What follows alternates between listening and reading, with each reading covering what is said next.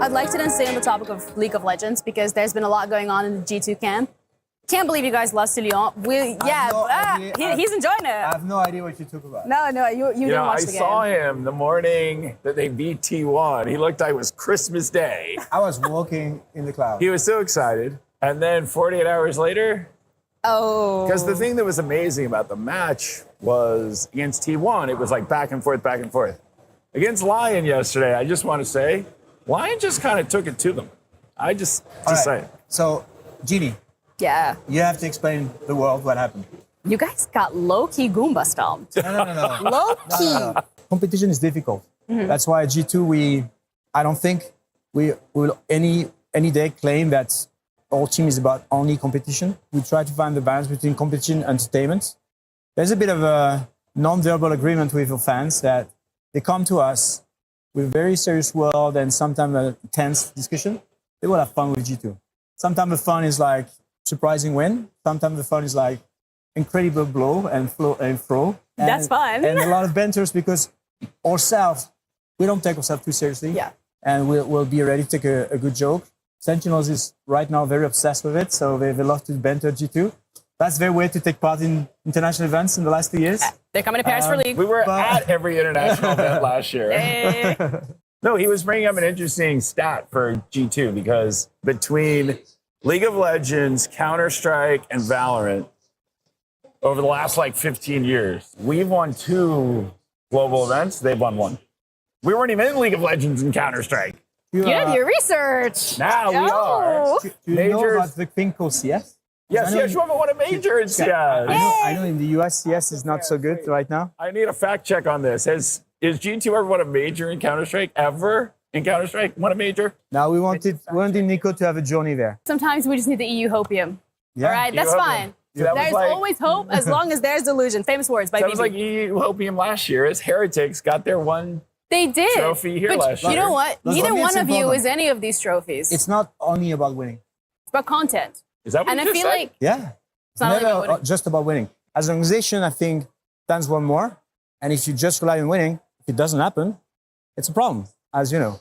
So I think it's important that we build more than that for an organization. If you are maintaining a great relationship with your players, even when sometimes you have to tell them you're no longer good enough as a player, but we still love you. And when you're ready to retire and do something else, please come back. We're going to welcome you back. And that's what happened with Perks. I think we have been talking with Luca for the last 6 years, every single year. Wow. Because he has a genuine love for G2 and he feels that G2 is his home. Thought about what role he could play. We discussed and was like, you know what? We'd love to explore you as member of the coaching staff.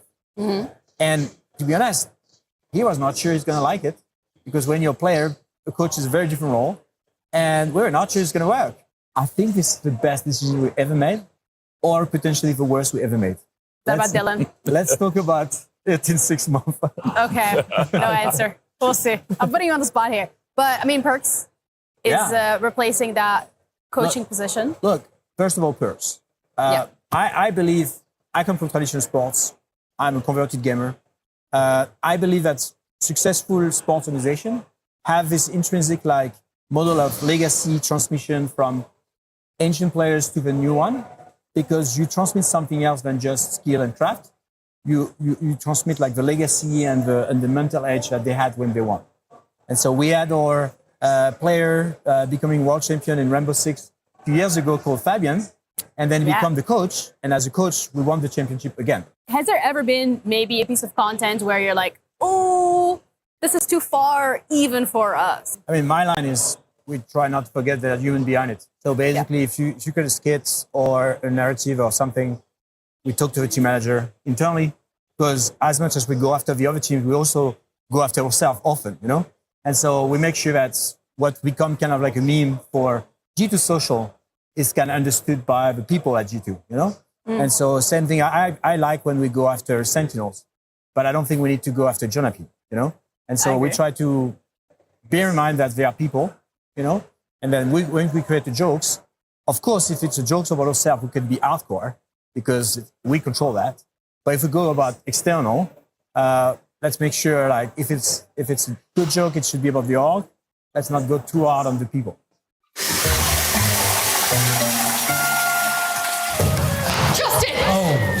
I need something really cool. They're so cool outside. I gotta take you right now. Come on. But I'm about to co-stream EWC though. No, you can do that later. Come on, What do you mean do it later? Before it goes. All right, let's go. What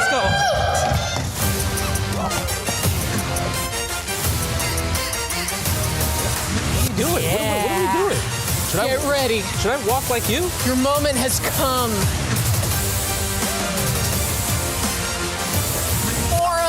Aura? Riz. 6-7. No, not 6-7. All right. You ready for the bonus stage? Wait, what? The Street Fighter 2 bonus stage? Exactly. That is crazy. Am I gonna be allowed to be back into my country? I don't want to destroy a car. Well, I mean, sure, it looks great, but I think that this is even better. Think you can handle it? All right, if I get banned, it's your fault. Let's go. Je veux faire du chiffre avec mes lettres, être maître du monde alpha, réinventer un vocable, accentuer chaque syllabe. Car, you think you tough, Car? You think you tough? Oh man, I don't want to hurt the car though. Why do you gotta beat up the car though? I don't. Car deserves it. Does it? All right. Oh! Are we supposed to do that? Hit it. Hit that card. Le mieux, j'adopte un pur style d'écriture, adapte des lettres recyclables en cas de rature. Le rap est un total investissement de soi-même. J'en suis à même et ne suis pas le seul à l'être. Combien d'entre nous parviendront à faire du chiffre avec leurs lettres, à mettre les barres sur les clés, à se faire du pas pour les clés. La dame a c'est le pactole, contre les graines de star, j'ai du biatol. Vilaine star de 2 jours, qui ont du fric de toujours. Je veux faire du chiffre avec mes lettres. Achète ma pochette, achète ma pochette, achète ma pochette, achète ma peau, achète ma pochette et mets en route ta technique perle. Puis qu'il faut pour mes compos, elles sentent le vécu, valent quelques écus. Ma vie est une merde que j'écris sur du PQ. Sors ton regard de Mastercard, bien vu pour elle je bavarde pendant plus de 3 quarts. LTD a pensé son rideau de fer, je ne baisserai pas le mien, je n'ai pas que ça à faire. Il faut que ça pète, He ain't worth it. What do you mean? You told me to go ham. He ain't worth You it. told me to go ham. Walk away. Walk away. He ain't worth it. Avec mes lettres, as-tu bien saisi? Ma vie n'est pas une poésie. No, one more. Une profession, subtilité grammaticale. Ma culture, la lecture d'un magazine radical. Je n'ai qu'un tour dans mon sac pour 10 sacs. Bande, moi je vends mon mienne. Logilo numéro 4. Bla wow, yeah, il sait.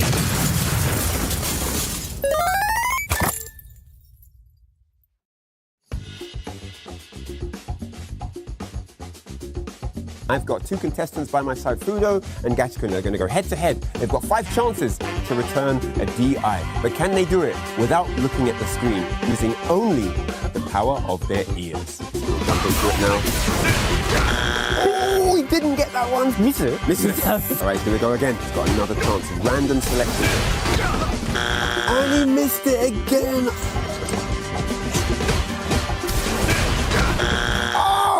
He missed all of them. Now it's time for Gachikun. Let's see if we can get this one. No, that's it. Wow. All right, so we're moving into golden goal format. It is next penalty win. Oh, he missed it. Now Gachikun is up.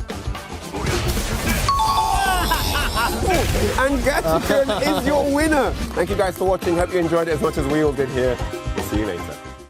僕の一番好きなプレイステーションのソフトはストリートファイターです。ストロークはもう今言わずもがななんですけど、他にはなんかモンスターハンターだったり、なんかカプコンが作ってるやっぱりそのゲームが結構好きでした。わあ、難しいな。ディフェンスオブアース、いろんな人と簡単にすぐ遊べる。プレイステーション5なんですけど、結構画質がすごいいいし、遅延もそこまでないので、結構快適に格闘ゲームプレイできる。やっぱでもあれ結構お手頃な価格で入手しやすいからじゃないかなと思います。友達と一緒に遊ぶことはすごく楽しい。まあでも家に集まってみんなで友達とかとゲームできるのはコンソールゲームのすごいいいところだなっていうのは思います。まあそれでなんかかっけいで思ったのは、なんか人とやったりすると結構やっぱりなんか学び得るのが早かったり、やっぱなんかいい学びを得たりするなって思いましたね、全体通して。My man Chris, seeing you all over the world, every time, you know what I'm saying? You know what it is. I got a question for you though, right? How would you say in your own words, Street Fighter has changed your life? Street Fighter has completely changed my life. It allowed me to pursue a dream and turn it into a reality. It's allowed me to travel the world, experience different cultures, foods, being able to see the world, all the beautiful cities, meet incredible people that I get to call my friends and family, such as yourself. It's allowed me to learn a lot about myself, teaches me about resilience, humility, mentality, things that I believe develop a human into a better human being. And ultimately, it's helped in my walk with Christ. Every opportunity and blessing that I've received from God, I try not to take it for granted. And I'm just incredibly grateful for all of God's blessings into my life and all of this magic that I've got to experience, man. So that's how Street Fighter has changed my life. Thank you very, very much for the informative and in-depth answer. Thank you. ストリートファイターっていうゲームは自分の人生をストリートファイターを通してどう変えましたか？まあ、人生そのものが大きく変わったんですけど、まあ、ちょっと抽象的すぎるんで具体的に言うと、まず生活が変わりましたよね。ストリートファイターを中心に僕の生活は回ってるので、まあ、もちろん仕事っていうのもありますし、まあ、本当にご飯食べるのとか歯磨きするのと同じぐらいストリートファイターを気づいたらやってますし、っていう意味でまあ生活を変えたっていうのがまず1個ある、あとはやっぱり人との出会いっていうのはすごい大きい、まあ、桃地さんだったり樋口くんだったり、まあ、ストリートファイターをやることを通じていっぱい友達も増えたし、人間関係も大きく広がったなっていうのはあります。そうですね、まあ、結構大会に出るっていうことはやっぱり1個僕の中で大きな経験であって、ストリートファイターをやってなかったら本当になんだろう、1対1のなんか勝負事っていうのに僕は挑まなかったと思うし、そのおかげでなんかすごい人間的にもなんか大きく成長できたなっていうのは。I'm so sorry. Give me 1 second. I'm so sorry. I gotta see what's happening, bro. This dude Punk is out of the tournament? Dude, on his birthday? That sucks. Oh my God. Man, EWC is crazy. I don't know what's gonna happen next. All right. Okay. All right. I'm sorry. I'm ready now. I'm ready. EWC Street Fighters. Oh my God. Daigo? Out of the tournament? That don't even make sense. What about, bro, not the Capcom? Sahara, the Capcom Cup champion, out of the tournament? These updates are getting stupid. I gotta figure out what's going on. Ooh, all right, time to check the standings. Time to check these updates on Street Fighter 6 EWC, see who's still alive. Yo, Fudo is out of the tournament and kills you? Bro, these grand finals must be crazy. I gotta get changed to get out of here. Hold on.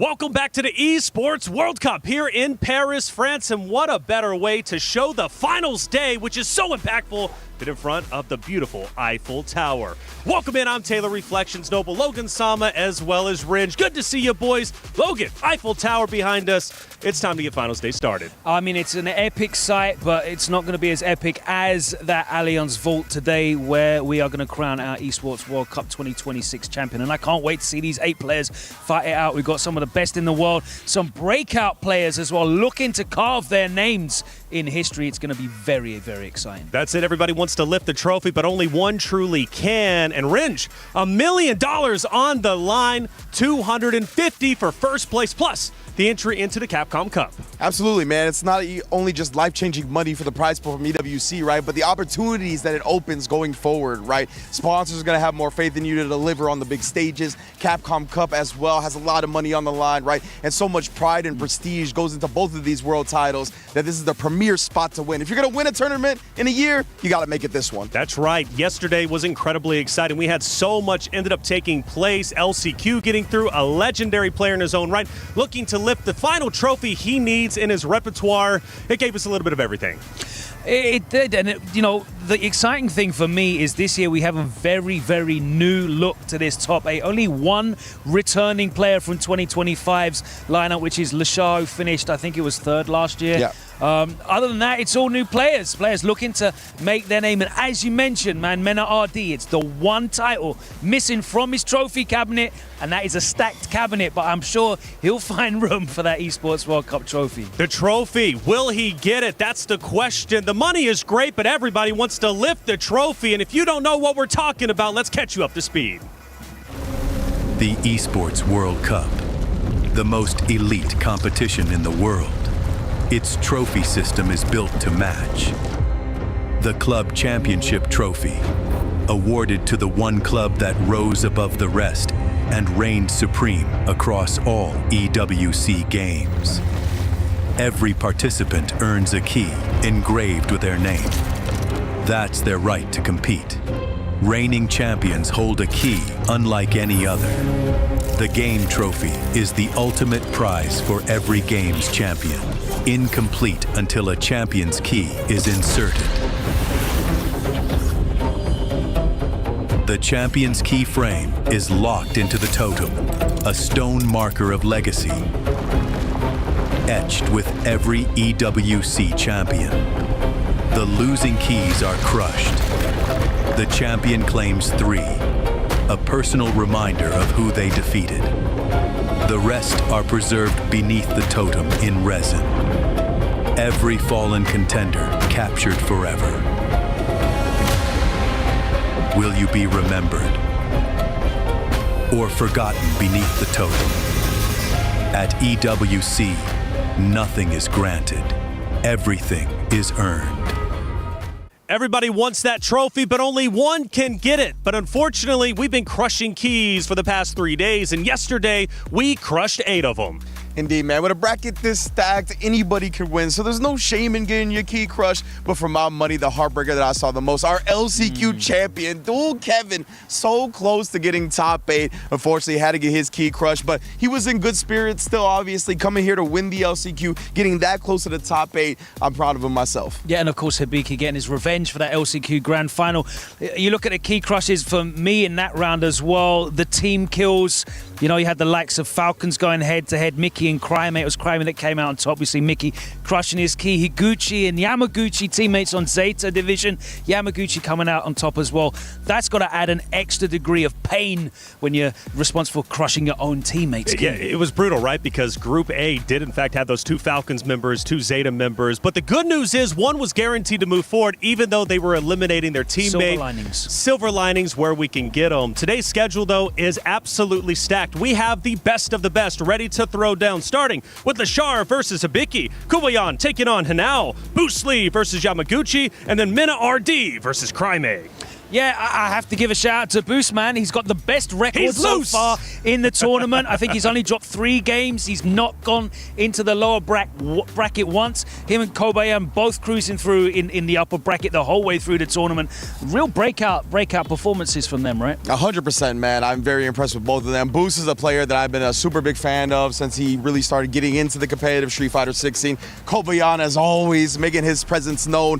But nobody's got the experience in these high-pressure situations like Mena RD, right? That's right. He has taken home title after title, but he's going to be going up against somebody that's younger, right? That hasn't maybe have all that pressure on them, that can play a little bit more freely than somebody like Mena, who is trying to get that one last trophy to add to his cabinet. I'm very excited for that match. That's right. The Club Championship race is well underway, with this being week 4, and we got some heavy hitters ready to throw down to represent their organization. Trav, walk me through the stories. Yesterday was yet another disappointing day for Team Falcons across the board. In Street Fighter 6, we saw Crimea forced to crush his teammate's ki, so Mickey joined Xiaohai out of the competition, which absolutely isn't the position we expected to see those two players in heading into the final day. It seems for the most part in Street Fighter that it's the dedicated organizations to the fighting games that seem to be thriving, with Zeta Division and Reject still got participants in this competition. The favourites, though, for today have to be Weibo Gaming, with Mena RD taken to the stage, and the same with Onyx with Boost Lee. Onyx did just take down Team Falcons in MLBB in the 3rd-4th playoff as well, so that adds some more traction to their Club Championship push. Stay tuned, because we'll keep you updated on all things Club Championship. Thank you, Trav, as always, for the update. It's getting close at the top, but for Falcons, this is a big opportunity to score some much-needed points with Crimea, but for Weibo, much the same. Mena RD looking to pull his weight. Yeah, we've got 8 different orgs in this final 8 as well, and I have to give a shout out to Saishun Kansou Kumamoto representing Kobe, and it's incredible to see them above T1. I don't know how long that will last, but it's a nice look for them. That's right, a total of 8 orgs represented in our finals. But for Yipes, I'm ready to catch up with you with your morning coffee.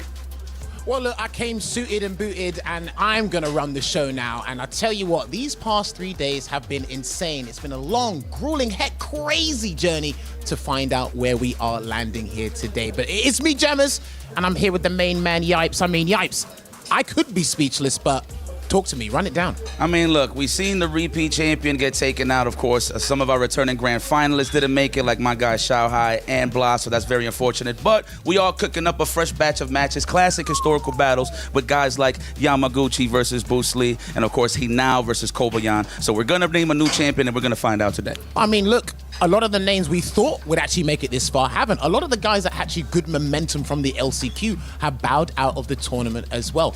And also, like you said, we're going to be having a new champion crowned here at EWC 26. It's a new country, so it's got to be a new age as well. But I tell you what, man, I need to hear what these guys in the studio are saying.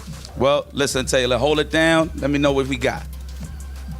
Thank you, Yipes. Looking good for finals day. Let's move into our PS5 story of the day. It's Crimea versus Mena RD, the legend versus the legend in the making. Indeed, man. Crimea and Mena, that's going to be a banger of a match, to say the least. Crimea is such an interesting case as well, right? Because he's been kind of the second fiddle to Blas for a lot of them coming up, right? Obviously, there's a whole lot of attention paid on both of them. But Blas getting second last year at EWC, getting second at Capcom Cup last year, he's definitely the one that's been more in the spotlight. This is Crimea's breakout performance. And if he could take down what is considered the best Street Fighter 6 player in the world, best believe he's going to be #1 out of Chile now. Yeah, I mean, and it's perfect timing, right? Because it was Blas that won the World Warriors in Chile, I think 11-12 back-to-back, literally the past month. Crimea finally managed to take that. He beat Blas in grand finals for the last World Warrior. He finished 4th at EVO as well, so he's in really good form right now. He's going to have to be in good form, though, because the last 2 times he's faced against Mena RD, it's been Mena that's won 2-1, but these are first to 5, so who knows what's going to happen this time around. Yeah, for Mena RD, this is the only trophy he doesn't have in his collection. He wants it. So can the legend take down the legend in the making? But it's not just Crimea who's also a legend in the making. Hinao is looking incredible. Another young gun. Yeah, and I mean, Kobayan chose Hinao, right? Despite how strong he was looking. And Hinao responded with like, bro, you lost the plot. You're trying to play against me? You see how lethal I'm looking out here right now? And to say that up against Kobayan, who is bringing so much aura to the table himself, who is playing so confident. The face, brother. Like, bro, I am so excited to see those two. The Street Fighter Alpha stare down pose as well. Sick. Like, oh my, so yeah, we have a banger after banger for the top 8 for sure, but that one in particular as well, I'm very much looking forward to. And I think there's a possibility as well of a surprising character pick from here now. They've never played like in a finals of Street Fighter 6, so we don't have a lot of matchup history. They've played loads of times online, Sagat versus Geef, but there is a very recent set of Hinao using Ingrid, which is the most recent character. She's very favorable into that matchup, and I will tell you now, he won that online set 3-1, so we may see that Ingrid come out. Especially in a first to 5, more games to play with. If there was ever a time to break out what you've been hiding, today is the day, with it being the finals. We did get a sneak peek, though, with Mena RD's Mai just yesterday, and everybody was shocked with that. So, Cat's out of the bag. Either way, they're going to be bringing all they got to try and make it to the finals. But the players are arriving to the venue, and Reinhardt had a chance to catch up with some of them. It is Championship Saturday here at EWC for Street Fighter 6 with $1 million on the line. Only 8 players remain, and one of these is going to be crowned a brand new, fresh champion for Street Fighter 6. I'm going to talk to Yamaguchi. おはようございます。山口選手、今日はブース選手とやりますんで、気持ちはいかがでしょうか？準備は万全でしょうか？そうですね、準備万全で今日は勝って優勝します。相手アルバレットとはどう思いますか？ブースさん、ブースは、結構大会でも当たってますし、あと結構ブースが日本に来た時によくゼータのオフィスに来てくれて、勝ってた？いや、結構いい勝負ぐらいで、本当にすごいいいプレイヤーなので、この舞台で戦えるのがすごい嬉しいです。はい、ありがとうございます。He says that he played Boost a lot in Japan at the Zeta Division office. They went even. I asked him if he won. He said they went even. He's looking forward to the match, and he says that he is perfectly prepared. All right. Good morning. Well, good afternoon. Good afternoon. I'm saying good morning. Good afternoon. Good. ひなおくん、こんにちは。今日は小林選手と対戦しますけど、いかがでしょうか？調子は？いやーもう正直みんなには申し訳ないけど、ちょっとなんかあそこにいるっぽいんだけど、まあちょっとみんなにはね申し訳ないけど、ちょっとつまんない試合見せちゃうね、圧倒的すぎて。うわー。ちょっといやーちょっと強すぎるからやっぱりちょっとねいい試合に調整するんで、そこら辺ちょっと皆さんよく見てください。はい。So I asked him. はい、ありがとうございます。I asked him, are you ready for the match? Are you feeling confident? He says, you know what? I have to give a huge apology to everyone because it's going to be so boring because of how I'm going to dominate him and how strong I'm going to be in the match. I'm really sorry to all the fans. A big apology. Mena Adi. Mena! My man. My man. We've seen you travel the world, the entire globe. You've won every major in existence. This is the only championship that has eluded your trophy cabinet. Winning this, what would that mean for Mena Adi? It's finishing today. I'll figure that out in a few hours. Are you ready? Yeah. Okay. I like it. Now, if you win this, what's going to be your motivation after that? I feel like there's a lot to do still after EWC, but also I'll figure that out later. A lot to come. I look forward to it, man. Can't wait to see you in action, bro. That's it from here. See you later.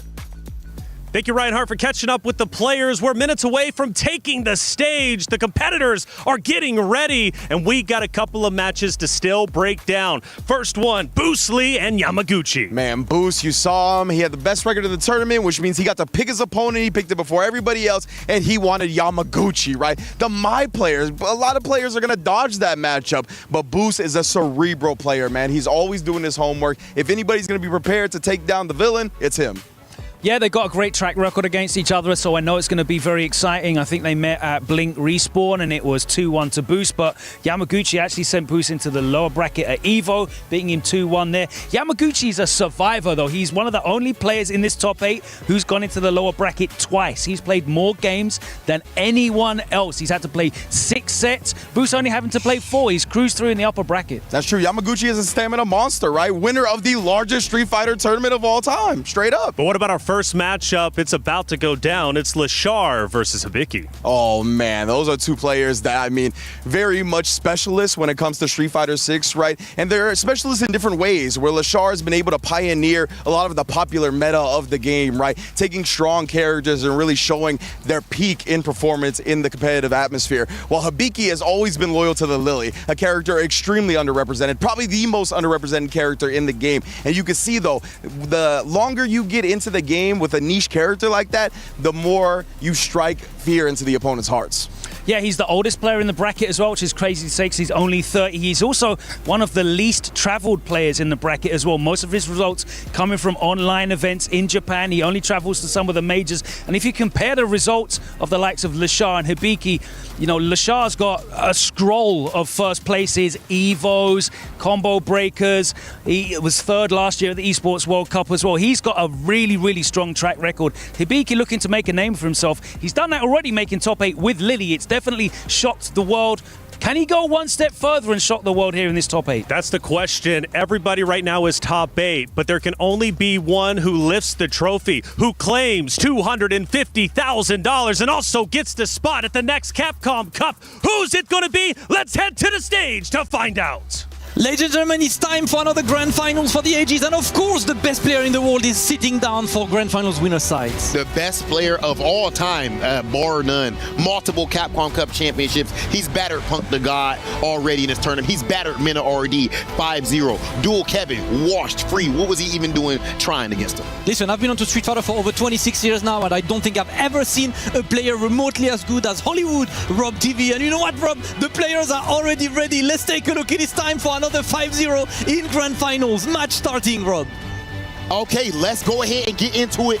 And immediately we see the Fireball Baguette. You're the perfect Paraskin. Look at these footsies, the neutrals immaculates. With punish, and he goes for the throw. The throw tag defense too good. And just like that. Oh my God, the optimal combo. And once again, Rob TV, the best player in the world, gets his 147th title in a row. No one can beat him. He is the greatest of all time. Daigo the Beast is good. Mena is good. But Hollywood, Rob TV. Rob. Hollywood. Rob.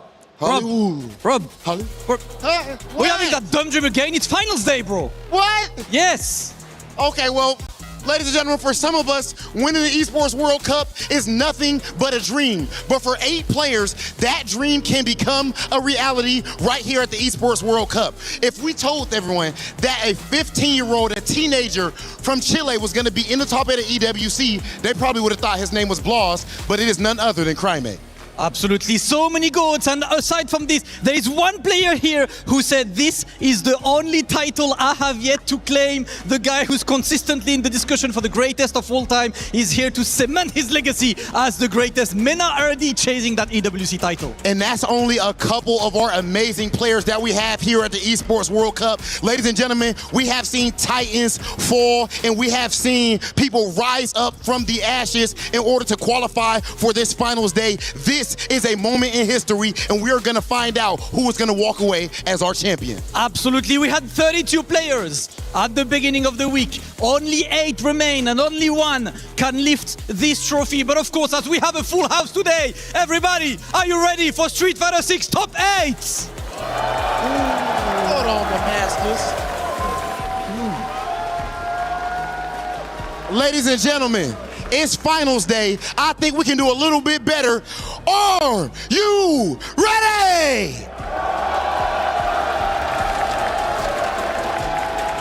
Then Damascus, I think it is about that time. Let's bring out our top 8 competitors.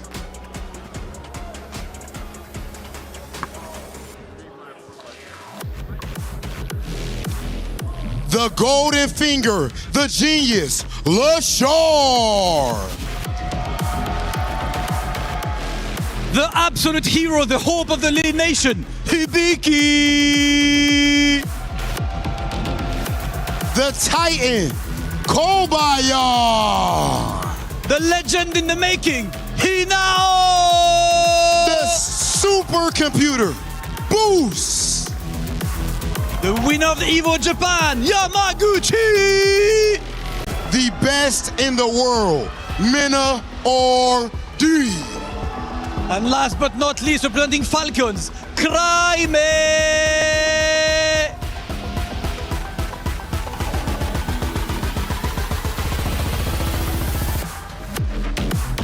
Ladies and gentlemen, our top 8 is officially set, and only one will walk away as our champion. Let's get things started. This is the best in the world. This is a moment in history. It is time for finals day. It's time for top 8 of EWC.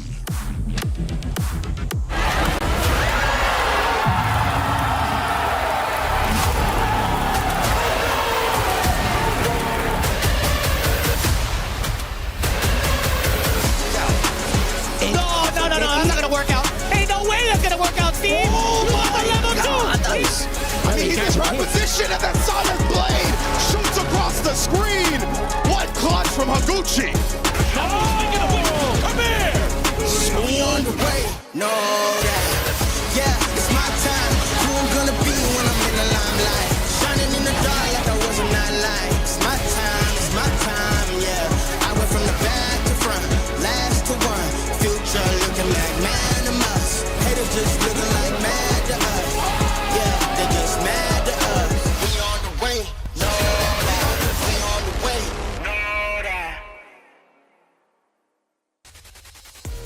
there you have it. This is Esports World Cup. Top 8 right now, Rob. Absolute hype day coming up right now. All first to 5. Single elim, big games, no excuses. First to 5, single elimination. People say a whole lot about not liking first to 2. Well, ladies and gentlemen, we have all the time in the world to adapt to your opponent right here. Absolutely. Every single match is a banger. For those of you who watched yesterday, of course, a couple of these players chose their own opponents. Others were given opponents without choosing, of course, but that's part of competition right now. 8 players, only one can lift that trophy. And I think now, Rob, before we even start, right, I need some noise around. Everyone, are you ready for the first match of the day? Rob, who do we have? Okay, then, enough said. Ladies and gentlemen, please welcome to the stage one of the best players on planet Earth, LaShar.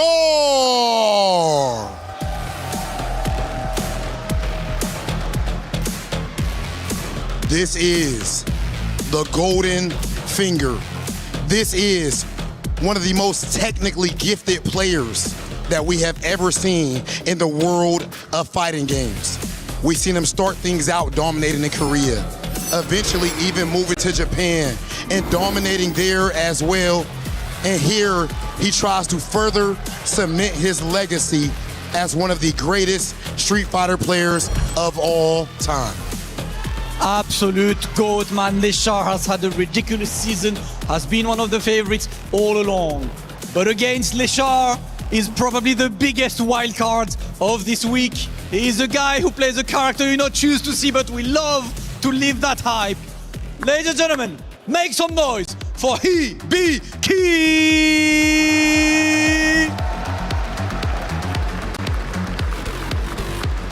Coming all the way from Japan, pretty much the lone representative for the Lily Nation. He said it himself, I need to keep playing the character. I need to keep representing the character. And what he said yesterday was simple.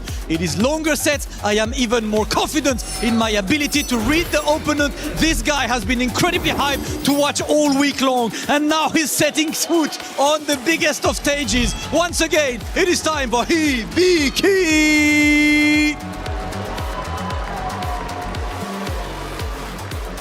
Okay, ladies and gentlemen, and now, of course, we have to get a word from our competitors before we begin with our match. We're just making sure that LaShar is prepped. So, LaShar, you're an extremely technical player, but here you have to go head-to-head with Hibiki using Lily, an unpopular character. Do you think that would be a problem for you? はい、ラシア選手はとても技術力が高いテクニカルなプレイヤーとして知られています。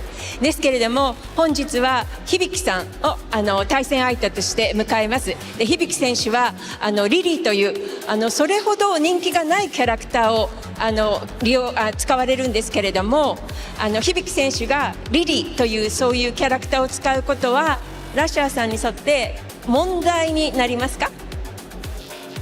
우선은 질문이 일본어로 왔기 때문에 일본어로 답변을 하겠습니다. 네. 네, まず、響選手と僕は結構本当に友達なので、日本で。でも僕はリリというキャラクターは僕はやっぱ好きじゃないかもしれないキャラクターだから。 まあ僕には問題になります。でも優勝するためには倒さないといけないからここで倒します。みんなのために。Well, Hibiki and I are actually very good friends in Japan. And to be honest with you, I don't really like the character Lily. However, in order to win the victory here, I have to conquer him. So I promise that I'm going to destroy you today. Okay, that man sounded very confident right now, Damascus. Well, listen, it is time to simply get an answer from Hibiki himself. If I can get Mario, please, with me. Oh, Mario. Talk as well to Hibiki. Hibiki, simple question. LaShar himself said he does not really like fighting Lily. You're facing someone with characters you're a bit more comfortable with.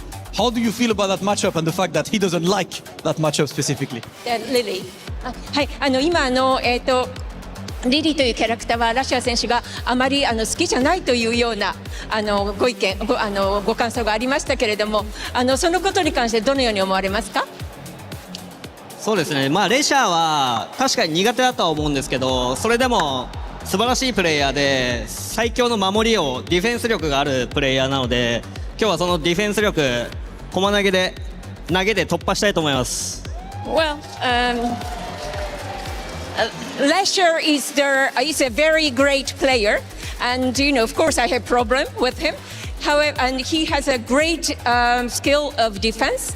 However, I am going to conquer his defense and win today. Listen, all we want is this from Fighting World. So without further ado, it is time to get our first match ready. Hibiki and Leshar, can I have you facing off, guys? It is time for the first match of the day. First to 5, the Lily Master, the Golden Finger. Everyone, make some noise. It is time for Hibiki versus Leshar! Well, what do we have here? It looks like it's gonna be the final phase here, the top 8, the moment that we all been waiting for. Let's open the curtains. We got a great show here tonight. I'm your host with the most IFC, and of course, my guy, Vicious, my brother, Jeremy. Yes, Vicious, whatever you like. How you doing, my boy? Man, I have been dreaming about the time that they could actually face off against each other. Now, there's a lot to talk about and set up on the stage, right? They have been in the same exact division over in SFL Japan, but they never actually crossed paths. One of the things I do want to highlight, as stellar as Leshar has been, which we've expected of him, his ed, when it comes down to it, has been untouchable except for one person, and that's been Higuchi. But against the likes of Hibiki, he has been so challenged when it comes to facing off against the eds. His main demon has been Fudo for the longest time up until the playoff section. So I'm thinking to myself, if Fudo was a teammate of Leshar, do you think Leshar is going to be the one to kind of get that intel ahead of time? Is it going to be, a little bit more of a trial for Hibiki going into this? Exactly. And I'm expecting maybe Hibiki's got a different look, because honestly, he's been looking rather sharp. He's been getting so many good instinctual command grabs and forcing people to sit still. Yeah, so the thing I noticed about Hibiki, I kind of picked it up, him playing dual Kevin, right? So dual Kevin and just a lot of high-level players, they're so quick to whiff punish those quick normals because their eyes are so peeled. They'll see, for example, a stand strong or a stand fierce from a Ryu or whatever the case may be, right? You can see it, actively whiff punish it, boom, whatever the case may be. The thing about Lily is most of her normals, they kind of linger out there. So when they're assuming that they can get that clean whip punish, they running into it like a Mack truck every single time. So it kind of threw off dual Kevin a little bit. And then what's crazy is the only real way that she could get plus frames is through the win stock, right? Because none of her normals stick. None of them. There's no plus ones, no nothing. So you're just going to play a good old honest neutral game that leads into chaotic moments. So which is pretty sick. I will put a stamp on that. I will say honest neutral game is going to be out the window because of the fact that Ed is going to be controlling a much more spacious kind of game in comparison to Rashid, right? The flickers alone are going to be so problematic against Lily. Although you might have access to a crouching heavy punch or even standing heavy punch from the side of Lily, mad active, of course, for sure, very extensive, but that also leaves you mad vulnerable too.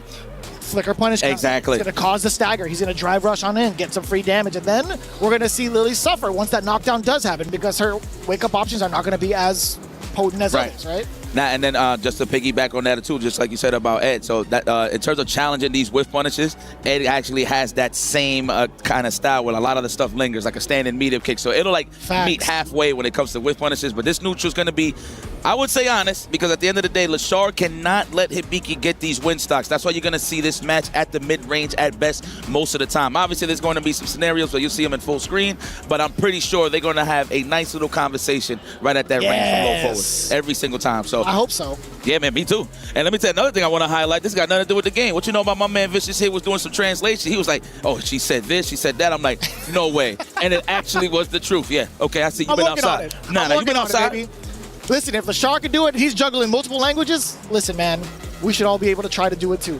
So one of the other caveats going into it, we did see a glimmer of that Akuma, a significant one at that. Going into phase one, he had talked about it in an interview with Ryan Hart, saying I wanted to try to do it with Akuma to see if I could, improve on the meta or at least recreate the character. To that kind of regard, right? And then eventually he kind of switched over to the Ed. Now, you could see on your screen a little bit of a preview of what's potentially to come. I don't know if he's going to lock in with Akuma. That becomes a whole different type of dynamic in the matchup there. Maybe because he has a quick jab DP for the anti-air, so he could get some quick Oki if he like snipes out a Condor Spire. So probably that's why he has the character a little bit for more the anti-air purposes. Because Ed got like one of the slowest reversals in the game. So if he really wants something to just nip it in the butt where he can actually like punish it and get some offense, I think this is the best look to do. This is the best character to pick. And you got the demon flips, so you could throw off Hibiki a little bit to size him up with those spires. So we'll see exactly how this is going to play out. They are definitely.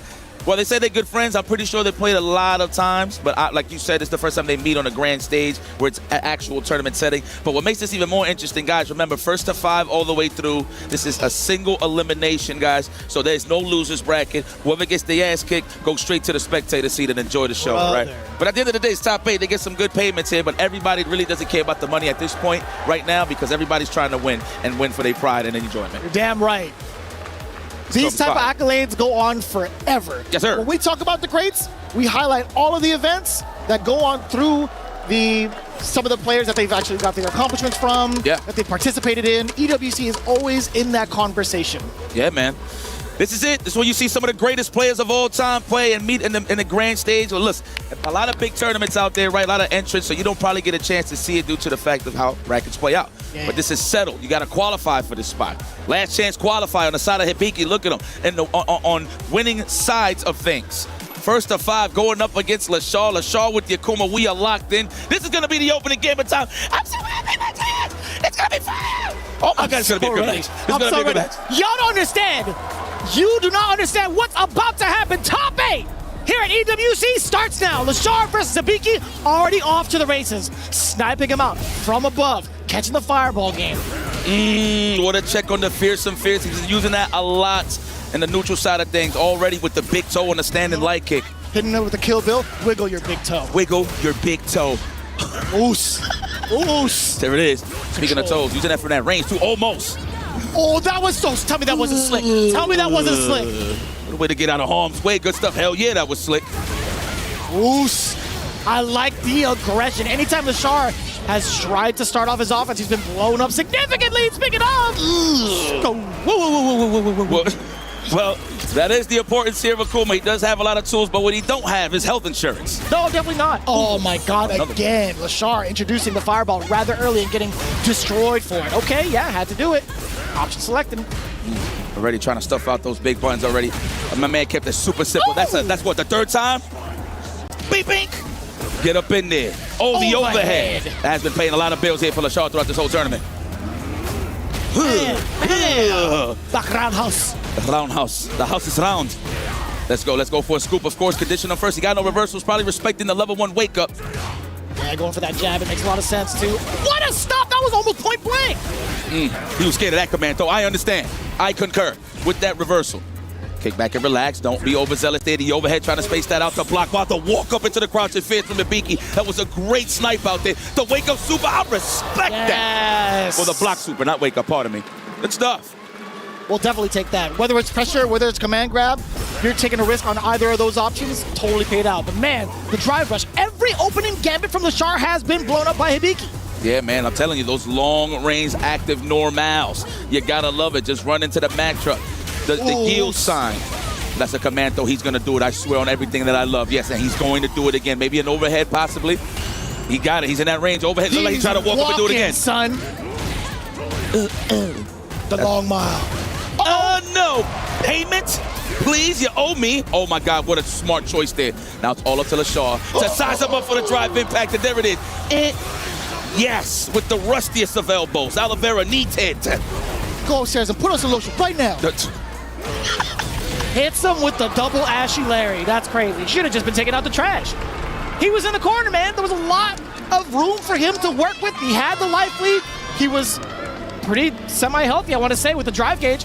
Yes, moist as well. Okay. Hydrated, I should say. Vaselined up. There you go. All right, setting the tone with the red fireball. He was looking for that Condor again. That way he could go for the DP. Swing and a miss. Looked like he tried to steal some turns to Hibiki. Tell me that's not one of the sickest sweeps. Hop around. It is. You know, it kind of gives me essence of Kyle, the double roundhouse. Everybody forgets his 2 hits. And it's short range, too, so it'll throw people off for sure. Put it in my back pocket, trying to get that perfect parry to snipe out that drive rush. No one home, though. Command throw. You know? And he held up. He thought the same thing, too. LaShaw, we don't blame you. That's 3 of us thinking the same thing. Hibiki taking the round yet again. Although, still at zero games to himself. He's been looking so strong. But shout out to Lashar for keeping the composure. Yes, sir. Oh, chugging the plasma, of course, setting the tone. The free drive rush.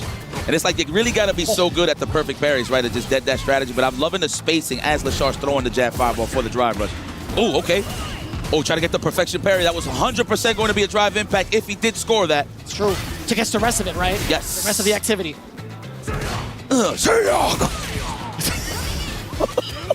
This man got the Big E Rusty voice. Let's go. Oh, staying fierce for the space out. Looked like he tried to DP afterwards, but was still recovering from the back dash. Command throw? Absolutely. Concrete Angels. When you said that line yesterday, I was dying. Oh, I said Cobblestone Angels, I think. You said both. You said both. My God.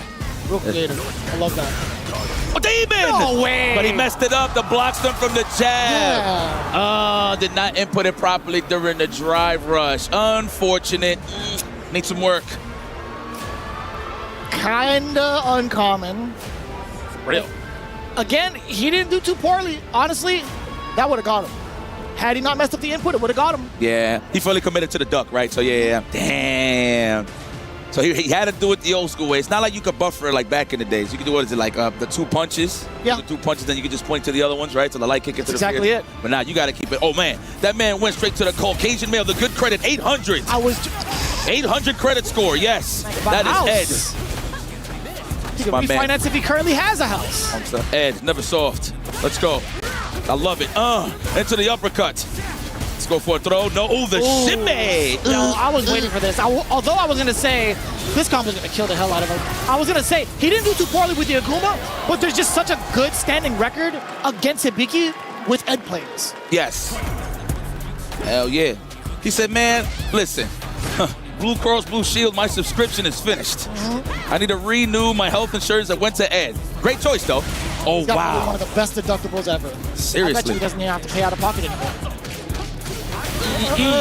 Get in there, the blitz. Into the throw. Wise choice there from Hibiki. He's in trouble, though. Slight lead here for the Shaw, so this ain't too bad on the side of Hibiki. Yeah, this is the moment we were talking about, right? Like how do you stop like the wind stocks? How do you keep him within range with the flicker? Exactly. That's really smart from Hibiki to kind of play it a little bit passive and force Lashar into these spots. Yep, to play at that range, to force the Yomi. Absolutely. Psycho Crusher, the original. Well, in Street Fighter 6, that is. Nice finish. Of course, Ed trying to jump out the corner. Lashar, it's not your fault. That's not even human error. That's just what everybody would have done. Just try to get the hell up out of there. Looking for that punish counter with the Psycho Flicker. Yeah, Lashar's trying to play it a little bit closer now. We get the forward throw. Hibiki stuck in the corner. This is the moment we were talking about. He's going to be playing a little bit less aggressive.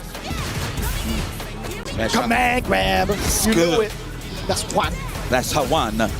Let's go. I know he's trying to get in those ranges to force feed him some good old 10 frames of some standing fierce from Ed, but Hibiki's playing at those ranges where Ed wants to be. Of course, specifically on the Lily matchup. You've got 2 stocks Aspire if need be. That's 1, keeping it plus. Are you going to do it again? Eventually you have to, right? Ooh! Organic! Oh! Flavor! Come on!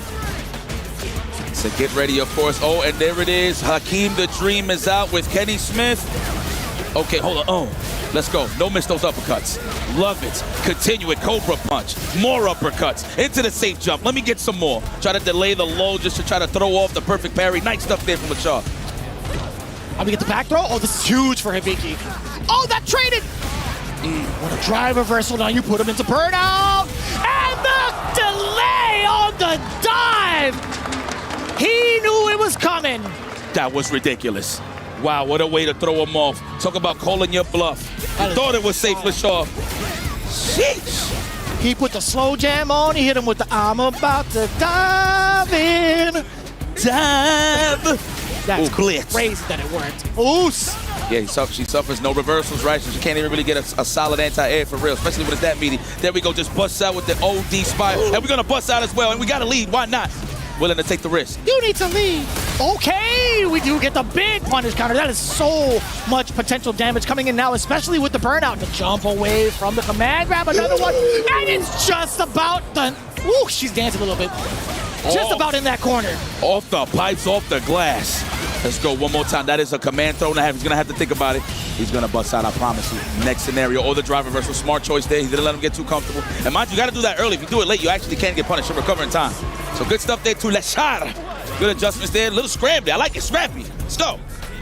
A little bit of a micro step forward, also catching Hibiki off guard. Now we get the first command throw of this round. Charging up a stock, gets a free one. Sweet. I don't care what your friends think. Tell me your breath stinks. I love this song. I don't care what your friends think. I'm a fan of NSYNC. Get off of me. Counter hit. Hold this link. I like that. We gotta go to karaoke. Score! Wow, I didn't even know there was trains there. All right. Well, thank you, Lily. All right, for the driver. Did that reach? Sheesh! That was mad far. Excuse me? I'm getting scooped right now. That's gotta be, that looked like a little bit closer than Fierce range. Had to be the light. 10 whole frames, trying to force feed that standing Fierce. He's not ranging those out, and we're back with the dream combo. He can't get all the way for mid-screen though, right? He has to change his route. Still a lot of damage. True. Oh, the blitz. Safe jump, perfect parry. No, he's not even gonna risk it.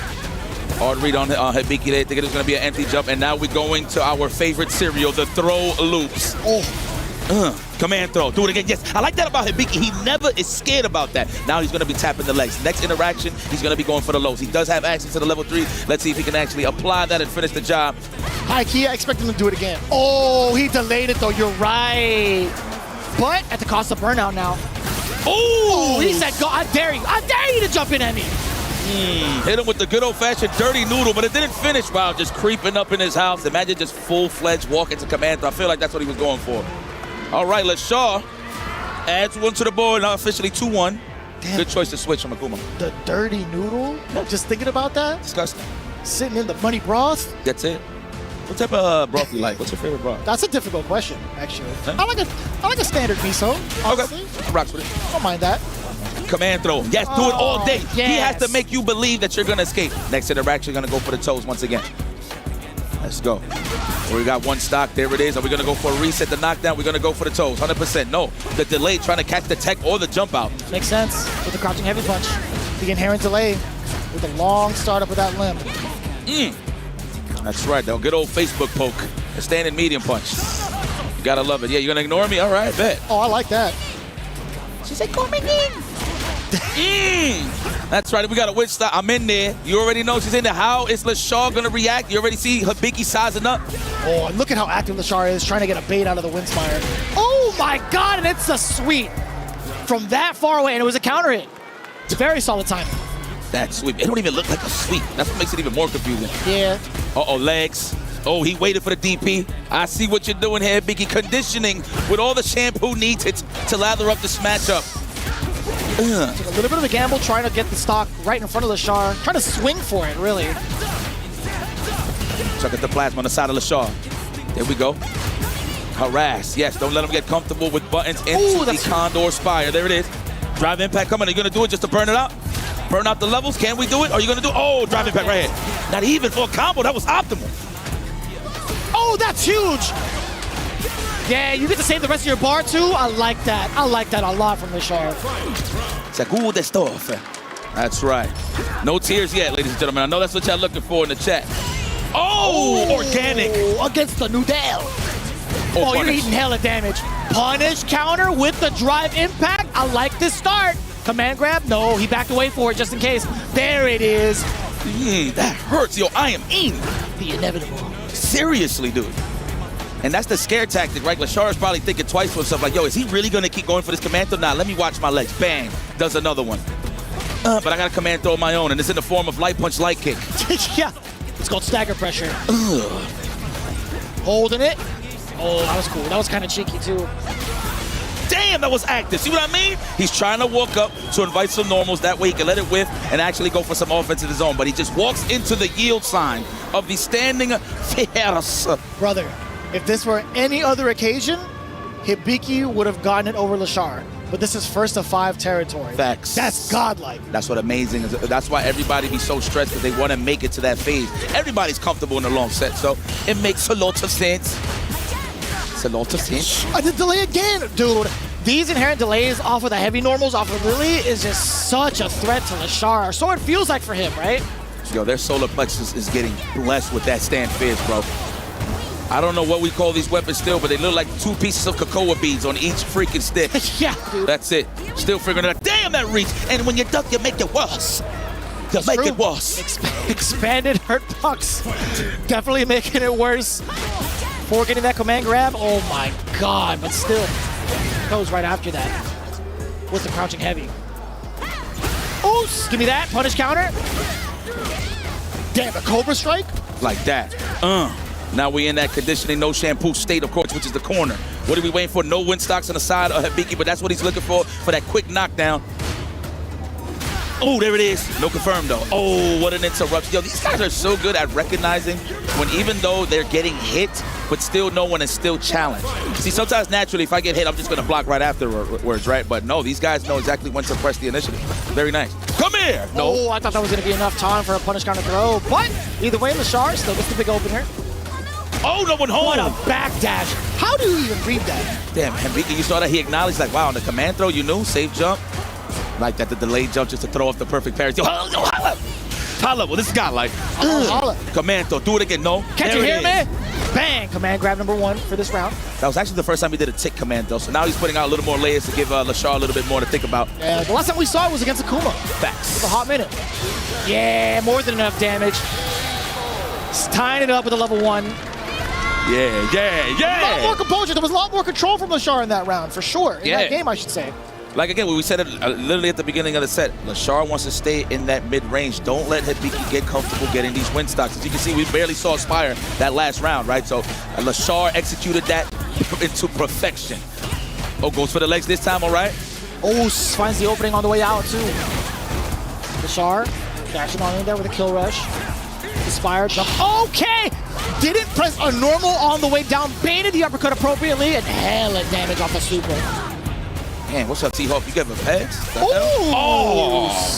Let's go for the combo. This is an absolute finish. We don't need no surveys for this one.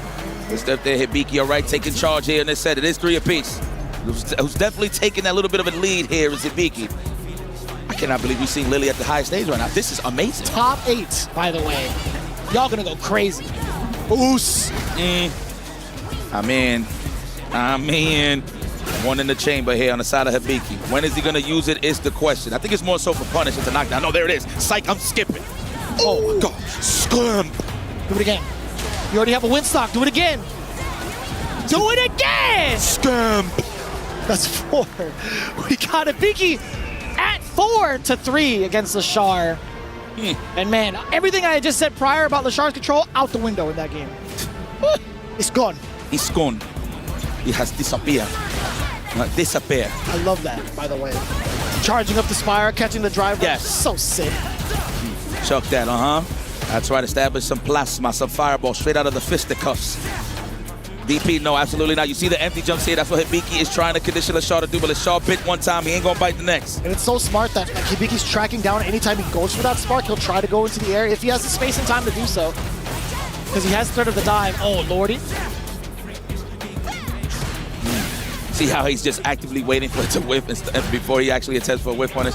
That stand medium kick. I like the early drive reversals. Who's still in the race in terms of staying healthy here is Lashar. Oh, 10 whole frames. You gotta eat it. Brother, get out of there. Get out of there. I've seen 3 of them out there. Get the one in the middle. You know, I just shot at the one in the middle. You know what I'm talking about. I know you don't like them. We don't gotta speak on that. Drive reversal. Get the hell up off of me. That was so fast. You win, Rich. We don't gotta speak on that. Let's go. Oh, what yeah. a whiff punish. This look like a bonus stage right here. Grab.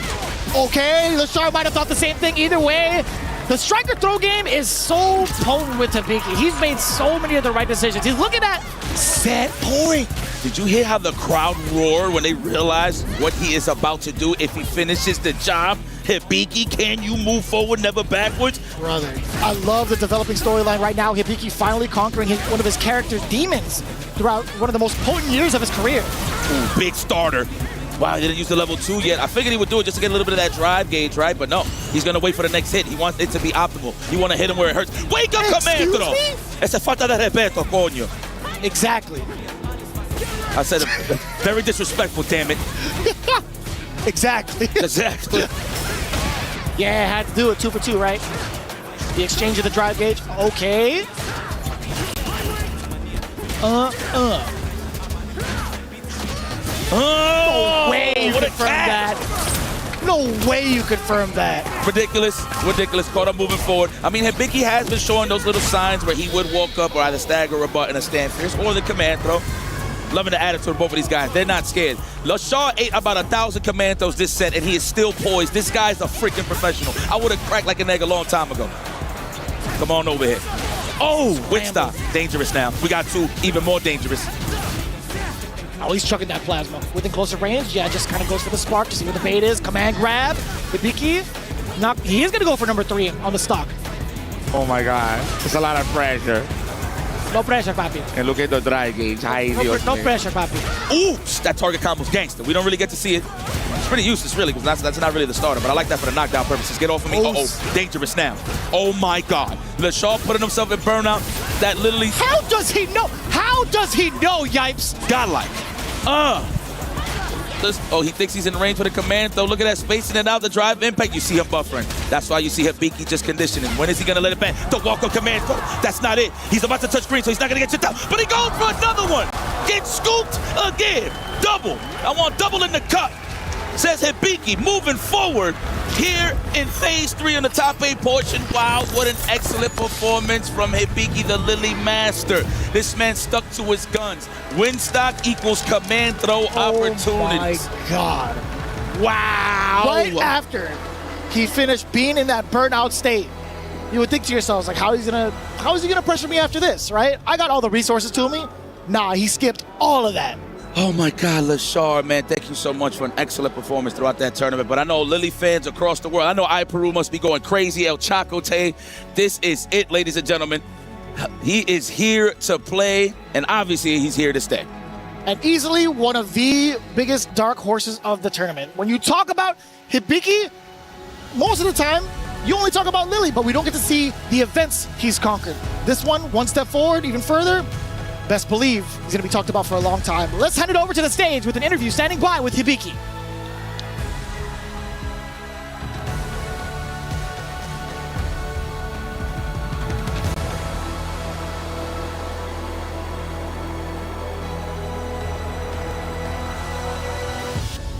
Ladies and gentlemen, please, one more time, put your hands together for the genius, LaShaw.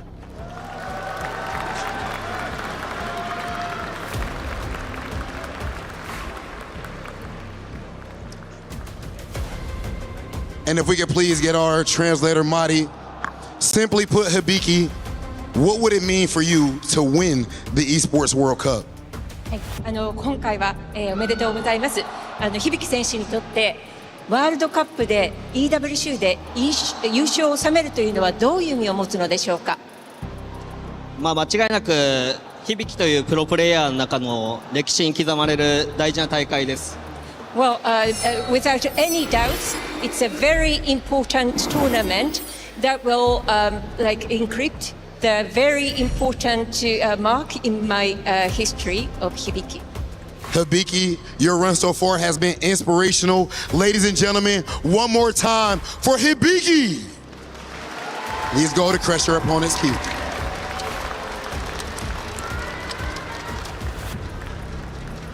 And we said it, Rob, there was 8 players and now 7 remain as the first key is about to be crushed. Hibiki taking LaShaw's soul and dreams and moving forward to semi-finals of Esports World Cup. The dream will never end as we set that key and get that crusher ready and get ready for the first pop of the day. Hibiki, successful and incredible first match to step onto the stage, and now it's time to crush that first key.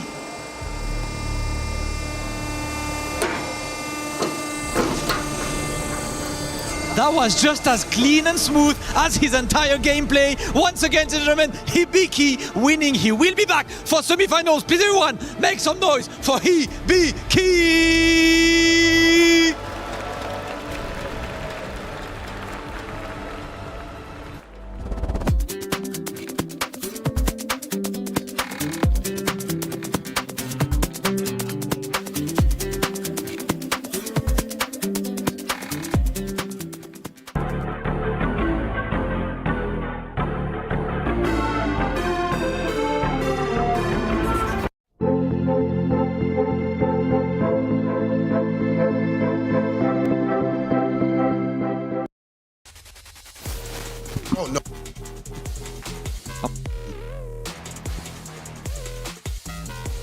And we are back and already back for another match because Hibiki had to win quick, but we've got to move forward as more players will set onto that stage. First of all, did you enjoy the first match of the day? That was a bit weak, but are you ready for more? That's what I want to hear, and someone else is ready for more. Rob, listen, they're ready. Have fun on the stage. Brother, this match is about to be amazing.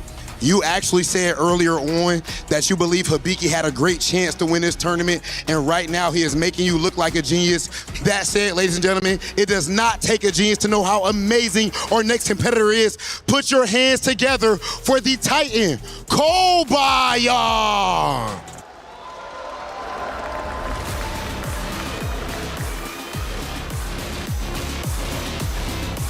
Kobayan redefined the meta of Street Fighter when it comes to Zangief. The hard reads.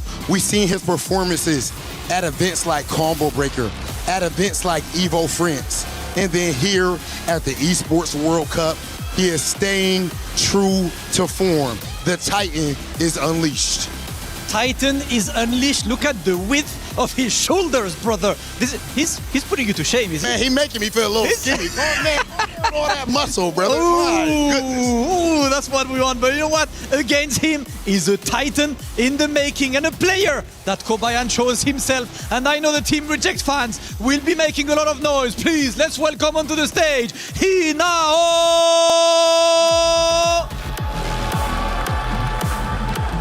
Absolute legend in the making. He burst out onto the scene last year after winning the Chengdu premiere, and then everything else has been nothing but history for the Japanese kid. Signed to Reject, qualified to Esports World Cup, and now qualifies to top 8. And he has been picked himself to face Kobayan by Kobayan, so you know he's got something to prove, he's got something to show. It's Hinao on the stage. Kobayan,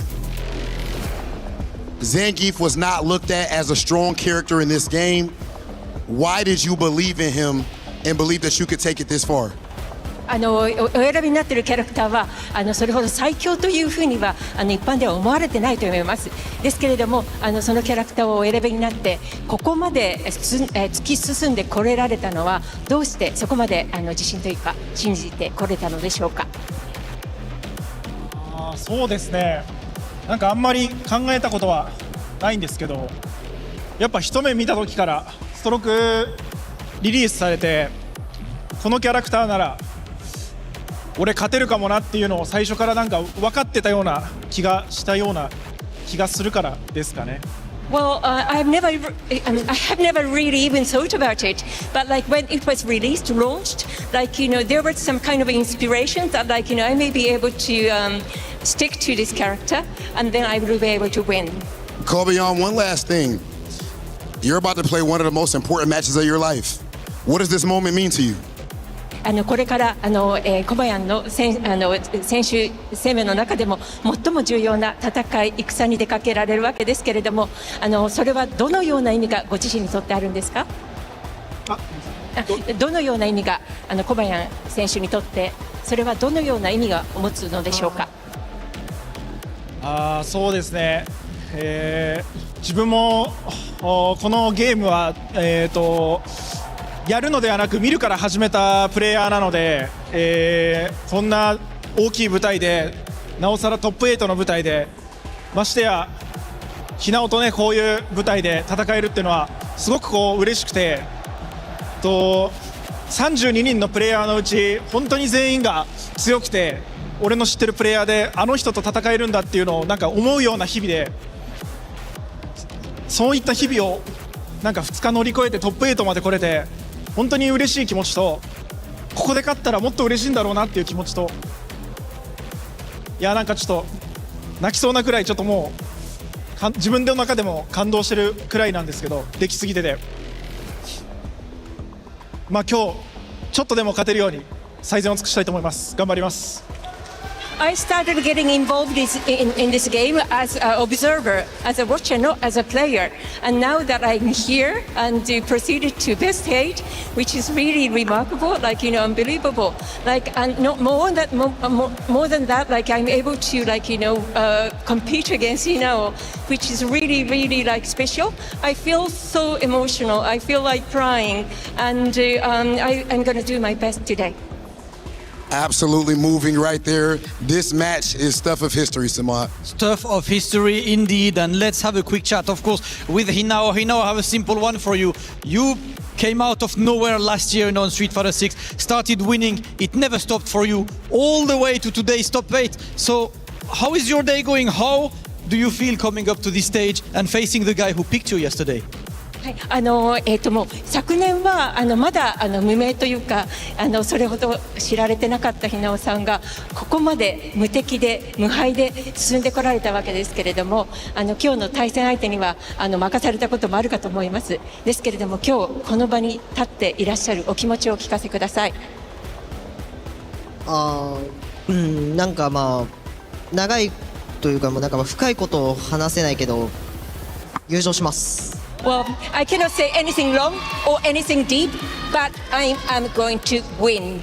Listen, a man of a few words, sometimes that's all you need. And you know what, Rob? It is time. Hinao and Kobayan, can I have you go for the traditional pre-match face-off, please? As it is time, Rob, for the second match. Ladies and gentlemen, this is what Street Fighter is all about. This is what the fighting game community is all about. This is single elimination. You see the intensity on their faces. Only one can move on. It is time for our next match of Top 8 here at EWC. Let's get things going. Into the second game of the day. It's David versus Goliath, at least within physical stature, but on the sticks, it's even playing field. Vicious back at it again with my man, Jammers, and it's gonna be such a pleasure to call the rest of these matches with you. How you feeling, man? I mean, David said Goliath lost the plot. That wasn't in the storyline, but I'll tell you what, if we're talking about the 2026 version, he may be correct, but he has to prove the point by getting the dub here. But Hinao, I'm telling you what, man, this guy has been on an absolute reign of terror this past 8th month, and this is one of the, you know, the cherries on top of the cake. I'm not going to say it's just the one. There's probably a multitude of things. And again, this guy's got so much more depth and more capabilities as to what he can do in his career. So, I mean, getting the dub over Kobayan will propel him into greater heights mentally to try and take the trophy at the end of the day. Now, obviously, Logan and Ringe did mention on their intro to the Eiffel Tower. I'm not jealous, by the way. Not at all, right? We didn't actually get to go. I'm not jealous one bit. This guy's mentioned that the Ingrid is in the back pocket because in the Topanga Championships, when Ingrid was still fresh, you saw Hinao actually, you know, literally using her for probably 2 weeks straight before he had to go back to the Sagat and start practicing. So that could be a possibility, maybe in a shorter set, depending on the scoreline down the line here, Bish. I mean, what do you think? He's going to stick with the King the whole way, or has he got other options? I'm not too sure, honestly, because, you know, there was a point that you had made just now where Ingrid was actually a little bit problematic during, like, the preliminary phases of Blink Respawn. I don't know how much practice he's had since then. I mean, even from Topanga, I don't know if it's going to be comfortable enough for either player. Like, if Kobayan has to face off against it, or now has enough practice going into this specific phase of the tournament. So I think the King is going to be what's played all the way through for her now, or at least one of the other Shotos potentially. True. But we're looking at the stats right now. Kobayan, 34 scoops, 26 with punishes, successful reversal rate, if we're counting level 3 as the primary one. That's still a pretty high percentage, right? Anything, probably for me, mathematically, if you want to be a nerd for 2 seconds, anything above 55% is pretty damn good. Sounds good to me. It's pretty damn good. So half the time you have to be scared of the option. But yeah, these two are going to be tenacious in their own right. Both of these guys are stubborn for one reason or another. Obviously, we've seen Kobayan. He's been trapped in the corner on numerous occasions, and he waits patiently. He basically goads you and tempts you into making a mistake before he changes things around. Whereas Hinao, he's always just going, look, I am full throttle, no brakes. And that's his stubbornness there. And you can see it in the way he uses drive rush, the way he abuses heavies. He's in there, and I tell you what, he's going to try and stick to this man like white on rice if possible. It's really funny that you talk about like the stubbornness both on offense and on defense. There's so many different looks that Kobayan gives with his drive rush, and he'll stick to it. That's even if it's rather irregular, something that you don't commonly see as Zangief. He does not mind doing something like a drive rush, nothing, block, drive rush, sweep. from max distance, drive rush, delayed medium punch. And those options alone are rather tough to kind of go through and cycle mentally. But there are moments where he'll just go drive rush sweep, drive rush sweep, drive rush sweep. And you're thinking to yourself, what in the hell is wrong with you, man? Oh, listen, and these kind of stakes, I think everything should be wrong with you because you need to have that bloodlust. You need to have a specific tunnel vision to only stare at the thing in front of you. And right now, between these two, it is the other opponent here. Now, he was doing a little test drive a minute ago, and it looks like Hinao's going to lock in with Ryu. This is the character that we saw him win the Chinese premiere with a couple of months back. Now, like we said, he's got an array of characters. He has a very in-depth understanding, very technical understanding of the game. But it looks like we're going to get something else. Scared the hell out of me, by the way. We get a preview that most people don't, so I got a little bit of a jump scare when he hovered over Guile. He went to Guile for like a quick second and started like fidgeting with like the different costumes. He can't judge. Different... He can't judge. No. Yeah, like that? He hasn't had enough years yet? I'm doubling down. He can't judge. He ain't got the patience for that. No. I see. I physically cannot. This guy got like 6 characters to 2400 MR. Guile was not one of them. Okay. He probably could, but you ain't got time to charge like that. No way. You know what? Nowadays, with the way things have kind of turned out this season, I don't believe anything I see on CFM. True. Bear in mind as well, if you look at Hinao, he did say in one of his match interviews, he said he did have a stomachache. He did feel the nerves. He's feeling the heat. So this is all new experiences for him. He's one of the strongest players right now, I'd say, in Japan currently. We are going to see him in Street Fighter League Japan, but he is under good mentorship in that factor under Fudo and Daigo here as well. But this is an individual sport. So he needs to try and stay focused. And because, how often do you fight Zangief under stakes this high? That's a hard question to answer. It's genuinely a hard question to answer because I don't know what they do in Japan if they actually get some of these sessions in, right? But either way we spin it, we're locked in. All the questions remain are about to be answered. Kobeon versus Hinao, Zangief versus Ryu. It's the first of 5, ladies and gentlemen. Buckle up. Drive rush donkey kick could be a thing. He might have to change the speed of Hadouken, and he's going to do a hop kick into the EX Tatsu to get things rolling here, and he did manage to get a Denjin charge, and he checked the neutral jump. That was a big risk, but only because Kobeon actually pressed the button on the way down there, Vicious. Hopefully we see that utilized even further off of the neutral jump, excuse me. We do get a counter hit, a plethora of counter hits against Hinao already. Command grab could be it, and you know what? Hinao thought the exact same thing, but in came the headbutt, more than enough damage towards the end of the lariat. Kobeon instilling the fear early. The thing is, he's got to take the leap. He's got to be adventurous on defense sometimes, and there's a donkey kick I was talking about. He's got to do it just to see where he's going to try and risk the command grab, where he's going to try and risk the jump, and what a whip punish there with that heavy kick. He is going to get the pickup, misses the crouching heavy punch from the drive rush, excuse me.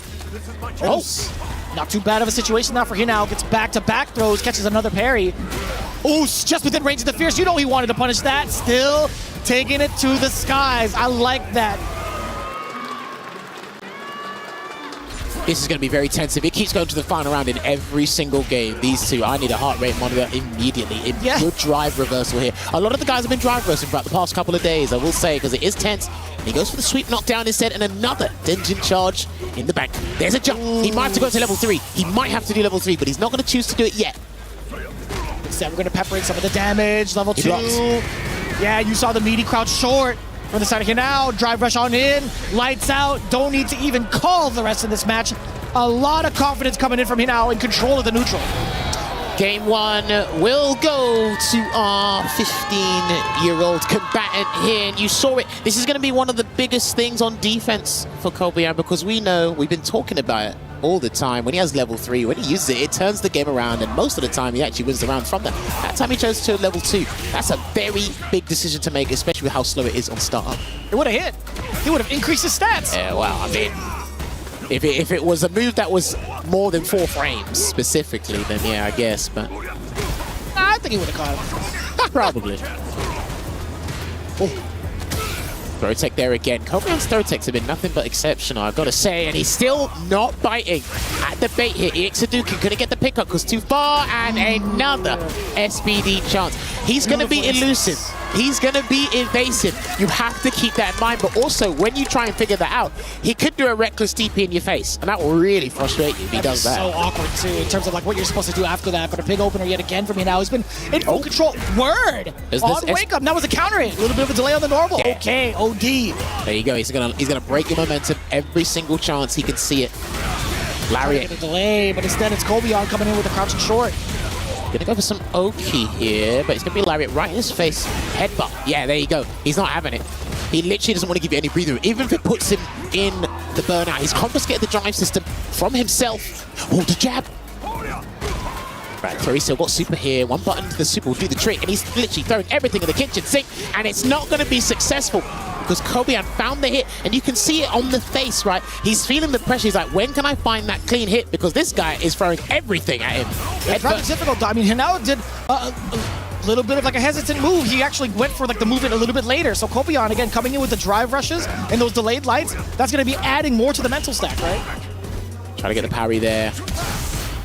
Just blocking out the pressure here again, slowly chipping away, crunching at that drive gauge there that Kobeon has. And obviously, as he does that, he replenishes his own drive gauge before he can land a big back combo. And he missed the last active frame on that heavy. That was so awkward. I know, right? Oh my god, no whip punish, and he's still active with it. Level 2, Hashogeki. Damn, that did an abundance of damage here in the pickup, but he still has Shinku Hadouken locked and loaded. This 15-year-old is on smoke. My man dumped out the whole account. My man knows how to spend it. Oh yeah, listen, burnout to him is whatever. It's part of the game. He's not worried about losing those resources. He burnt himself out on his own volition, but he said, listen, I know you're Goliath, but I know where the weakness is. Let me show you where it is. Bro, he's got a Gucci slingshot. Damn, that's crazy. Can you find one of those Amazon? Probably. I wouldn't be surprised.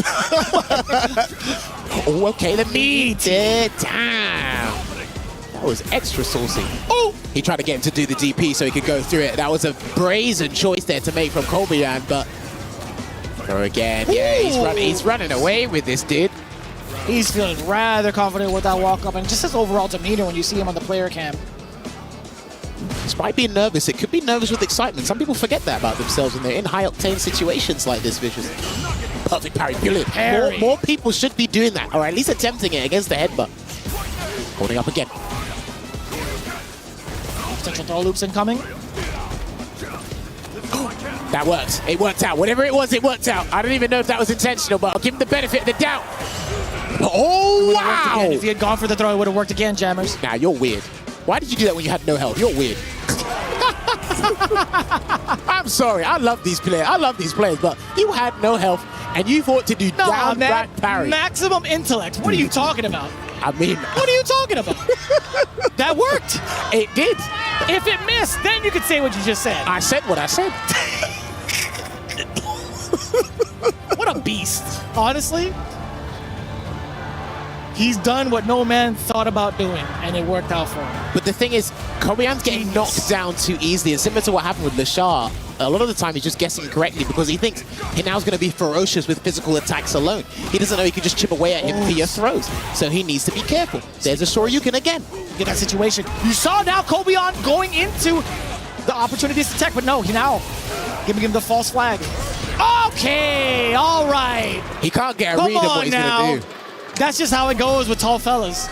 The jump back jab, the instant overhead. I can't relate. All right, 6-footer.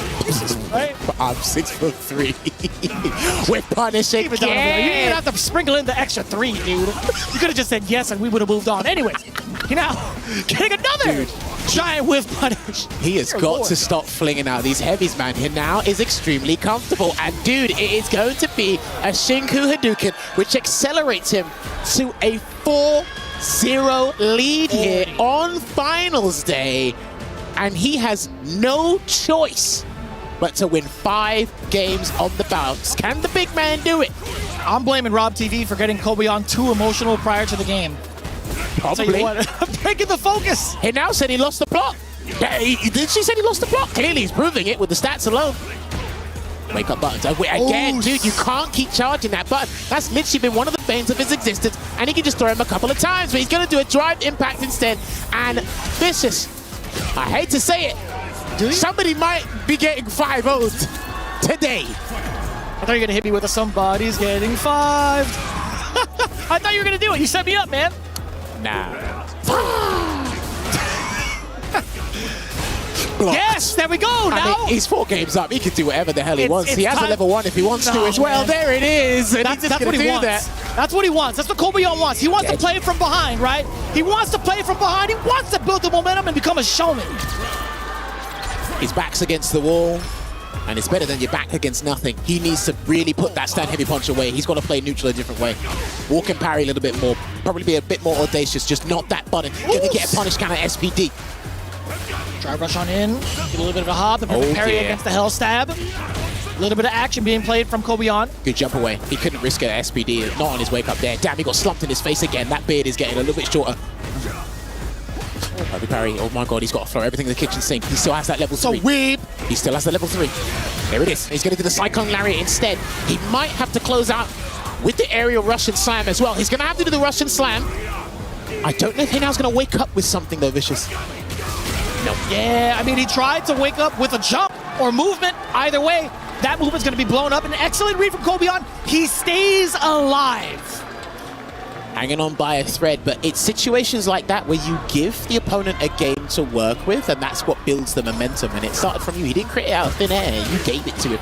And he's got to be careful about jumping away or even jumping back. And he tried to delay button again, but he got clipped because he whiffed the throw. Now the tick throw happens. Solar plexus forced to hold it. Knocking on the door with the frame trap. And sneaking in the drive. Impact and now back in full form. Didn't want to play with his food anymore. He got another perfect. How many perfects on the board thus far? I feel like this is the most I've seen throughout the entirety of EWC week. Probably. Denjin charge. Good. It sent him full screen, so why not take the advantage in that situation? Damn, he was dragged to high heaven. Uh-oh. Just checking the buttons, man. He fat-fingered that one. Almost got the perfect parry. Beat him to the punch.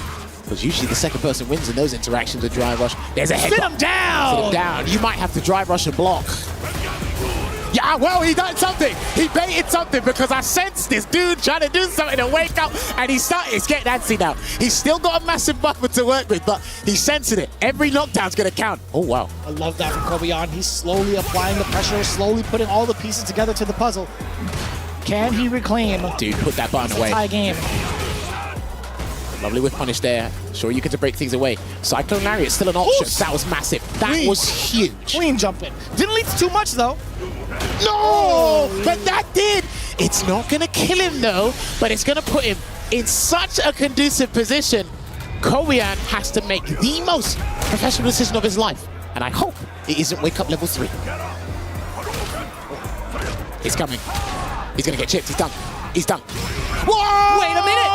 Wait a minute, what was that? Whoa! I don't know what he tried, but the Stormbuster's coming through, and I think by the time we're done, the drive game should be completely online. No, not quite yet, not quite yet. He's got to wait. He has to wait. Now he can. Oh, my word. You're crazy. You're crazy. He's going to SPD. You're crazy. Whoa. The jump back. He's going to chip him for the burnout. That's it. He's flinging out the donkey kick because he's got nothing else to do. And there you have it, man. The kid is off his seat. He's punching the air. And you know how much this means to him. A 5-1 domination to kick off the campaign for today. That is not the job complete. But I tell you what, that's a fantastic start. I could feel his heartbeat from here, Vicious. It was just so difficult to even try to chase down Hinau, especially after that level 3. There was just so much against Kobayan, but Hinau sticking to his guns. I love the way that he closed it out. He didn't waver. It was getting a little bit shaky at times on certain knockdowns, but because he had such a massive lead in the set, he was allowed to take extremely out of this world risks. But I tell you what, man, that last interaction there, he needed the SPD and he knew that, so he went airborne with the Tatsu, but that was crazy. Smart. We need to head on over to the stage and we need to go with our stage host Damascus right now. Talk to me, baby.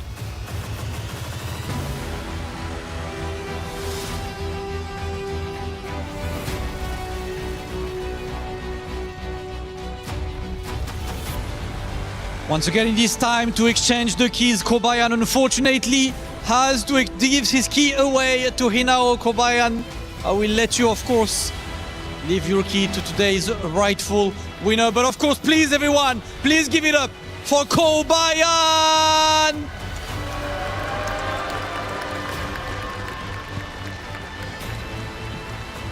Hinao, I will just ask something very quick. Kobayan picked you yesterday and 5-1, so what do you have to say?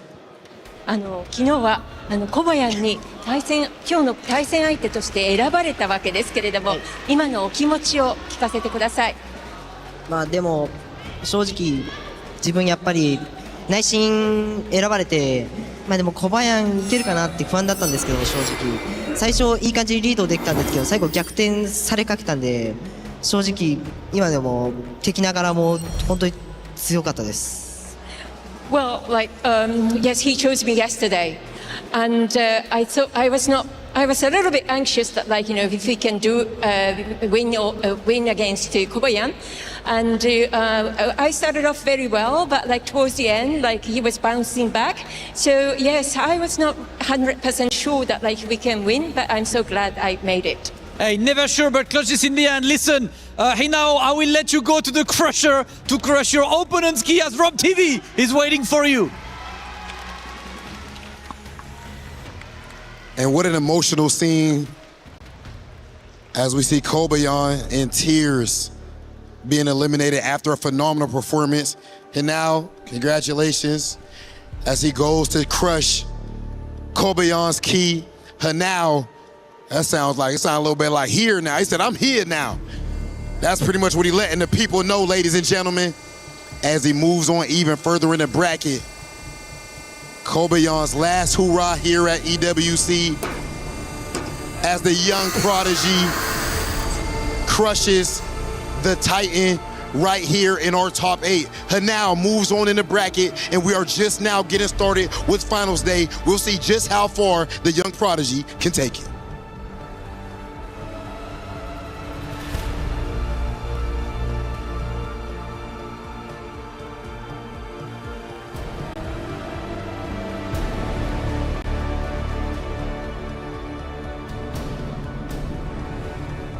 Play is in our DNA.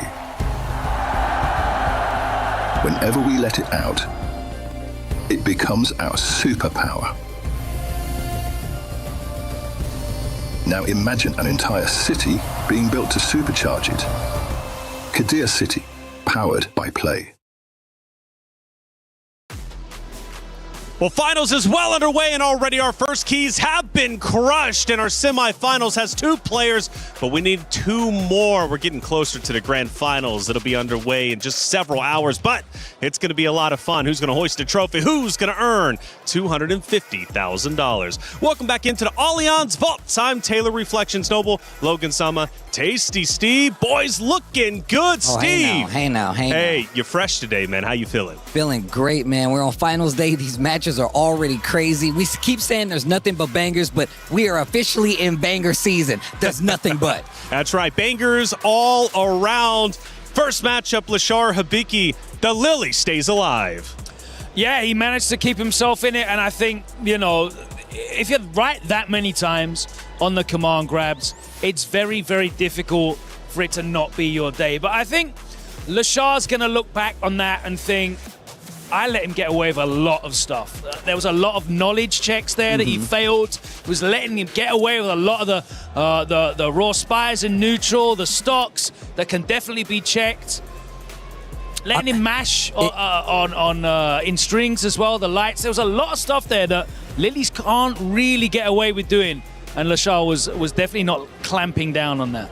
Yeah, you can tell. I mean, even so not sure that he switched to the Ed in this instance, right? Which is his go-to weapon, and it still was not enough to stop Hibiki, in all honesty. I mean, I felt like just the perfect buttons at the ranges, the force of engagement because of stocks and those wind stocks that Lily needs to move around. I want to talk about the fact that we're looking at Lashar, one of the best players on the planet. Some would argue the out of the tournament now to Hibiki, a player a lot of people aren't familiar with.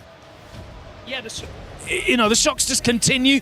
Hibiki's been shocking us for the duration of this event. How many more shocks can we take? He's only 2 wins away from that grandest of prizes. Personally, I like the Akuma pick. He was showing that he had some good checks there. He was walking into the range of the heavies and checking them with the light kick. I loved that strategy. He came off of it though, went to the head, and in the end, there was just too many openings. You can't leave that many openings. Hibiki was able to kind of keep pace with him in the head-to-head matchup score and eventually close it out. It was a tight one, and I feel like with more knowledge in that matchup, LaShaw will make that a lot more of a convincing victory for him, but he's going to have to wait, though, isn't it? It is what it is. And I will say that was a revenge match, and it was Hibiki now getting that revenge. So we're going to have to wait until the next tournament to see if they match up once again offline. And if they do, will it be LaShar's chance to take the title back from Hibiki, at least when it comes to their series? The casters were giving it their all during that match number 1. Let's look at how they looked in that series. Try to delay the low just to try to throw off the perfect parry. Nice stuff there from LaShar. I'm gonna get the back throw. Oh, this is huge for Hibiki. Oh, that traded. What a drive reversal. Now you put him into burnout. And the delay on the dive. He knew it was coming. Vicious and Yipes giving it their all. They're incredible at what they do. I mean, absolutely. You know, Vicious, the voice of Street Fighter, and Yipes, the voice of the people. Facts. That's big facts. Big fans of those guys. I mean, that's why it's such a pleasure to be up here sharing the stage with these guys. I mean, Logan, just the same. I know you're seeing him up here on the stage, but my man is an established caster in what we do. Another one of our peers out here. He's done a little bit this time. They let me call some action this time in my home game, which I'm appreciative of. You know what? And you sound great. It's always interesting, right, having you on the desk and then having you up there casting, because it's a different energy, right? Any strings to my bow. Hey, you are incredible to say the least. LaShar, he might be gone, but he is not forgotten. And Reinhardt had a chance to catch up with him in the post-match interview. LaShar, an Evo champ. We've seen him perform on the Capcom Cup stage. Now here at EWC, always a very, very impressive player to watch.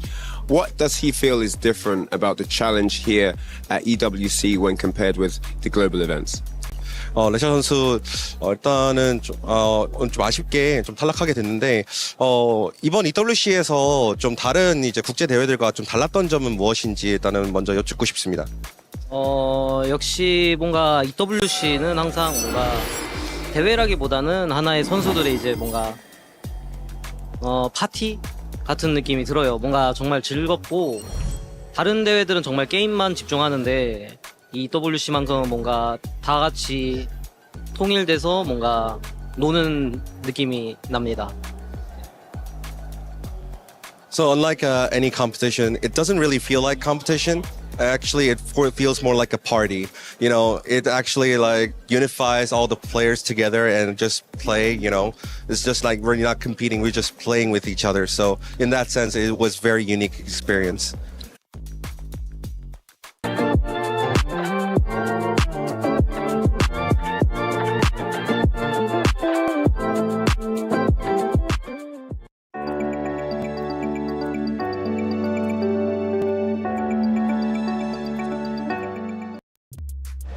Thank you, as always, Reinhardt, for the great interview. LaShar, his key has been crushed. His tournament life has ended, but a top 8 is something to celebrate.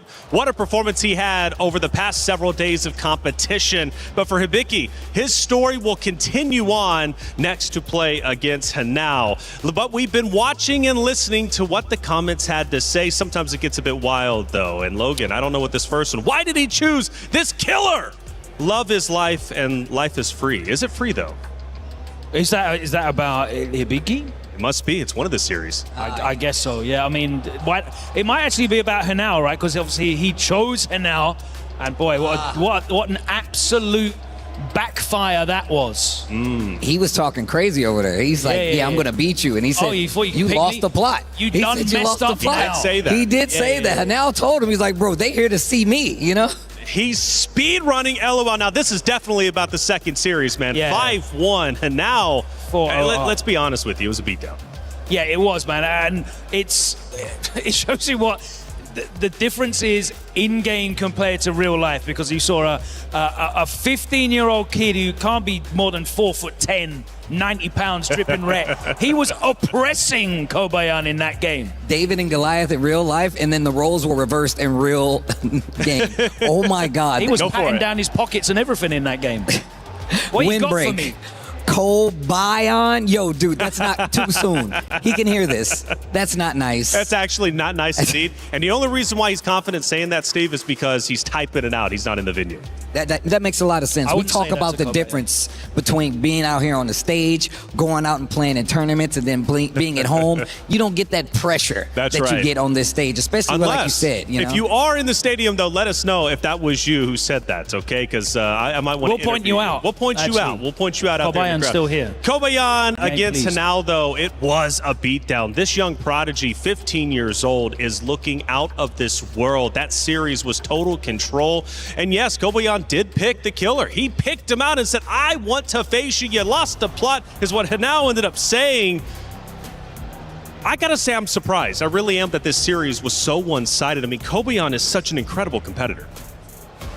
Yeah, he's such a, he's a regular appearance in these top eights. Of course, he qualified here through, I think it was winning DreamHack Atlanta. Yeah. That's right, he ran it back through losers. Fantastic performance for him, but he has been ever present in a lot of these top eights this season in Birmingham, Combo Breaker, Evo France, Evo Japan last year as well. So he is no stranger, but guess what? Hinao's been in those top eights and he's won, he's closed out, and that's a big difference. There's a big difference between being world class and being the elite of the world class, and those closers, they're the ones that take home the gold.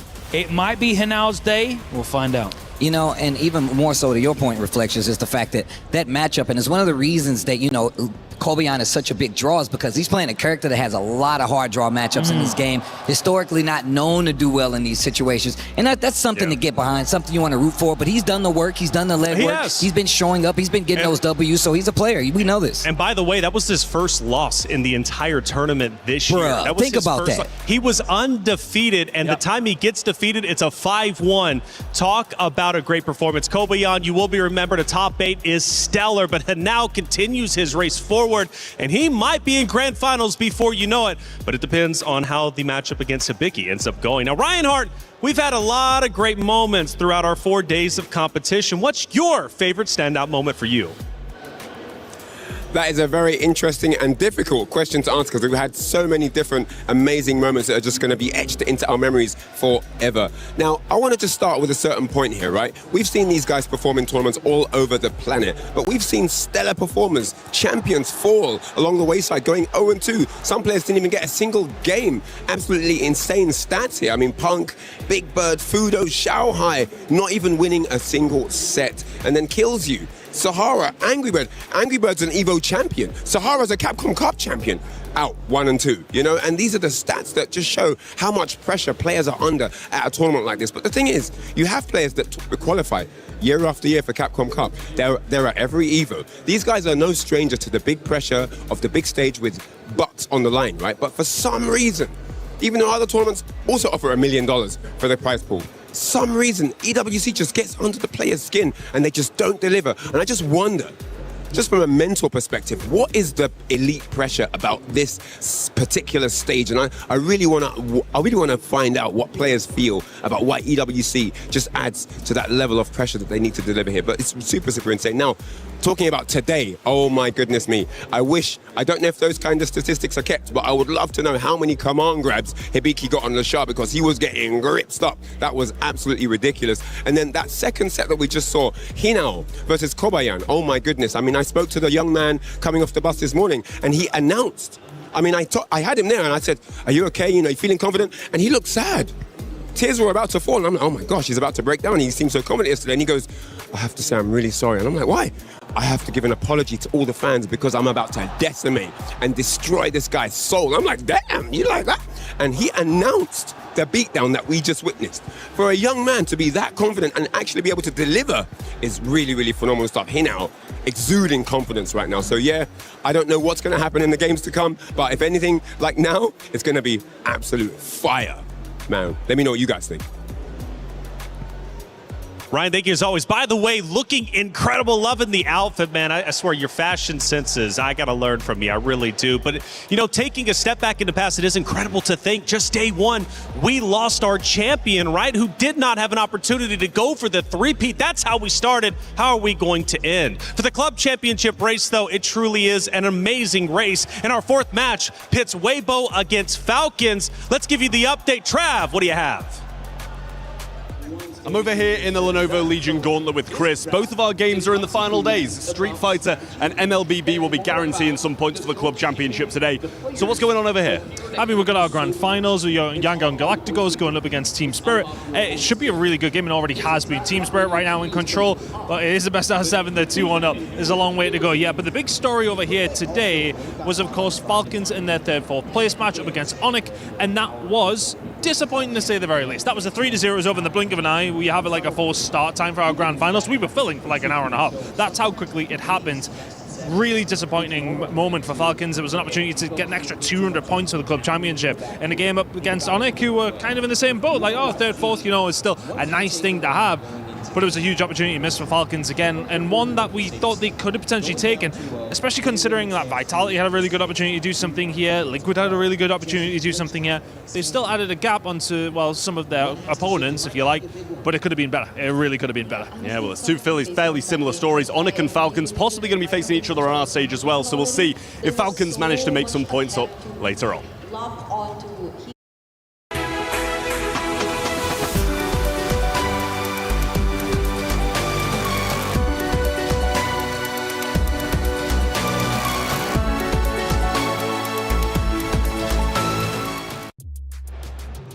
Looking great as always to you two boys, Trav and Kristan. Dressed for the occasion. After all, it is finals day for Street Fighter, but we do appreciate the updates because there's plenty of stages and there's plenty of events happening all day long. But for you out there, I know you're itching to go to the theaters because you know Street Fighter 6 is right around the corner.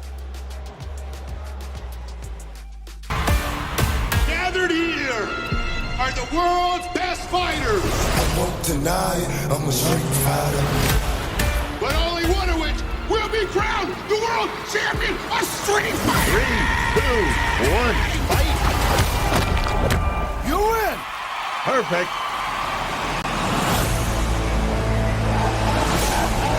This tournament is not what it seems. We have to be ready.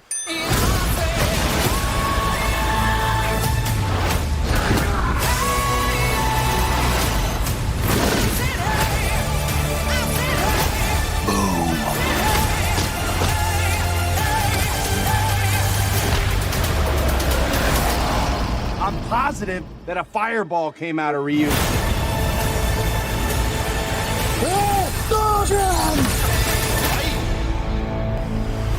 Perfect. Man, that gets me pumped up every time watching the movie. It's about to be up, and I can't wait to go see it myself. But you know what else I can't wait for? Our next matches. 2 more to go. 2 more spots in semifinals. 2 keys to be crushed. Let's head to the stage to continue our finals day.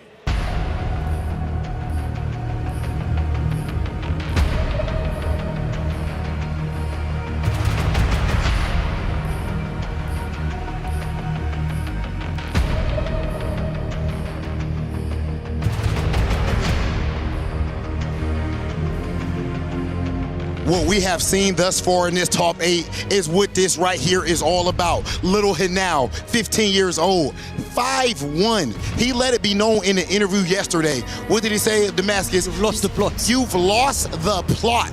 And clearly, I'm not going to say he was right because respect to Kobe Young, but man, he backed up his talk. Absolutely, man. The 5-1, Hibiki moving forward in the first match. Listen, first 2 matches were absolute bangers. Now we need to sort the other side of that bracket and we need to go to our 3rd match. And this one, Rob, is yet another banger. Okay, well, with that being said, I believe it is about time for us to bring out our next competitor, one of the best players on planet Earth right now in insane form. Put your hands together for Bruce Lee. That brother Bruce Lee, representing that upstate New York, the absolute database, the supercomputer. This is one of the most prepared players of all time that we have seen in the world of Street Fighter.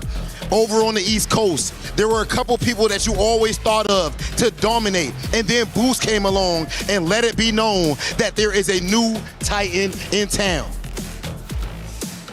Ooh, Titan, I know he wants to play, but of course we got an opponent to welcome right now, Rob, because his opponent is the one he handpicked himself yesterday. Please welcome the Evo Japan champion, Yamaguchi!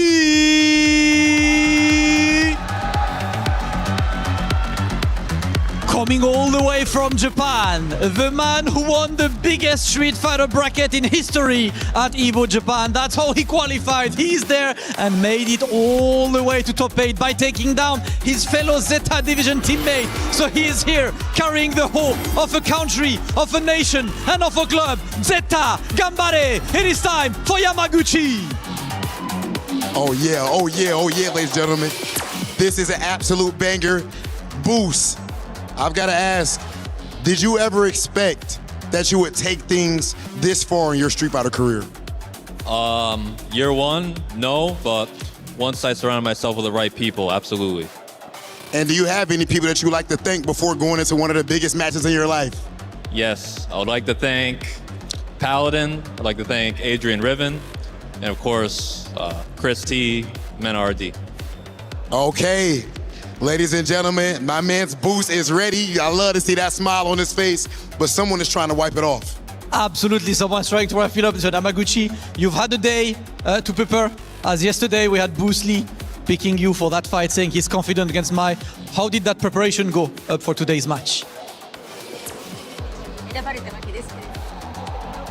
昨日から今日まで昨日からブース・リー選手に選ばれたわけですけれども、そして昨日から今日まで準備をされてきたと思うんですけれども、今日この場に至るまでどのようにご準備をされていらっしゃいましたか？そうですね、準備でいうと、テリー戦は自分のチームのジャジーさんっていうコーチがいて、彼がテリーを使ってるので、昨日からずっと練習をしてもらって対策とかいろいろ教えてもらったんで、自信を持って挑めると思います。My coach Jaji uses Telly, and then I have been playing against my coach using Telly. So yes, he's been giving lots of tips and strategies. So I am all prepared. Listen, all prepared because preparation is key, but without further ado, it is time to kick off this match. Yamaguchi and Boost, I will have you face off, of course, as always. And it is time for the third match of the day. Another match to step onto semi-finals. On my left, Zeta Division's very own Yamaguchi. On my right, it is Onyx Esports, Boost, Lee. It is time for match number 3. Make some noise! Oh man, Rinjin Jammers on the mic at his final stage. Jammers, I don't want to mess up your nice jacket, buddy, but it's probably going to happen because you know I'm a major Boost fanboy. The walk-in, he tried to go straight to the setup. He wasn't trying to chill with Rob TV in Damascus. He didn't want to do the heads up. He wanted to get into the game. That's how locked in he was. But on the other side, man, that's the Evo Japan champion right there. That's the guy that won the largest Street Fighter tournament of all time. This is a clash of titans, Jammers. This man you're seeing on your screens, he was locked in with tunnel vision, and I tell you what, if there's gonna be a color you're gonna paint the town, well, it might as well be red, because that is all he sees. The notepad is there, the controller is there. These guys are gonna configure not only their controls, but the strategy and the mental frameworks in their mind coming into this. Yamaguchi seems super chill, but I tell you what, like I said with Boost yesterday, your demeanor might be quiet, but their gameplay is extremely loud and boisterous, and that is what we're going to be looking forward to here, Rinj. You ain't wrong, man. You ain't wrong. Boost, the way he was walking in, the stare down, he took the glasses off. I feel like he got the Shinigami eyes. I feel like he knows when Yamaguchi is gonna die. And man, match predictions say they favor Boost. But hey, we've been over this. The match predictions, they're a little sus. Listen, a little sus. It could be 73% the wrong way. Yeah, exactly. I'm putting it the nice way possible, but as we have alluded to, Yamaguchi also has a point here to prove, because the Evo Japan win he got a couple months ago was the biggest win of his career, one of the only wins of his career. And again, These two are looking to kickstart their campaign today on Finals Day that will propel them into new heights, not just in the Street Fighter community, but in their personal lives as well. And I tell you what, man, the preparation, we heard Rob TV say it, the preparation these guys do, just as a player, it's kind of, it's indescribable for us. We understand it to a degree. Yeah. But there's something a lot of these players have that we can't explain to you because, well, most of us, I can't speak on you, I can't speak for you. I get you, I get you. Most of us haven't been champions. Yes, absolutely. These guys are champions or have a championship mindset. And that's what they're coming in here. They're coming with that cutthroat. They're coming with that crazy mentality to make sure they get the dub. And from a Boost's interview, right, that's partly a learned behavior. He said Yes. in year one, Street Fighter 6, I didn't think I'd make it this far, but I surrounded myself with people like Paladin, Adrian Riven, Chris T, Mena RD, and they showed me how to become a champion. They showed me how to prepare to a level where I can get to top 8 on the biggest stage, and he's going to try to make them proud here today. Yamaguchi on the other end, right, a Shinobism member. He has been there before. He has also surrounded himself with immaculate people that have showed him how to be a champion. He has gotten to the top of the mountain. Like I said, Evo Japan reigning, defending right now. So it is going to be so sick to see two players who are so cerebral, who prepare so hard, clash right now. There's no I in team, and believe you, these two are the pilots right now, but the amount of minds and just friends and knowledge they have backing them up is going to be poured into this with unbelievable confidence here. I got to shout you out as well, actually, because for those that don't know, Rinj actually put me on Booster probably about 2 years ago. I don't like to talk about it, but if I had investments in Boost stocks, I'd be up right now. Oh, easily. I was in there early. Easily. I was in there on the ground floor. He did say there's someone you need to keep an eye out. Not just me, but he said it to a lot of people. He said that you need to keep an eye on Boost. There was someone else as well. I can't remember who it was, but Boost was definitely one of them.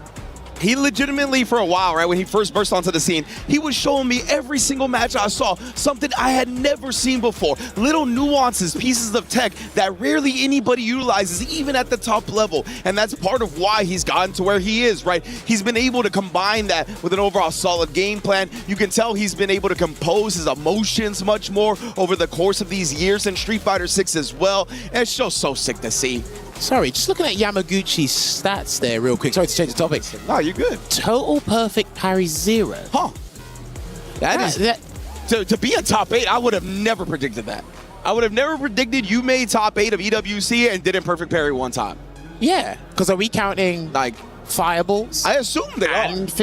If it's 0, it's 0. Yeah, I mean, maybe they're not counting the projectiles. Maybe it's like pure screen freeze, but that just goes to show how good him and his character are. Then if you're never in a situation where you ever have to perfect parry the physical hit, that's actually kind of insane to even consider that. Yeah, but again, Boost coming into EWC is actually in fine form, like we said, in his respective region for the World Warrior on the Capcom Pro Tour.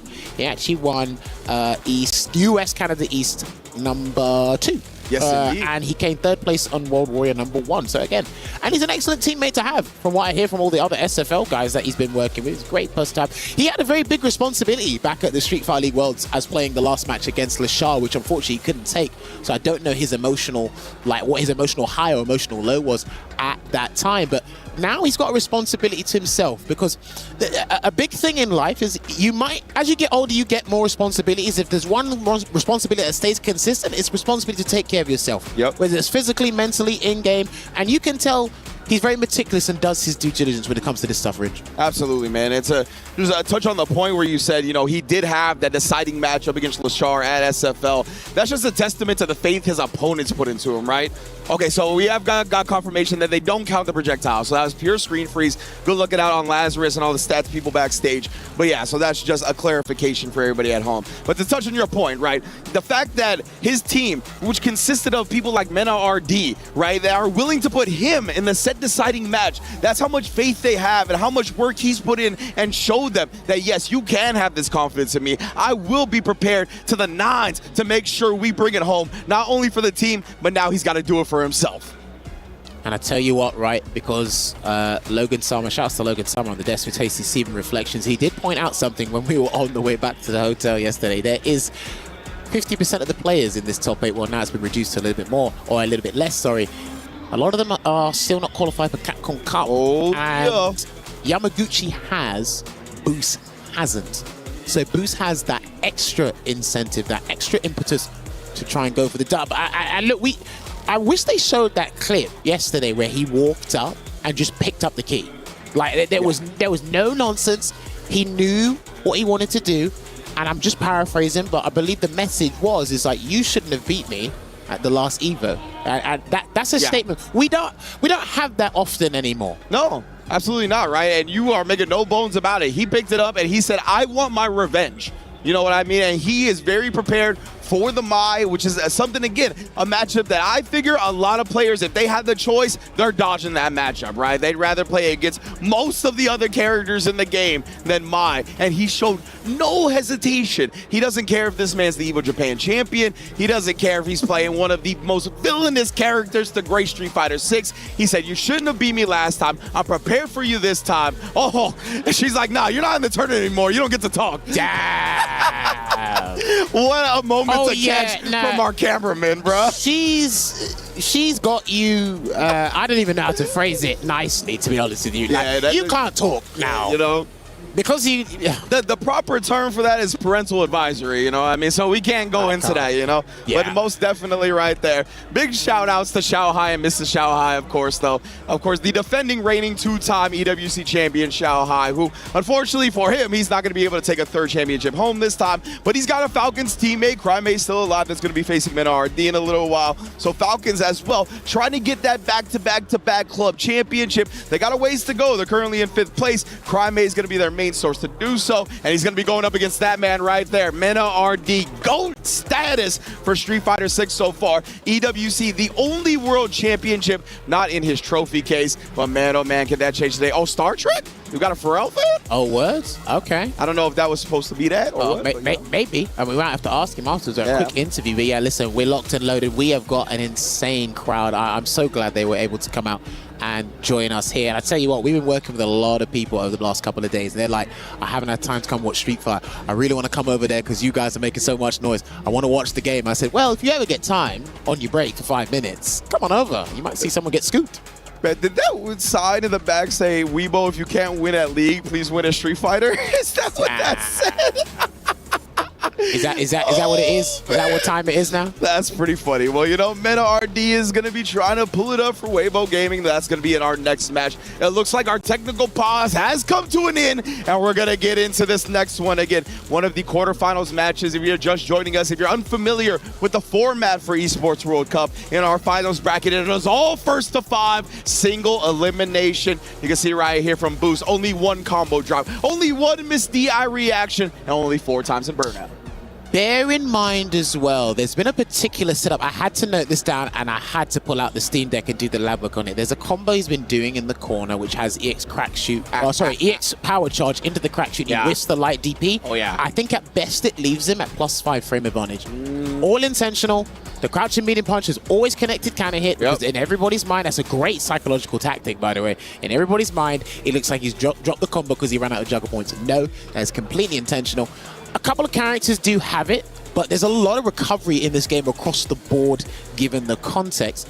Hopefully Yamaguchi has paid attention to that and probably spoken to his shareholder table, his advisory table, and said, hey, what's going on? They said, okay, look, this looks intentional, so don't mess with that one. But I am curious to see the strategy over time in first to 5. I don't really watch him a lot in long sets outside of Topanga Championships, to be honest with you. That's a great point, right? Yamaguchi, I've been also primarily exposed to him in this 3 out of 5 environment. Look, goes both ways, to be honest with you, right? Boost, I'm used to seeing him compete in the CPT. I haven't seen him in too many other exhibition-style formats or in long sets online.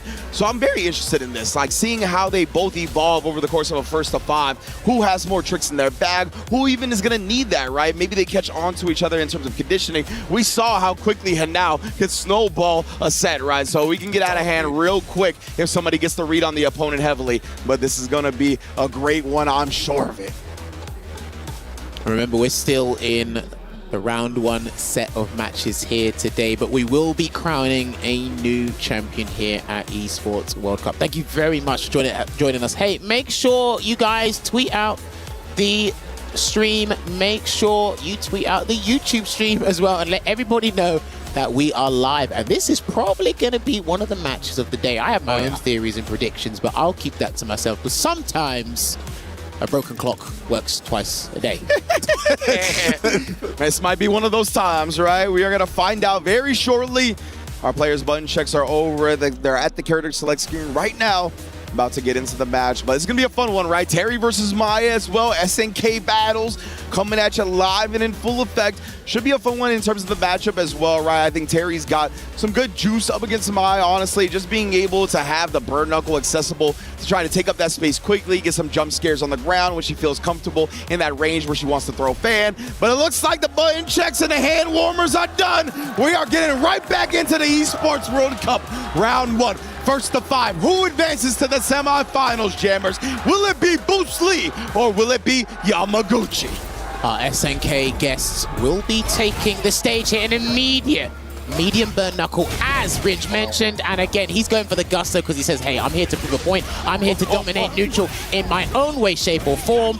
And Bruce Lee is incredibly good at backdashing to avoid proximity guard. Here it comes. Oh, no, he actually juggled at that time. But yeah, we'll see it in the future, I'm sure. Complete domination to open this up and a two-step to get the perfect, my goodness, Bruce Lee. But yeah, man, watch out for those backdashes to dodge the proximity block, especially against the stand fears. That's what set him up for that whip punish in round 1. And a lot of the top guys here in this tournament and in the meta in general have actually been falling for backdashes because everyone's used to, they're accustomed to the walk back to try and bait for a shimmy. There, okay, he didn't move, but that's the backdash literally we were talking about earlier. Caught him low into the crack shoot though.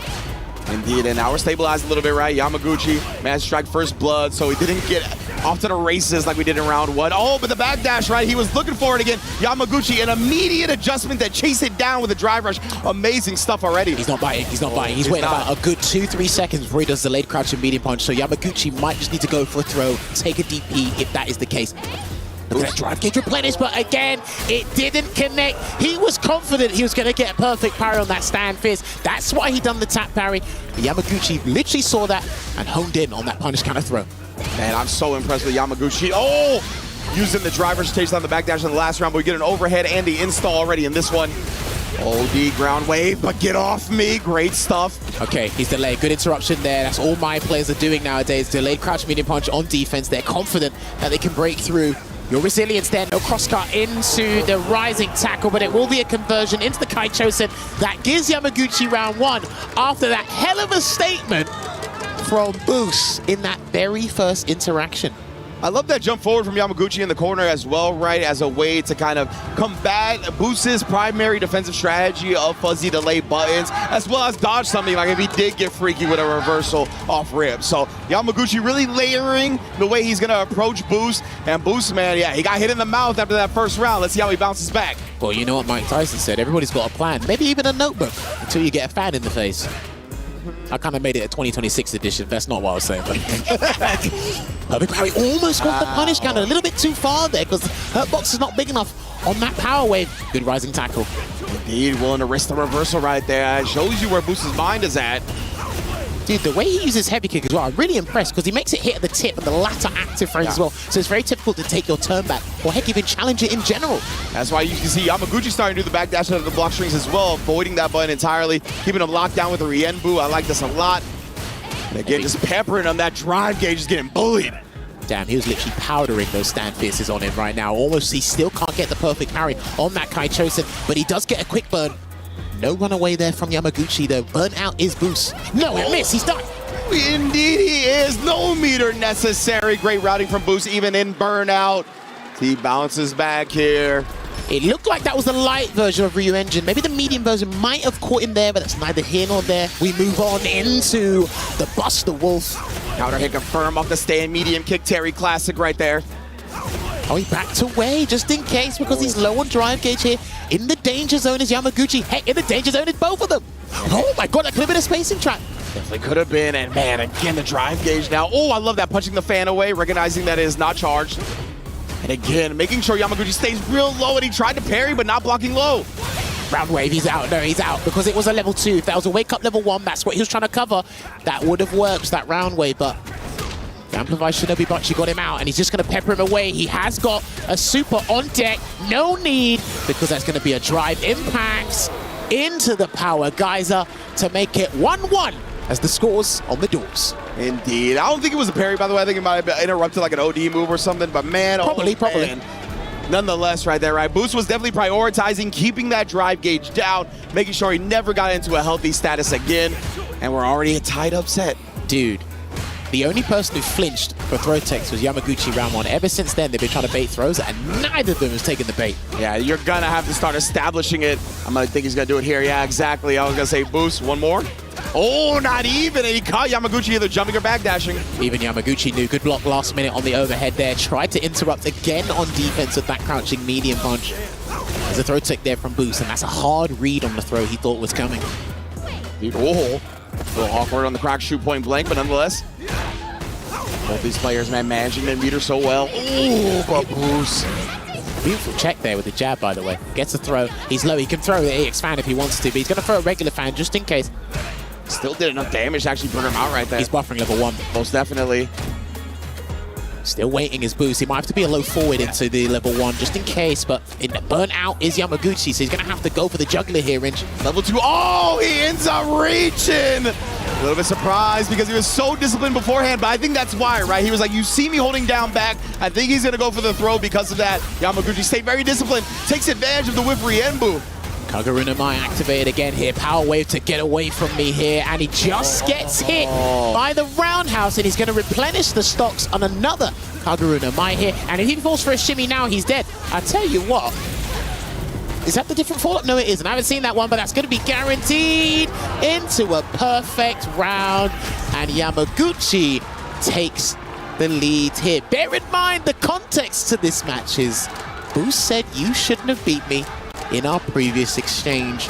And it's already falling replicant of that to what happened a couple of months ago.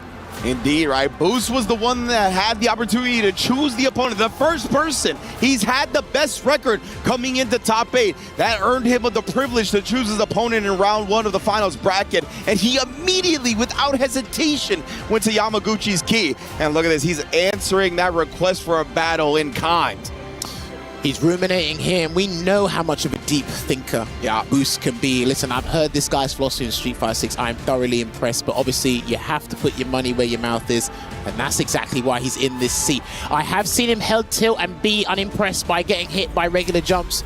The overhead in the first round of the very first game, he wasn't happy about that either, so hopefully some of these things are not going to dissuade him too much, Ringe. Yeah, the fadeaway jump heavy kick, like him walking into it and kind of like underestimating the range, you could tell he was definitely a little bothered by that. Oh, talk about underestimating the range. That man got slumped on his headpiece. He tried to backdash, but he slithered away from that.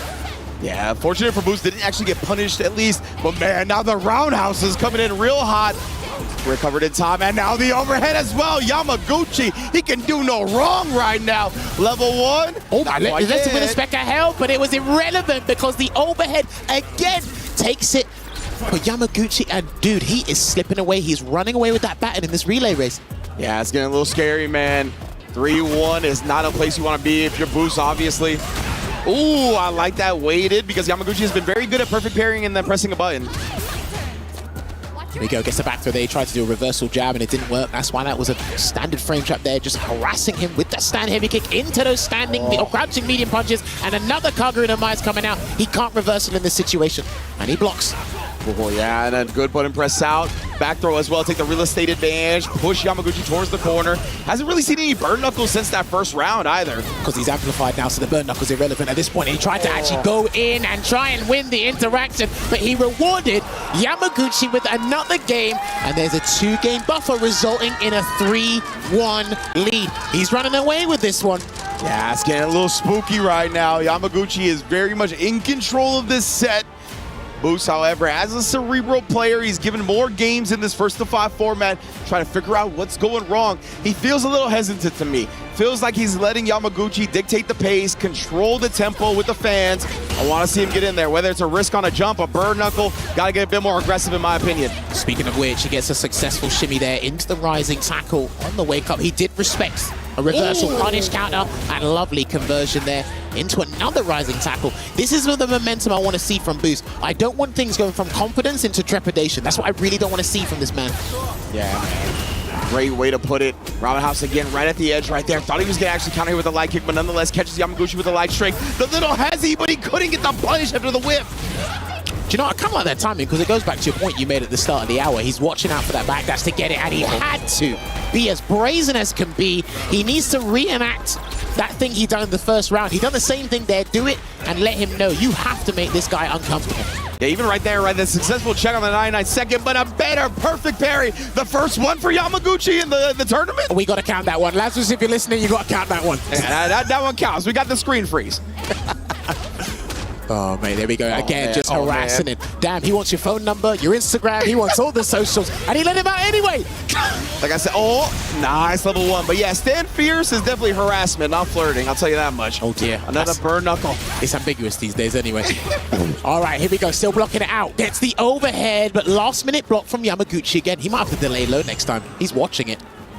Yeah, honestly, Yamaguchi, he's done a lot of overheads himself, right? That's kind of where his ideas and mind is forming. Overhead again. No, that's what you've got to go. You've got to do the whole thing. He's going to go into the Buster Wolf. No, he's going to cancel straight into the Rising Fang because that's exactly what he needs to reduce this deficit here, and it will be 3-2. This is the boost lead we need. Yeah, I felt he was more aggressive in that moment. I like the level 3 as well. He's been taking a lot of time between rounds anyway, right? Give yourself some moments to breathe, collect the data, and apply it in the future matches.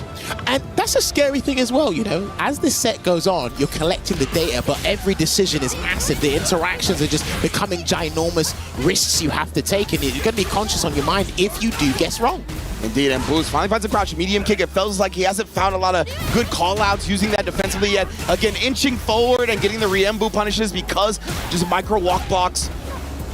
Oh, he got him again! Dance on that boy! This is what we were talking about, is the backdashes people are flinching at over the walk back. Instead, forward throw, can he sneak in another one? But Yamaguchi said rear engine is going to take the trick, and he's going to do a lot of damage here. He's got to go to the level 1. He has to do the level 1.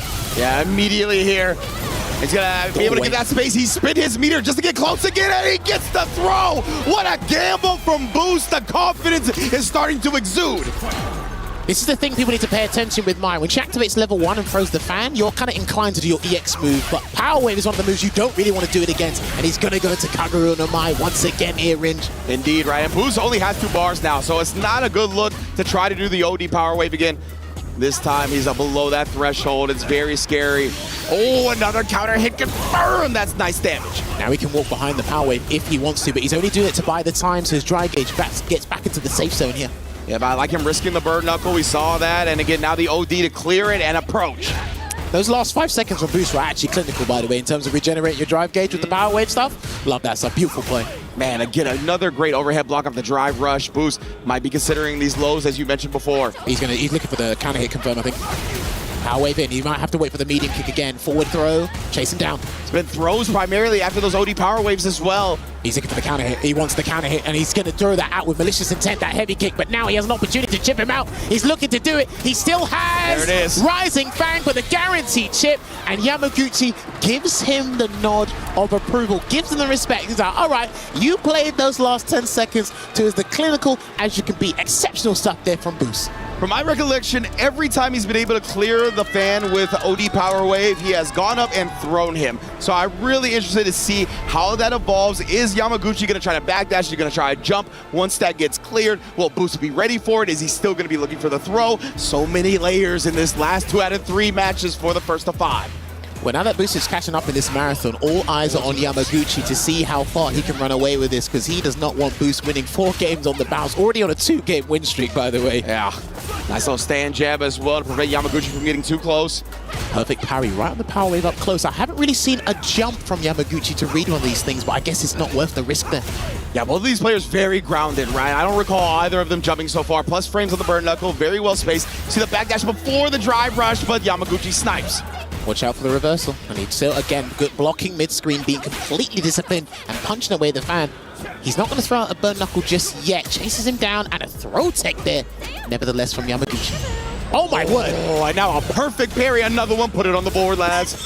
Oh, there it is. Baits out the parry from Boost this time, and then gets him on that counter hit. Try to wake up with the button, and that didn't even feel like a delayed button that Boost has normally been doing. That felt like an immediate wake-up, called out hard. I don't think he actually done that option before in this set thus far. Drive rush delay, back heavy kick. Yeah, that was a good one. Oh, nice clash.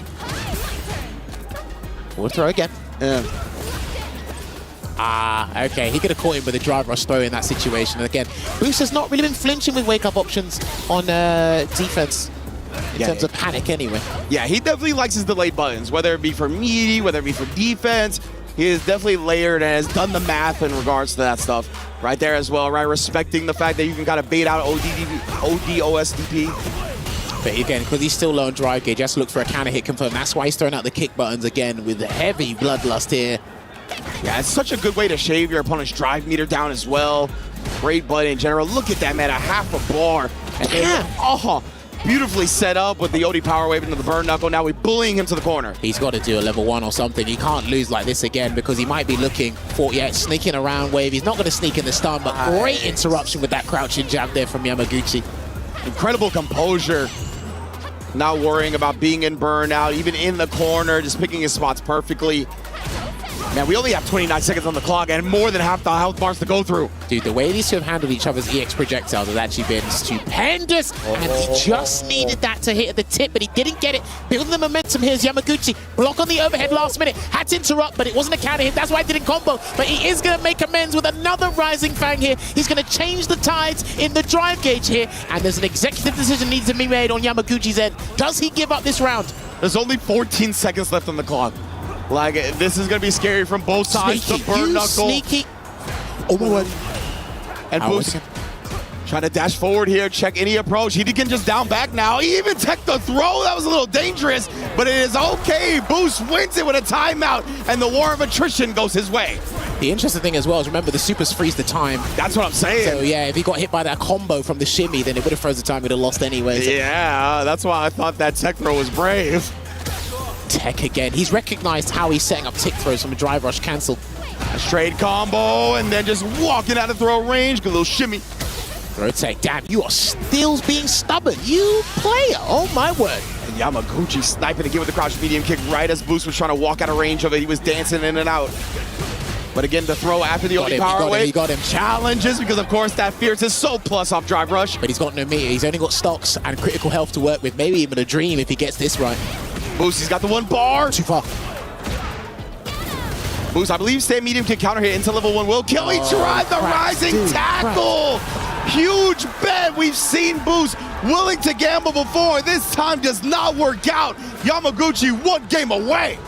Bear in mind, if my memory's not a goldfish yet, he hasn't done that in a while. What a time to crack. Yeah, man. Yeah. We saw earlier, right, where he would like burn himself out with an OD power wave when it was like a really close scenario in terms of the health, when he needed like 1 gamble, ended up working out that way. I respect it, but man, oh man, Yamaguchi, right, he just really had no incentive, no reason to risk in that scenario. So I respect the attempt, but Yamaguchi was 1 step ahead. I think the interesting thing for me is what are going to be the microscopic changes from Boost's gameplay, because he hasn't been playing bad. Ever since that adjustment he had to make them 3-1 down, they've actually been equally exchanging blows. So there's not much he has to change, to be honest with you, at least on surface level. Both players here, you can feel the tension in the air as Yamaguchi 1 game away now. So now they're heavy kick again, and he needs to be careful. There's a range, he's waiting for something, and he's whiffing out lights and heavies, and Yamaguchi's caught him a couple of times with raw drive rush into a punish counter move. So trying to force the issue again, trying to bait something out from Yamaguchi's side, but he's been playing so disciplined. Low forward into power wave. Yeah, he couldn't drive rush cancel because he would have burned himself out, and at this situation, at this point in time, it's not a good idea to do that. Yeah, most definitely. Both of these players have been so good at keeping their opponents below that 3-bar threshold. That's what that stand heavy kick does with Terry. Yamaguchi obviously has the plethora of buttons to do that roundhouse fierce with Mai. Oh, but again, too close because of that perfect parry. It didn't push Mai back at all. It's just these minute mistakes that are letting Boost down in big interactions, especially as that clock is running down, as you mentioned in the last round. Indeed, and Yamaguchi did a good job. After the OD power wave cleared, he jumped back, right? He's not going to play those games. This time he is forced to block. Backdash again on that heavy kick because that was annoying him. A couple games ago, check again. He's checked a couple of these drive rushes with a jab, perfect parry, gets a punish counter. That didn't look like it was going to be a punish counter, so that was very fortuitous for Boost Lee.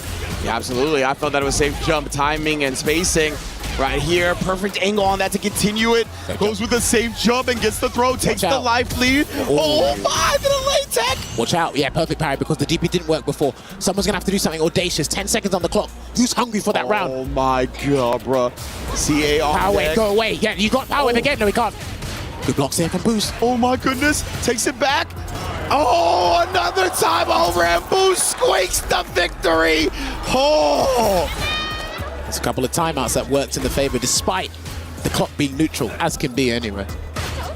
What discipline from both sides, man. The patient Street Fighter gameplay on display. Walking back and forward there, drive rush in for the delayed throw because there's a lot of mix-ups off of that drive rush cancel from the stand heavy punch. One of the best buttons in the game currently. Again, 100% easily able to bait out the OSDPs. And notice how he's walking back, so when Boost does drive rush, none of the buttons are really going to annoy him from that range. Because again, there are a couple of limbs that Terry has that are a bit stubby, and the ones that are really effective right now, they're outside burn knuckle range.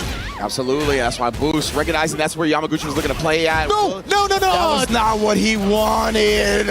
The input behind lock and key stored, and what a horrible way for Boost to eat this much damage. Just about alive. Yeah, he's just about alive. He's got drive gauge, so whoa, dude, and that's happened too much. He's been hit by way more overheads than he has, and I promise you, if he has to close that round with the overhead, it might be successful here on Yamaguchi's end. Potential set point in the single limb, burst of 5, punish counter. Yeah, that was off the perfect parry as well, but Yamaguchi did not approach, right? He was waiting for Boost to respond after the perfect parry. That's confident in your opponent being good. Now the throw loops are here. He immediately challenges, but no counter hit. Does catch the low, though. And he's going to go into the Rising Fang. This is a Chief Executive Officer decision because he's not going to get that level 3 back. So if you're going to spend it, you need to make this one count. He's going to have to drive rush cancel soon. I don't care how you get in. He's going to have to drive rush cancel. He's going to have to force a mix-up. Indeed. There it is here. A good backdash on the throw. Attempted again. Not biting, but he does challenge after the heavy kick. Drive rush in. Oh, what a tech throw. Dude, the temerity to even tech that at that time. Yamaguchi, you god. Yeah, like how, man? Power wave. Oh, interrupted. Perfect parry, but he gets the overhead. And Yamaguchi, the level 2, will be enough to close the door on Boost.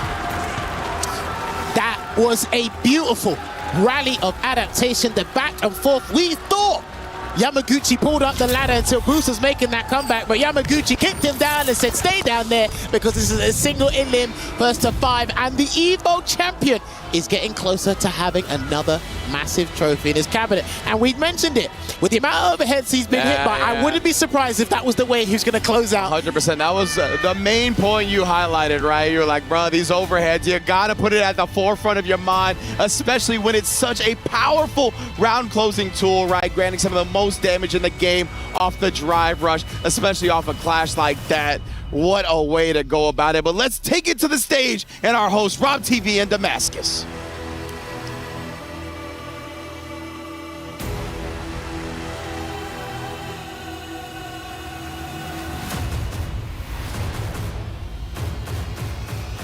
Ladies and gentlemen, his performance has been absolutely amazing. One of the best in the world. Put your hands together for Boost Lee.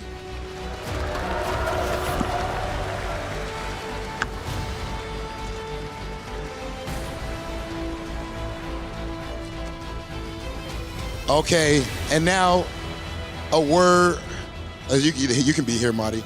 With Yamaguchi. Yamaguchi, the entire stadium is screaming your name. It's a close match against one of the best players in the world. What is it like playing in a moment like that?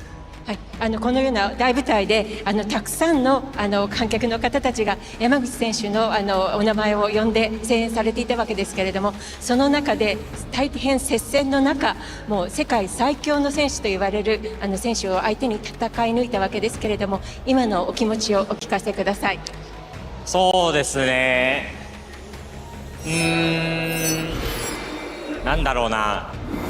もちろんこの舞台で戦うってなんかそのファンの方に応援されてすごい嬉しいっていう気持ちもあるんですけど、それが嬉しくて、それ以上にでもやっぱり自分が嬉しいのはやっぱ対戦相手のブース選手とこの舞台で真剣勝負をやれたっていうのはすごい自分にとっていい経験ができたなっていうふうにすごい今思ってます。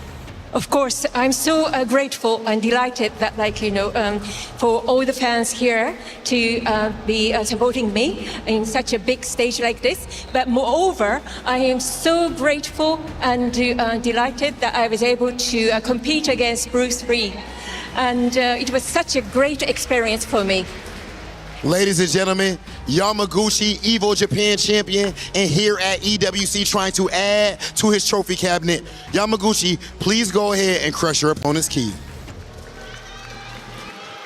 Another key crushed, more dreams shattered, but more dreams still alive as Yamaguchi will carry his hope, Japan's hope, and Zeta Division's hope forward in Esports World Cup semi-finals. This top 8 has been ridiculously exciting. This match has been ridiculously close, but this is my expert himself, Yamaguchi, about to have a great time crushing yet another key. We've got a few. This is our third of the day. Let's take a look.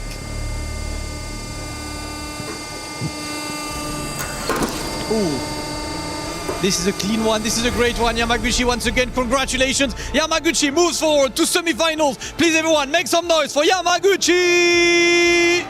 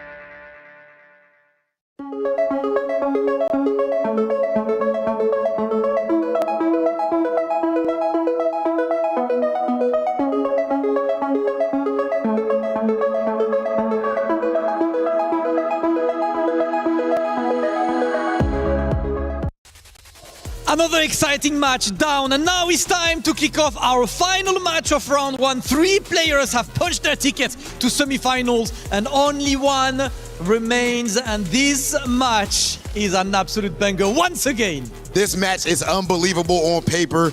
Both of these players, of course, phenomenal, but one of them is looked at as the greatest Street Fighter 6 player of all time. Ladies and gentlemen, it is time. Welcome to the stage, the only 2-time Capcom Cup champion, Mina or D.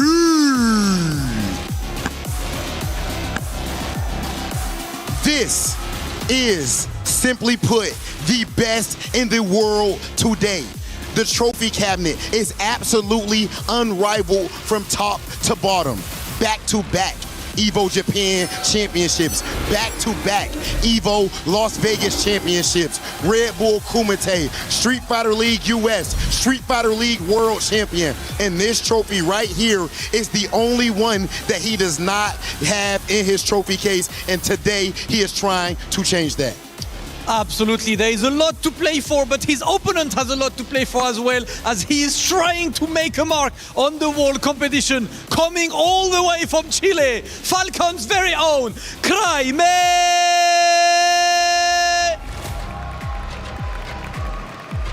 The hope of the Falcons, the other young gun from Chile. It's been all about Blast for a while, but Kraime has been consistently getting better and better. And now he steps onto the stage for that top 8 position against one of the absolute best in the world. And there is no better place in the world to set your history and to show that you are here for the win. He's stepping up on the stage right now. Young, but incredibly talented, Kraime joining us.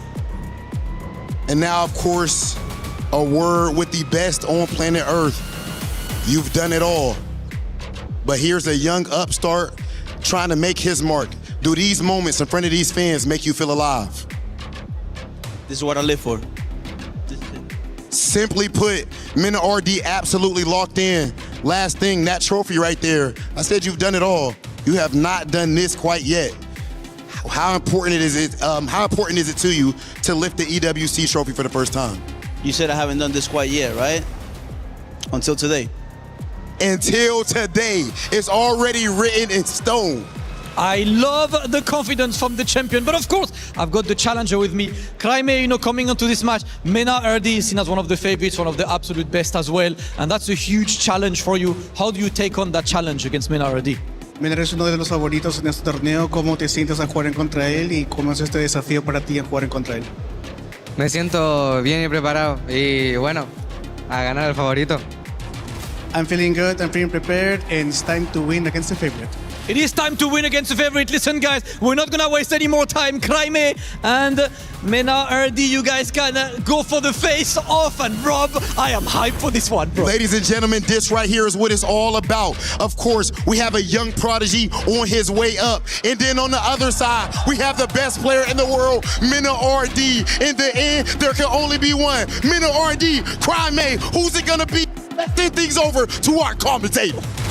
Oh, hey, Mena Erdi stepping up to see into the soul of Crimey. And we saw a little bit of a look away. The young man maybe not used to this environment, but it all changes once we get into the game. Ringe joined by Logan Sama. How you doing, dog? Sir, and it seems like incredible things always happen when I'm sitting next to you on this desk in these top 8 situations. I can't wait for another one, and it's incredible to say that Mena Erdi is the 3rd oldest player in this top 8 bracket at only 26 years old. Oh my God, 26, The future bro. is now. He's barely mid-20s, but there's so many young heavy hitters, all these up-and-comers who have been grinding even before Street Fighter 6. I understand that they're 15 years old. You might have just seen them in Street Fighter 6, but we know Blas, we know Crimey. They've been grinding before that. They've been waiting for this opportunity. Whether they're young or not, they worked as hard as anybody else to get here.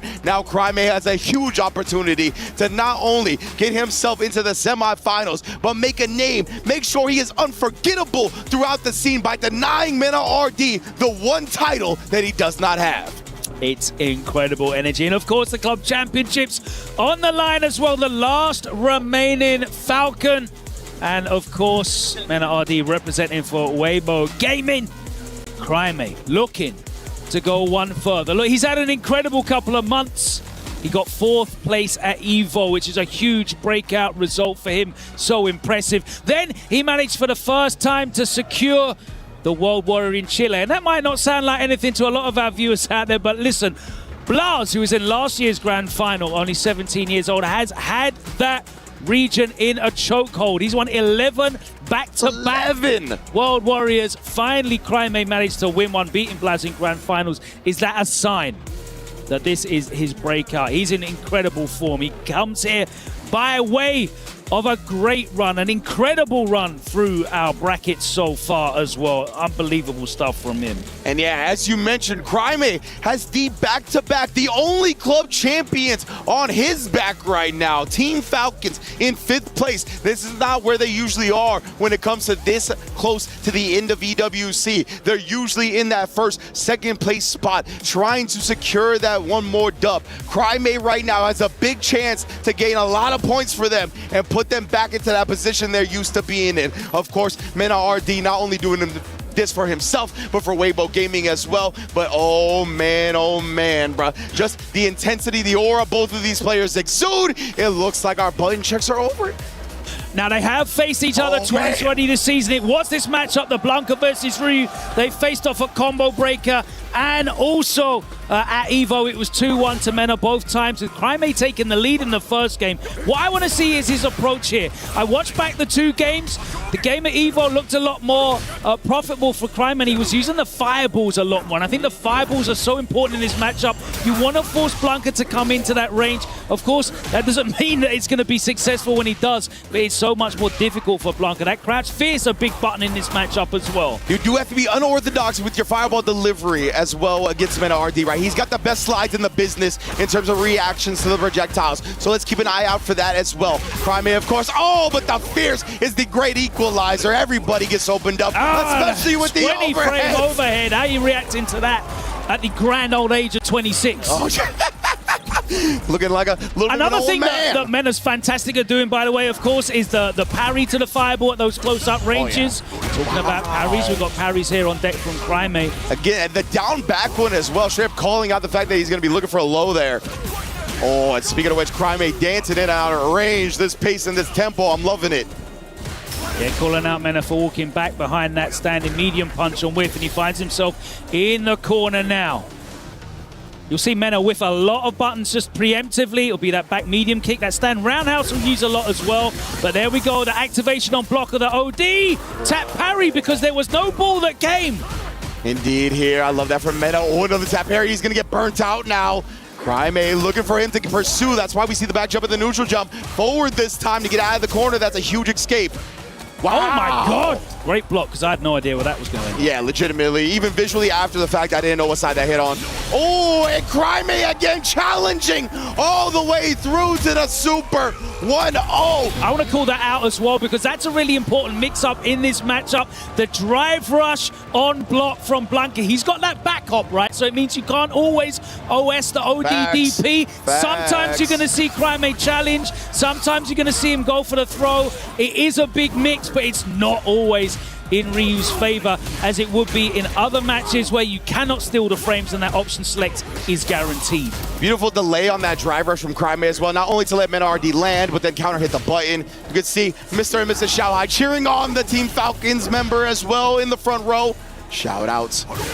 Fireball again right there. That fireball, it's so important at that range. Yeah, especially right there, right, where it's just an extended poke doesn't give Mena RD too much time to actually react with slide. Oh, man. And then again, actually interrupting the rainbow ball and the OD this time to the extra speed, meeting in the middle here. Yo, they are so close, so even. So even. I'm looking at everything on the screen. Yeah. They got 3 dolls, they got a Denjin charge. The meter's at the bottom, and he beats him to the button just barely. And with that Denjin charge, it's going to allow not the kill just yet. Oh, the block on the overhead. There's the level 2 activation. Of course it is. Oh, it does it, and he baits out the level 1 Mena RD.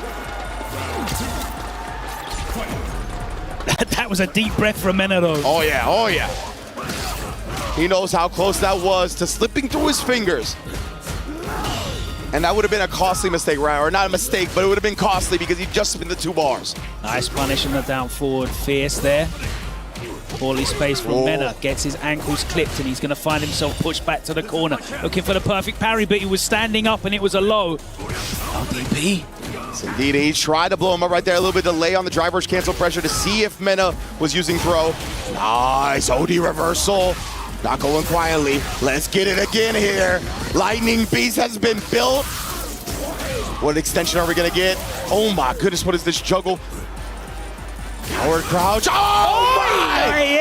Mena daring him to do it and punishing him outright.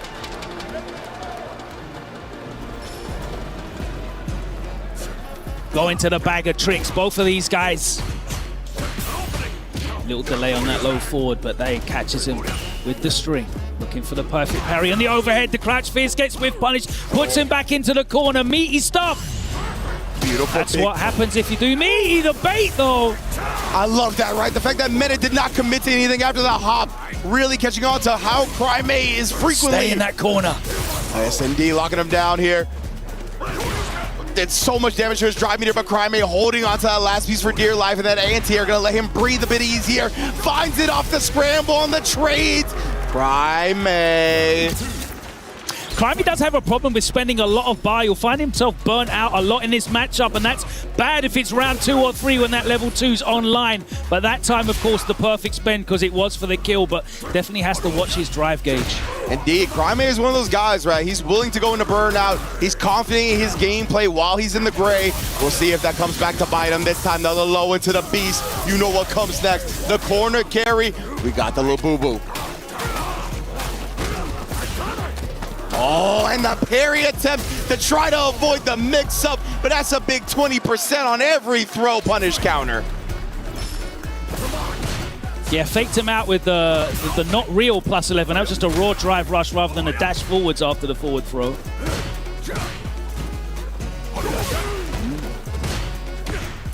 Oh man, poking back, and he caught Crime looking for the scramble parry again. And that's really, I was gonna say put him low on drive meter, but that perfect parry and this follow-up gets him back into the green. OD, you know what it is. Pound that chest, lightning beast, Crime. Tried to jump back rather than walk back. You had to know, right? This was going to be one of the main things you had to deal with. He got the imperfect parry that time. He was looking for the down back one. Nice defense. Blocking the mix after the back medium kick. Respecting the frames, but Mena controlling that corner like a boss. One more guess. Oh, man. Baits it out and takes the lead. And I will never get over Blanca getting Oki off a jump back air to air. I will never get over that. That is quite strong, I must say. Yeah, right now that drive rush light kick bait off of the forward throw, that's paying off for Mena, and he's really getting Crime to twitch on that, isn't he? Yeah, 100% right. It's partly taking advantage of those young man reactions, right? Give Crime something visual to react to. Look at even right there, the whip immediately pressed the back medium kick after, right? He knows how quickly Crime is able to take advantage of these visual cues, and he's using it against them. Oh, man, okay. Just a little bit of a poke there. Nice throw tech, but Crime back to the corner already.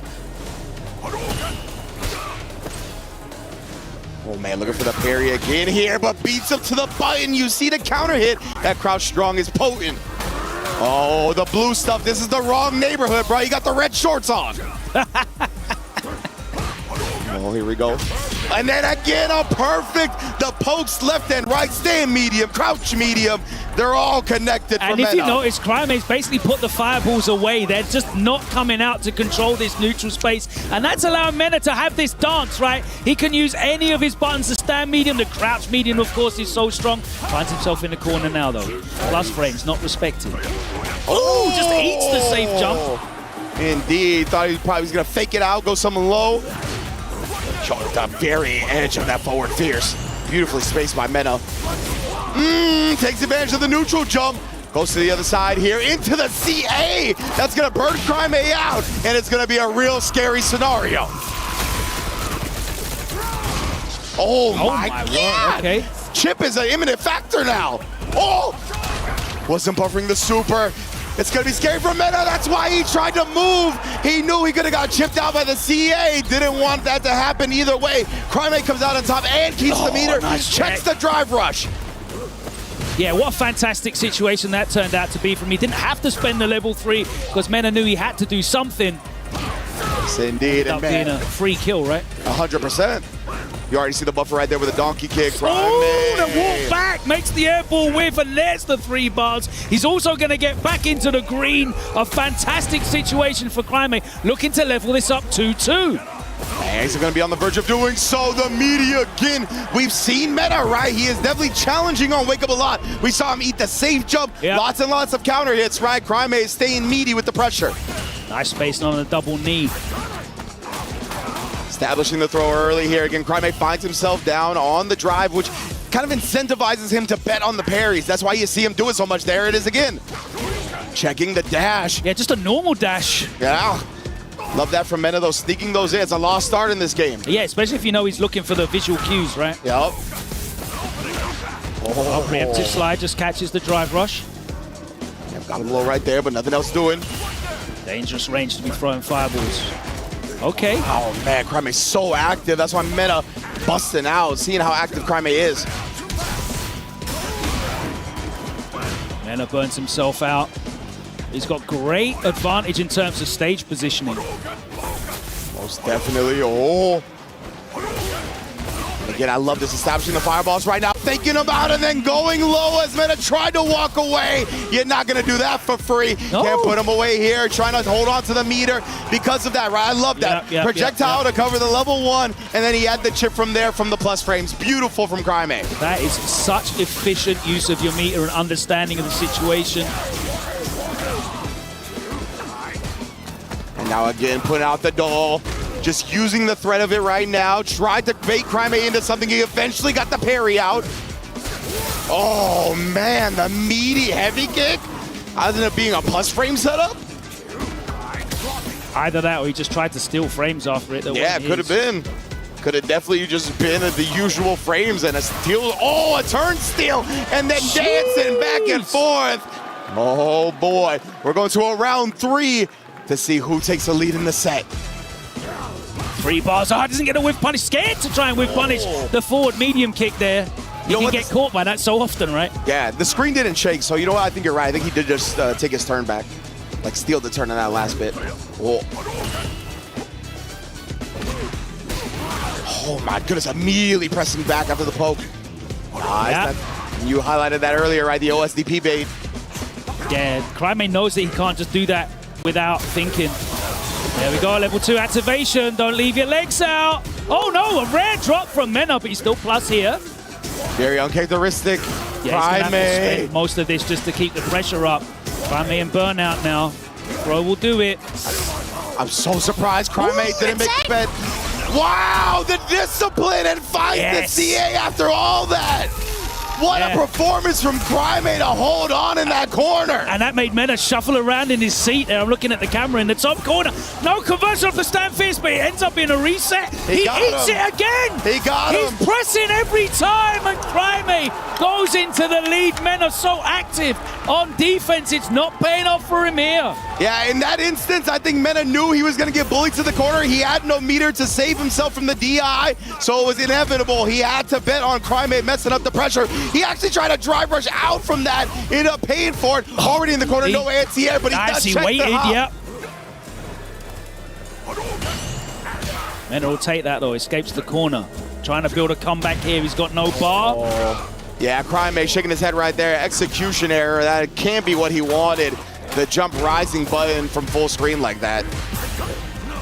Oh, and you mentioned how Crimea was going to be betting on throw a couple of times. That's at least less of a risk than doing the OSDP. Yeah, I mean, we've seen him challenge with the crouch and light punch as well, so maybe Mena will start frame trapping him after these drive rushes on block. We'll see. The whip punish is there this time, but it's not going to be enough to kill it. Crimea lets it rip. Mena, big sigh right there. Ooh, Crimea talking to himself. Let's go. Yeah, he deserves to be feeling himself here. I love that both of these players don't play with headphones, by the way. Want to feel the electricity, the atmosphere of the arena. Oh yeah, that's a setup. Yeah, that's indeed. You can't jump out. We got insurance. Knock him back down into it, but he actually did not connect. Respecting the light chain, it didn't come. Oh, great patience again from Crimea. Overhead block this time. Air Blancabon to escape. I wonder if we'll see the back roundhouse come out. Oh my God, so much drive. Where are you going? The crouch fierce, I was gonna say that's dead. 3 bars in the bank. Unload that bad boy. Crimea 4-2. I want to see the count on counter hits here against Mena because he is getting pieced up on defense here. Big time, man. You see the different ways Crimea is setting it up as well. With the hash shogekis, these slight hesitations, going with the big crouch fierces. Not only is he opening Mena up with these buttons, these are fierce, crouch fierce. These are huge damage starters. I was going to say, if there's 2 characters in the game I don't want to get counter hit by, it's Sagat and Ryu. 100%. That's like walking in front of a train. Trade. Okay, and Crimea trying to keep it up, right? He smells the blood in the water. He knows how close victory is up against the greatest Street Fighter 6 player to exist. But right about now, he's staring at the possibility of that Esports World Cup slipping out of his grasp. There's a back roundhouse. He doesn't want to get that air ball. Oh man, bro, it is an intense atmosphere here. As Mena knows he cannot drop another game. He needs 3 straight to bring this back. And he's looking extremely good right now, right? Crimea, of course. Beautiful game here from Crimea now that he's in control again. And now Mena has to think really hard about how to get in. There he looked for the frame trap. You see, he went for the crouch medium punch into the back medium kick. Crimea just blocked it out. And Crimea started throwing fireballs once he was out of slide range as well, right? Like, he is very conscious of when he's in it. He's not going to just give it to him. It has been such a cerebral fireball game from Crimea. Nice from Crimea. He's not biting on that on block either. Can't get away with being too active after you block those Blanca balls, the heavy or the OD. Try to fake him out with a couple of the lights as well to know that's not just fireballs coming here. We're approaching 20 seconds on the clock. Oh man, Crimea, he's winning the real estate advantage right now, especially with that drive reversal. He only needs 1 big hit with this timer, but Mena is gonna be the one that finds it. right before his back gets pushed against the wall. Yeah, the donkey kick was in startup, but that crouch medium punch came out, and Mena was able to close out a vital round here because he has to stop this momentum. Stem the bleeding. Okay, we're covered in time here. Immediate poke back. The buffer in left and right, especially when we got the Lightning Beast and already up around. Mena is looking good. Oh, he wanted him to throw tech. What a challenge. Yeah, good patience there from Crime. Saw he go straight down, didn't press anything until he hit the ground. Flick that light punch out. Oh, it's again the OSDP this time, right? Ooh, showed it to him. That was brave, man. Oh! Level 1 as well, and now chip is imminent. Crime does have mirror to defend himself with. Again, he's just outside that slide range. He's been so good about maintaining that space. Nice. Mena very patient. Crime trying to sneak forward and beat him to the space. But what patience from the two-time Capcom Cup champion. Brings us to 4-3. Oh! Big counter hit solar plexus. That's going to hurt, and it's going to carry him across the screen. The overhead after the two-piece. Oh, man. Not biting on that one either, but he does get the coward crouch. He got the sweep out. Oh, side switch all day, every day. Throw actually could not get the attacks. Yeah, preemptive slide working out for him a couple of times. They're catching a recovery of normals. He ended up drive rushing it directly into a Hashigeki. Oh, he's still alive! Just barely. Oh my goodness, bro. Bar on deck. Oh, how much magic does Mena RD have in this pixel, man? Especially with Crime about to get his drive meter back. What defense for him while he was great out. The slide works, the overhead is blocked. Like he beats him to it! Mena RD, all the magic in the world! Puts another round on the board! Magic. That boy is spellcaster, bruh. Get here on that esports desk, man. He is casting. Yes, sir. Big whiff. Oh my God, Prime whiffing every single button on that stick. Yeah, Mena with the crouch spears. You have to just throw those different looks at different ranges. These guys don't want to get comfortable.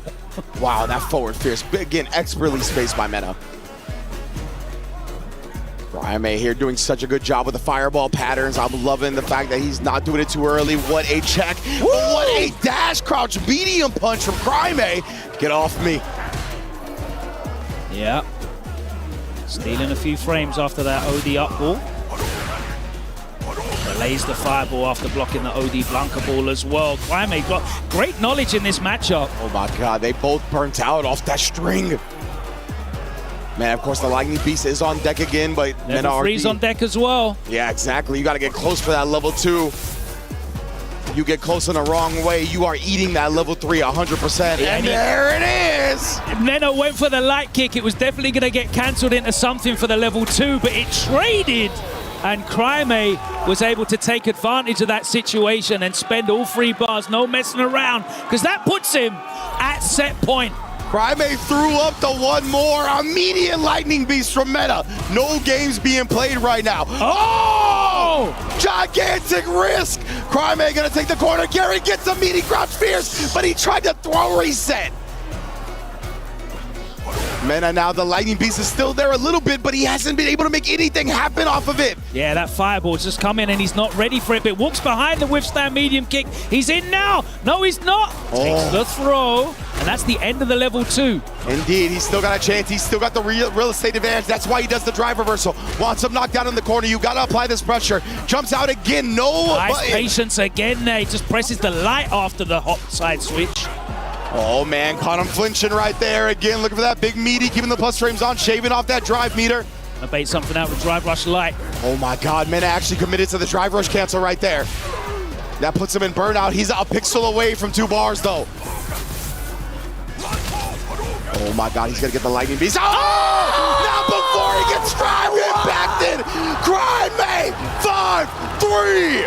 And nothing underlines the changing of the guard than catching Mena RD in that moment with a drive impact in the corner to close out the set, eliminate Menardi from the tournament, and Crimea advances after what was an unbelievable set. You think this kid can't get any better every time you watch him? Bro. He finds a level to elevate each and every time. 100%. I love the way Crimea looks when he's in game. When he's in the heat of the moment, in the intense competition, he is a warrior. You can tell all he wants to do is get his battle on, and that's exactly what he did in this set. The drive rush into the DI, amazing stuff right there. Mena can do nothing but shake his head and be very sad about that one. Crimea putting Team Falcons on his back.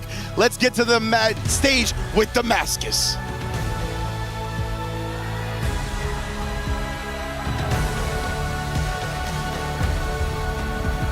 An incredible match comes to an end, and it's time for Mena RD to give up his key towards Crimea. Mena RD has to bow out, but of course, please, ladies and gentlemen, make some noise for one of the GOATs, Mena RD!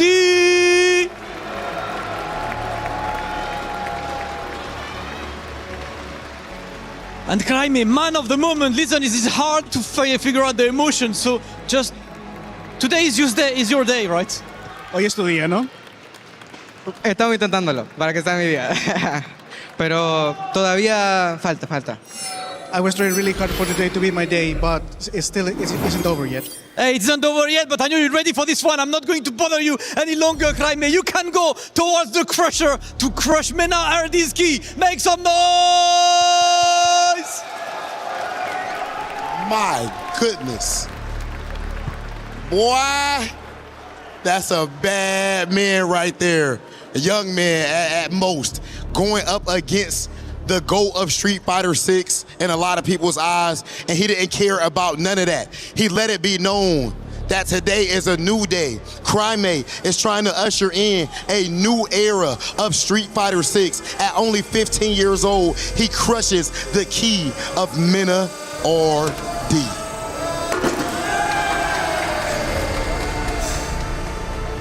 Ladies and gentlemen, this fighting game stuff right here, when it comes to these tournaments, this is about as close to a meritocracy as you are going to get. In the end of the day, whatever the age, whatever the obstacles may be, you pick up those sticks, and if you are built like that, then you have the chance to take down Titans and become one yourself, and that is what we just witnessed with Crimea. Best of luck with the rest of the tournament.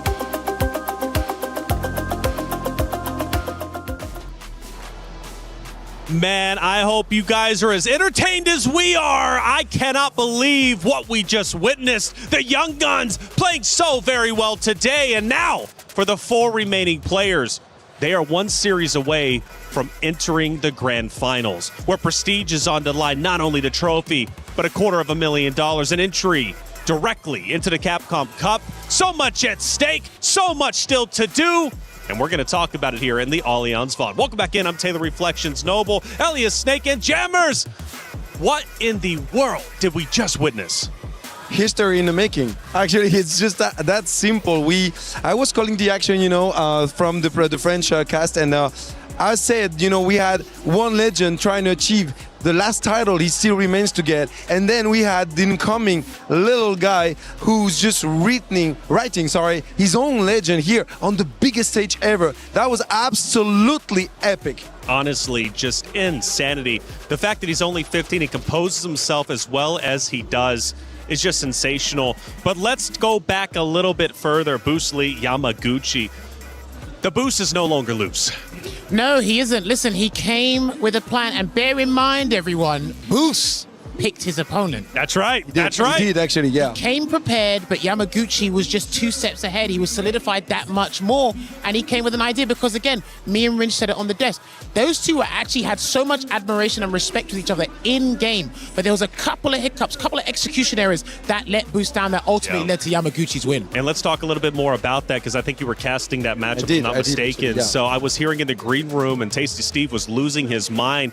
There were a couple mistakes from Boost that ultimately cost him the series. Yeah, because each and every time, in at the beginning of the rounds, Booth was the one leading. He had the advantage early on most of the time, and then I don't know, but it feels like Yamaguchi, he just tanked it. He just said, okay, I'm gonna absorb the first offensive waves from Bruce Lee and then trying to move on and capitalize on that no-throw game. It was amazing again. Well, here's the thing. I was saying this to Ringe, I was saying this to Yipes in the back. Boost was honed in on something for a lot of time because he got hit with a lot of overheads reflections. It's like, okay, your game plan, or maybe the neutral game was that so much tense that you could literally slice through it with a butter knife or something, that you weren't focused on the one thing that exploited you. And me and Ringe said it on the desk, I said, he's been hit by too many overheads, so I wouldn't be surprised if an overhead is what closes out the set. Boost Lee gave it his all, and what a tournament he had. Let's give it to the man. He played so incredibly well. He's created strong narratives and had one of the best performances in his career. Reinhardt had a chance to sit down with him after that amazing matchup. You picked Yamaguchi as your opponent yesterday, came into it today. How was Yamaguchi's approach different to what you expected? It was actually exactly what I expected. It's just I didn't execute in a few key areas, such as blocking overhead and some whiff punishes. Like the old habit came back where like someone will whiff and I'll walk in and I'll walk into another button. It's a classic. But other than that, I think I played great. I was down 3-1, brought back 3-3. So it was the first of 2 from that point. And from that point on, it was a different set. And, he won that set. So good job to him. Fair enough. Yeah, no, definitely hats off to him there. Now, EWC has been definitely a breakout performance from you. You've always been, from what I've seen, a very solid technician. You do your homework, you come in very well prepared, and we've seen what the results of that can look like when you're in dominant stance, especially that set against Hibiki, classic example. As you now come to an end of your run for this year, what do you feel your takeaway is from the overall experience at EWC?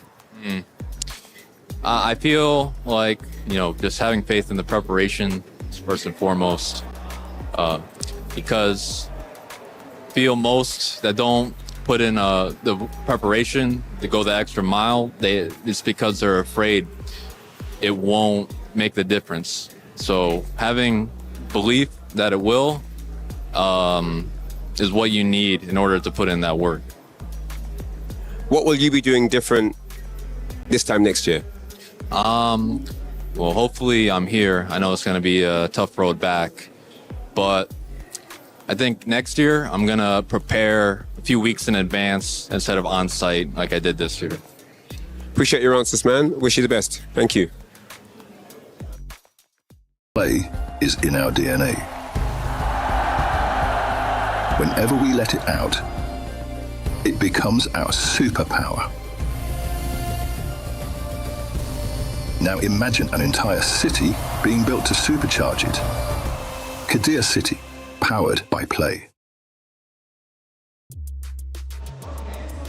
Thank you, as always, Reinhardt, for the great interview. Boost Lee saying preparation next year is going to happen a couple of weeks as opposed to on-site. It seems lessons are still being learned, even in defeat. I mean, look, his self-confidence, his self-awareness in that interview alone are two things that will take him a very long way in his competitive career. So hopefully we do see him back. But honestly, great stuff from Boost regardless. Great stuff from Boost as well as Crime. My goodness, that series was sensational. Because Mena RD was giving it his all as well. Coming into it, you mentioned Elias Snake. The fact is, this was the only trophy that was missing from his trophy cabinet. He wanted it badly. He put up a fight. But the young gun of Crime, only 15 years old, was able to take him down. Yeah, and that was absolutely amazing. But it's no surprise when you follow the tour all year long, because Crime is being behind Blaz, who has that such an amazing level. And finally, he broke the curse. He finally won a World Warrior against his fellow Chilean guy. And so now he came here with a lot of confidence. And it shows. It just shows that he's so well prepared to face the best of the best here on this stage. Well, I mean, look, you can see how animated his was. He just made like 60 different facial expressions throughout that entire set. That's right. But more importantly, Reflections, he came with a game plan. And a wise man once told me, proper preparation prevents poor performance. And he got the dub right there. So that was thoroughly deserved. But you could say, I mean, you had that Menno Hardy was trying to break that rhythm so much. He was trying to poke his game on. He was trying to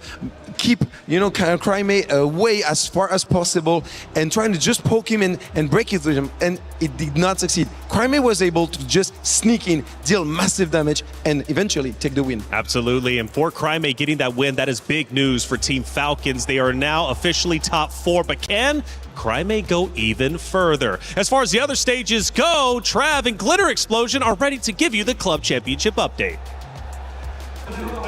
We're over here in the Kadia City grid where Call of Duty Warzone is happening. We're in the survival stages at the moment, so clearly something's got to be happening in the Club Championship. A lot is happening, all right? So obviously, at the end of yesterday, we sent 6 teams home.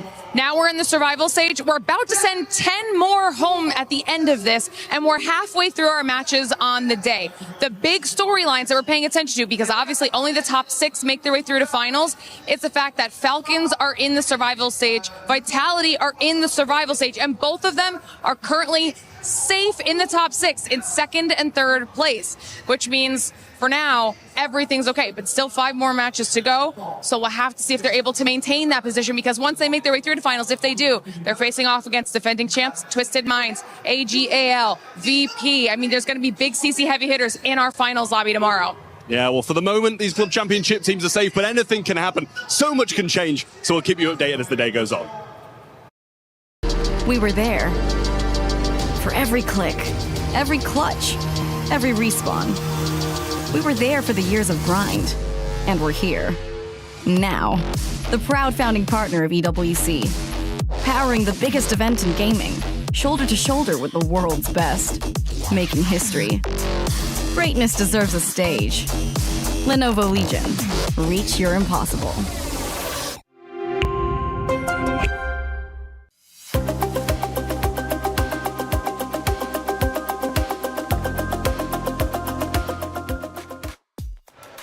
Thank you for the update, as ever, Glitter Explosion, as well as Trav. Yes, Falcons are struggling on that very stage, which makes Crimea's job even more impactful for the organization themselves in a club championship race. Let's take a look at our bracket as it currently stands. We now know officially our top 4 teams, and they're battling for a spot into the grand finals. You thought it was competitive in quarters, semifinals is even more so.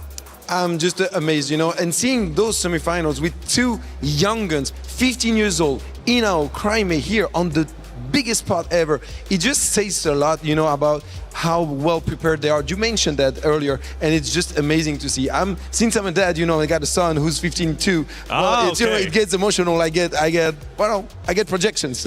I mean, I'm not a dad, but I was 15 once, so this is actually great to see at this point. But Reflections, I'm not mistaken, I think Hibiki and Hinao are actually going to have a run back from one of the earlier days during the week. That is correct, and that's going to be a banger of a matchup, as they all have been. Now, mental fortitude is so very important for every competitor out there, and Allianz wants to know, or wants to give us a little insight as to what an example of what players' mindset truly is.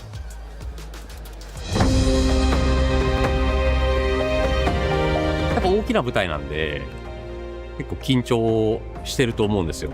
ただいざ試合が始まるとやっぱ、フォーカスできるように、体も作っていきますし、体をちょっとその場でダッシュして温めて、そのメモを直前まで見て、対戦相手のハビットだとか、自分はどういう風に試合を作っていくっていうのをしっかりと確認して試合に臨みます。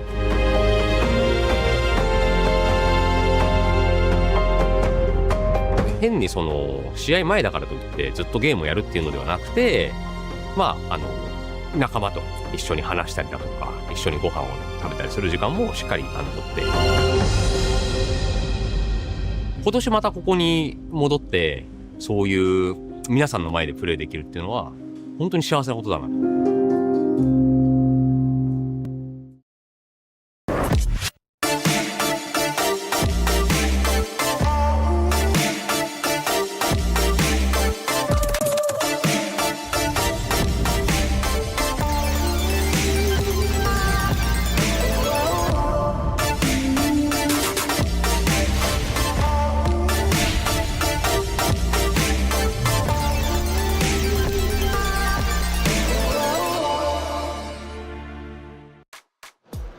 Incredible stories from incredible players. Thank you, Allianz, for the mental fortitude. And for you all at home, EWC is such an incredible product, and you have a chance to get involved with EWC Play.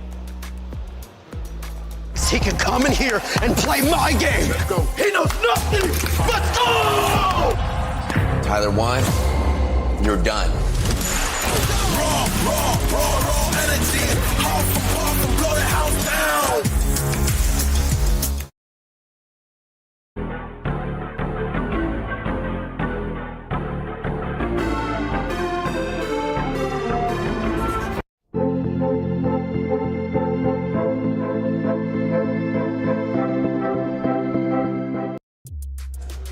Well, just about a minute now before we head back to the stage. The next series coming up is going to be Hibiki versus Hanao. Quick predictions, maybe even thoughts on the matchups. First, we'll start with you. Honestly, Hibiki has been amazing, and he's playing Lily, a character that obviously not many knows by heart, you know. They haven't been practicing the matchup and so on and so on. But still, he now is a beast in the making. So I'm telling you, these two are going to go through a long run. All right. Well, it's going to be a great series for sure, and I can't wait to get it started. Speaking of which, let's actually get it started. Let's head to the stage. It's semifinals. It's time to crush some keys, move players forward. Grand finals. It's open. Who's going to earn the spots?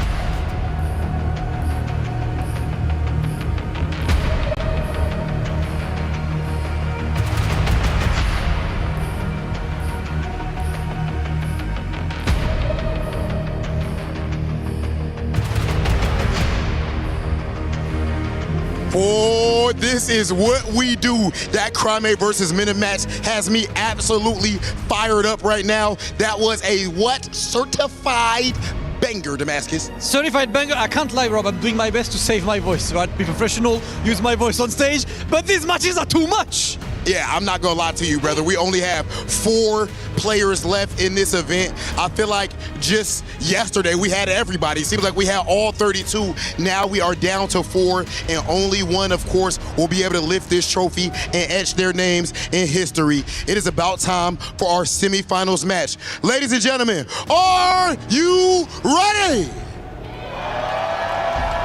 If that's the case, then I think it's about time to bring out our first competitor. Put your hands together for Hibiki.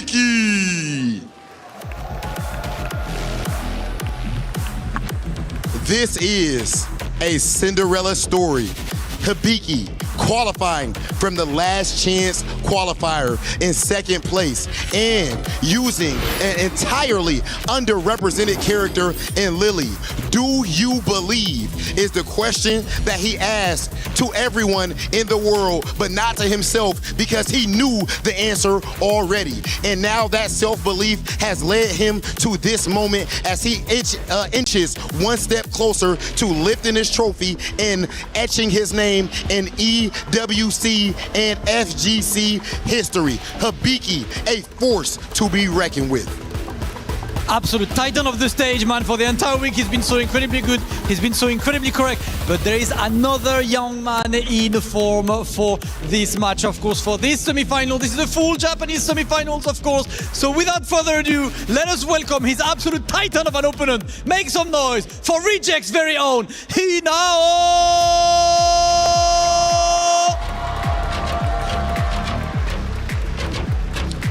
The Wonder Kid busting out onto the scene at 14 years old, immediately winning a premiere, then winning back-to-back events. This guy has a curriculum bigger than most Street Fighter 6 pros at the moment, and he's only 15, and he's only been competing at high level for about 2 years. He now, picked by Team Reject, continues his path towards what would be an absolutely unprecedented performance, lifting the Esports World Cup trophy. As he steps up to the stage, he's been extremely hyped, and I know the Reject fans will always give him the warmest of welcome. It is time to welcome man like Hinao.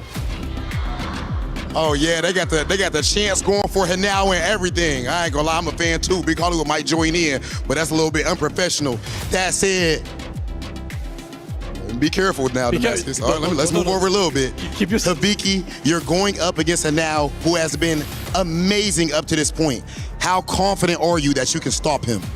これ日野選手大変自信満々でこれまで大活躍されてきたわけですけれどもこの日野選手をどのようにしてとどめるような自信がありますか？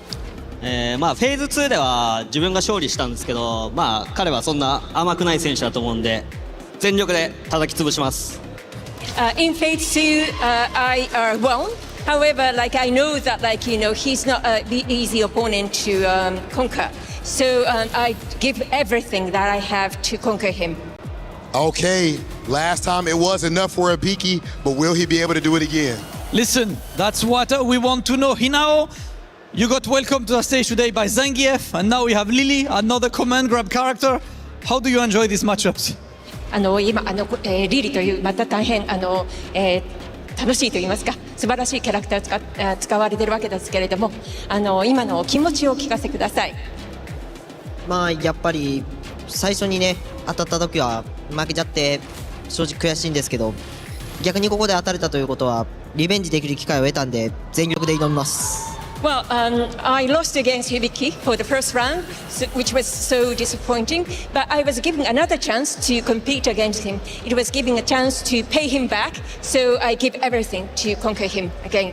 Hey, there's nothing more FGC than a good old run back. Listen, Hinao, Hibiki, I will let you guys go for the face-off. As always, we've loved to see them and we've loved to enjoy them. Rob, without further ado, it is time for semi-finals of the Esports World Cup 2026. Two pretty newcomers to the EWC scene, but they are here for Esports Grand Finals. Hinao versus Hibiki. Everyone, please make some noise. It is time for semi-finals.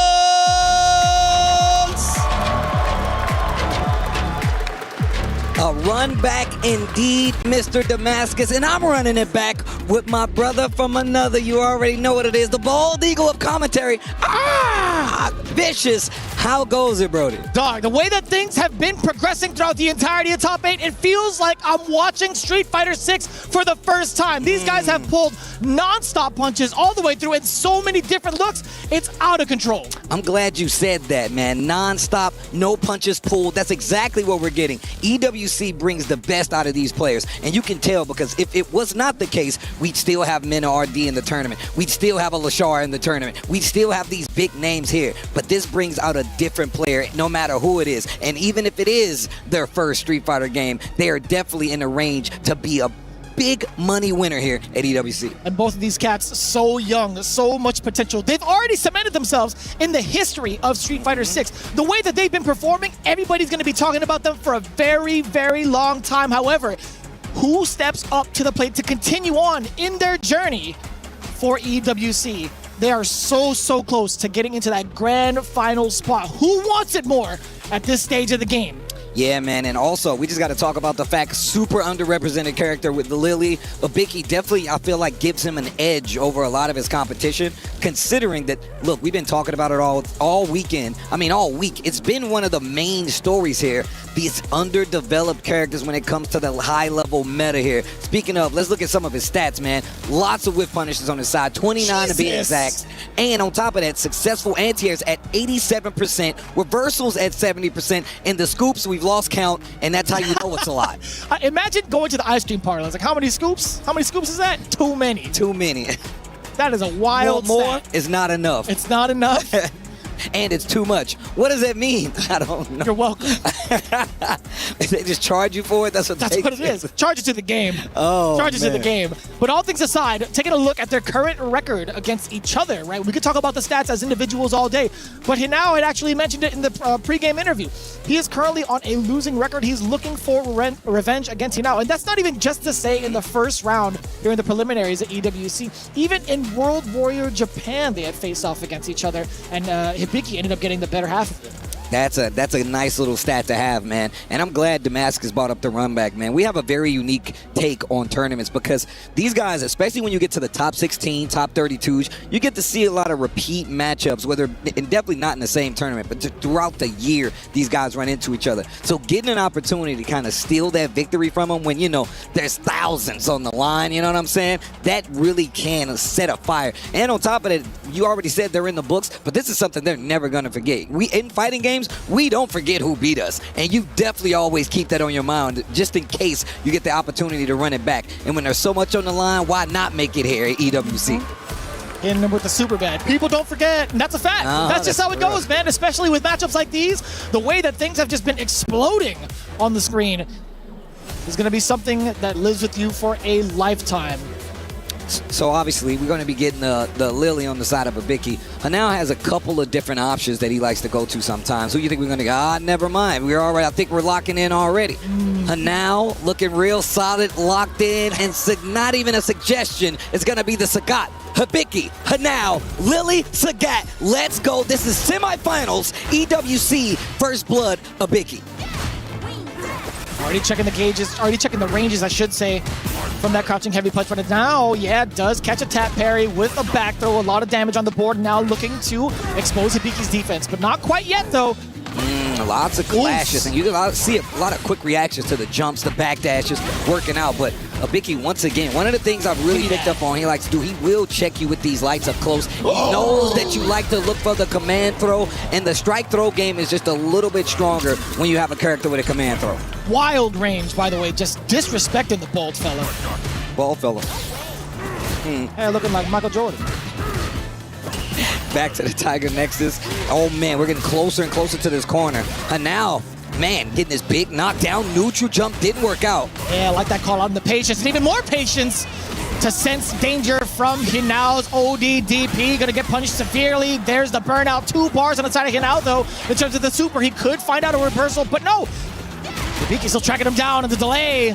Getting out of the corner, but still in burnout. Hanao getting the throw here. And look, lots of green on the side of Hibiki. He has no problem closing the distance. Walks up into a tiger knee. And I like that. Pepper in the crouching lights. And then the confirm after the drive rush. Hibiki getting this first one. And like I said before, you have to really kind of change your game to fight a character like this. She has a lot of stuff that makes you interact. Mostly the wind stocks, right? Which will take projectiles off the board just a little bit if it actually happens. But I think Hanao's closing that gap, making sure it's not going to be as big a factor, but we know that's going to be on Hibiki's mind playing this character. Ooh, I like that little stutter step right before the standing medium punch counter hit conversion. Hinao looking to get the grab initially, but Hibiki teching so late, getting him so far back from Sagat, gives him the space for this opportunity now. I love the drive reversal just to keep the momentum intact, just to keep the corner pressure up, and again, the nice and easy bait. You would think a fella with slow walk speed wouldn't be able to move that way. He does, but he's been two-stepping all over the place, and he's getting himself around.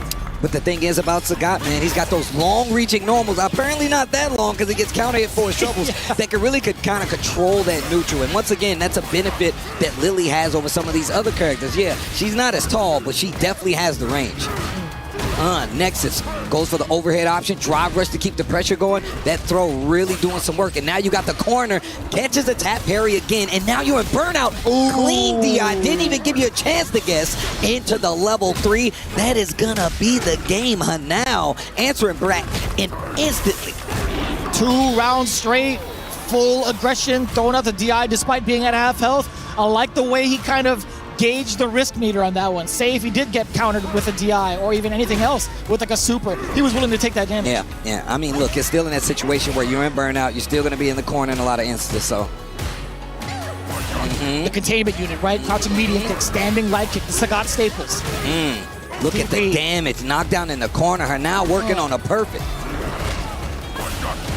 Okay, drive rush, and he takes the bait. Hanao with a perfect takes the lead in this set. Remember, first to 5 long game sets. That means you get time to adjust. Yeah, that's been 3 quick rounds from the side of Hinao. Hibiki has not left the left side of the corner. He's been staying West Coast permanently so far. He's going to be a resident here yet again. Walks up, and there's the command throw. Man, look, that's one of the things that Hibiki has been known to do. He'll just wake up command throw. He knows that sometimes you're looking for the button. He knows that throw is there for normal, but the command throw is going to keep you guessing. Oh my God, pressure. Oof. Oh, these elbows, drive reversal to alleviate the pressure and keep the corner position. That's totally fine, right? Exchanging 2 bars for 2 bars on the drive gains. Hits him with the Tony Jaa, elbow to the grill. Breaking off the helmet. Yo, the unblock. Oh, yo. Look at the toes curling. The fingers, too. Yo, shout outs to Street Fighter Alpha, though. He now. Bro, the chant just so smooth, though. So coordinated, so precise, I will say. Not only just the chance, but also the way Hinao's been playing. Does catch the big counter hit opener, Alpha Crouch medium. Hibiki getting slightly outranged and out-timed. Oh, wow. Totally outpaced. These throws have been landing a bunch. Hibiki has been guessing wrong a bunch on defense so far. Those long-range normals, you still got Tiger Shot that you got to look for. All options that's been represented by Hanao. And then in this round, it's already over again. Another perfect, bro. 5 rounds. 5 rounds straight for the youngin. Ooh, nice. Reach out and touch someone, gets the knockdown. Okay, stand up close. This time, wake-up buttons from Hanao. Drive reversal to keep the position in his favor. Target. I love that target combo. He's been utilizing that a bunch on the previous day. I feel like this is the first time we've seen it today. Perfect. Oh, give me that! Placements. In the kneecap? Turn those ankles up.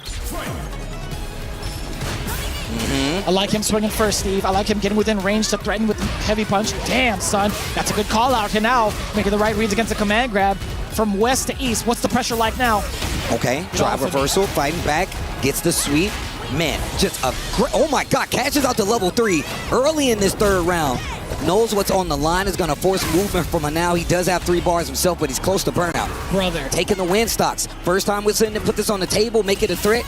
Forces Hanao to make a Tiger knee to get in. He gets clipped. That should be the round. Hanao still in trouble, and Hibiki looking so clean, and a great rebuttal from that last game as well. Like you said, the round count now coming to a close. Hibiki, great answer. Not giving Hinao a chance for that opener, right? Because as soon as that opener happens, he's been stuck in this corner. So I like that. Yeah, Hinao is playing a little bit passive. He's now utilizing a lot of the drive reversals, but back to the command grab game we go. Hibiki starting to charge off with that win stock, just in case the fireball does come out, but mostly going to be used as a gap closer, right? And the speed of this round definitely just picked up. Slow overhead, no drive rush, no combo. Great answer here by Hibiki. Another command throw. You know the fear is starting to build up. Tries to sneak in an overhead. Not sure what that was. Maybe an air-to-air attempt, whatever it was. It did not work. Couldn't tell you, Steve. It was a rather early jump medium kick from the side of Hinao. And that's why I was like, is that like an air-to-air attempt maybe? But who knows? Generally not too sure. Yo, give me that! So far away. The long limbs of the law, the fierce, just putting up the stop sign. Ooh, counter hit. Hanao answers back instantly. He says, you took that round, I'm going to take it back, and I'm willing to spin the meter to get the job done. Build up a little bit of extra meter, right? Pop him up for the combo.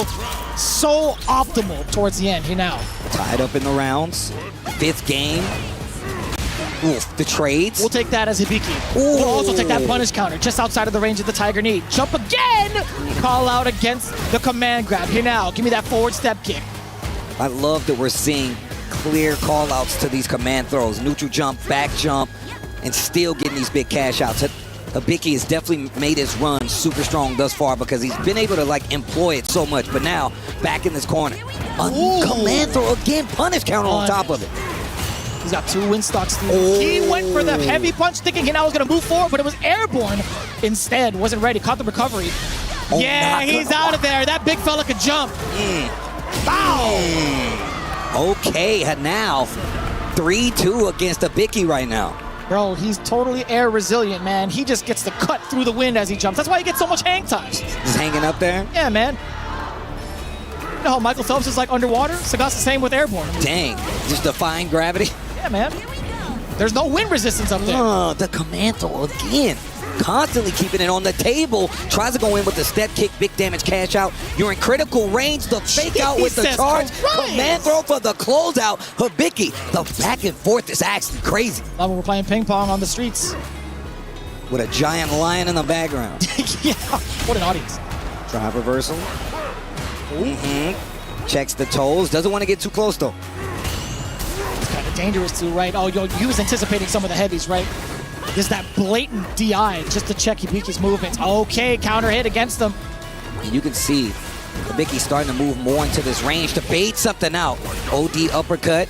Drive rush on the step kick. Still ready for the throw break though. Starting to get a little bit ashy. He now actually got caught with the crouching heavy. I like it immediately into the super. Not quite into the burnout scenario yet. The jump in is clear. That's a low tiger shot. Doesn't finish it. Wait.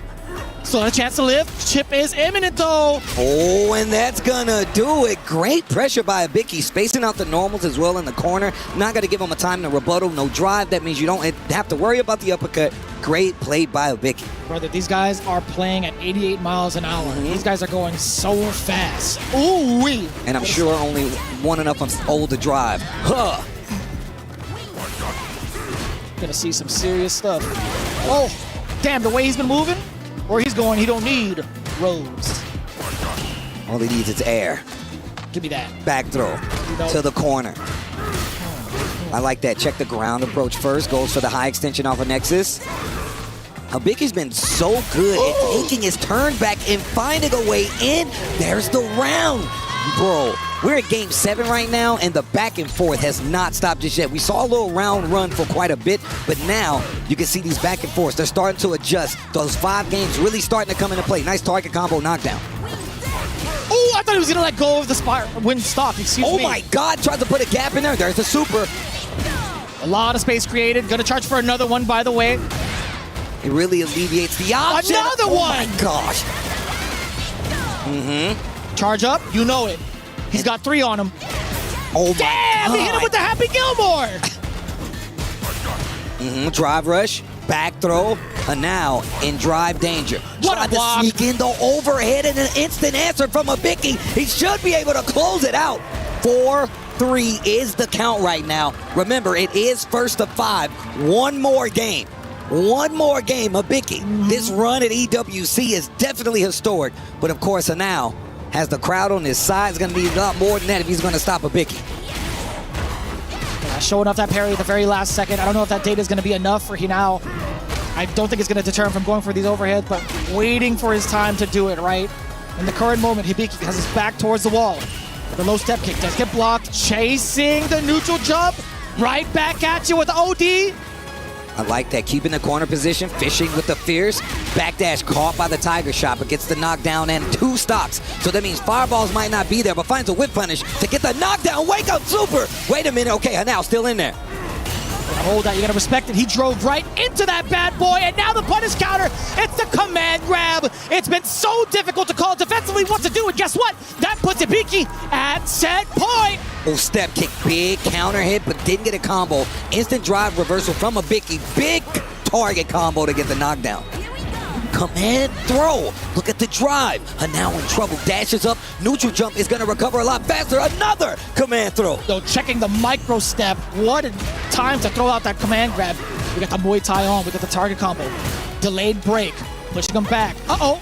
Oh my God. Got the counter hit. Wake up, stand line kick.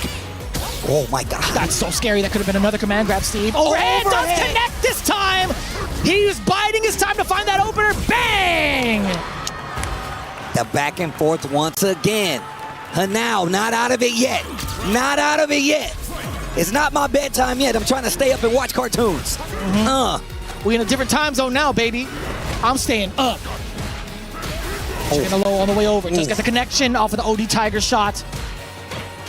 Again, the interruption off of plus frames too. And now has been getting caught so many times over trying to take these micro stabs. Steve! Into the level 3! Oh my gosh, here we go. Hanao, big damage, and that's raw, baby. That's raw, baby, but it's not enough to kill. Not cooked enough. No, give me the games, baby! Overhead. Parry. Whoa, what a shimmy. Oh, what a shimmy. You seen the old man walking? You seen the old man walking? Come on. Now. Now the crowd. This is it right here, Steve. The final game between these two titans. Hibiki does get the command grab. And now, what are you going to do on defense? 4-4, one more. Best of 5. Who lives, who dies? Nice You better block. cash it out. You better maximize on this moment. It's now or never. You got to get so many grabs in. You got to push him to the corner as soon as possible. Keep the wild man contained. Command grab could be a potential threat. That's what Hinao thought. He got caught trying to jump. One bar between them, the command throw. That's gonna be a Bicky. He is gonna eliminate. Now, if he gets this game, if he gets this next one, it is going to be over. Oh my gosh. Good call, Steve. The throw. One more. That's all he needs. The step kick parried. Held. Oh, he's the too far command out. throw. He was too far out for the Nexus to reach. Frames, yeah, we like that exchange. OD. Give me that. Tiger knee for the punish counter. Neutral jump gets blown up. Get out of here. Not gonna work. I wasn't sure if that was command throw or not, but there it is. Look at the drive bar, and now in trouble again. Give The me level another 2. one. Which option is he gonna go? The command throw into the extension for the combo. Push, whip on the tiger knee. What are you gonna do with it? Neutral jump. They're tied in life. They're tied in life, Steve. Hold on. Oh He tried to go for the command grab to the punish counter. Is it enough for the tank? Is it enough for the level 1? No. Not yet. Not yet. He knew. Now in trouble. He is out of the tournament. Hibiki eliminates Hanao, stays alive, and the run is over. But you gotta show some love to Hanao. The young man, the young gun, playing out of his mind. Multiple characters going up against a player like Hibiki, even to the standpoint of a 5-4 game. What a set, bro. Back and forth all the way through, but I must say, ladies and gentlemen, Lily is in the grand finals. I repeat, the bird is in the building. I like that the bird is in the building. And bro, this guy was in the air quite a bit, and I'm talking about Hanao. My man was getting tossed around something crazy because of those command throws. But I gotta say, he had some of the best defense against it. I mean, but when it comes down to it, Hibiki's gonna be the player to win it. Whew, nothing more to be said, man. Let's take it back to the stage. Standing by with our hosts, with Hibiki.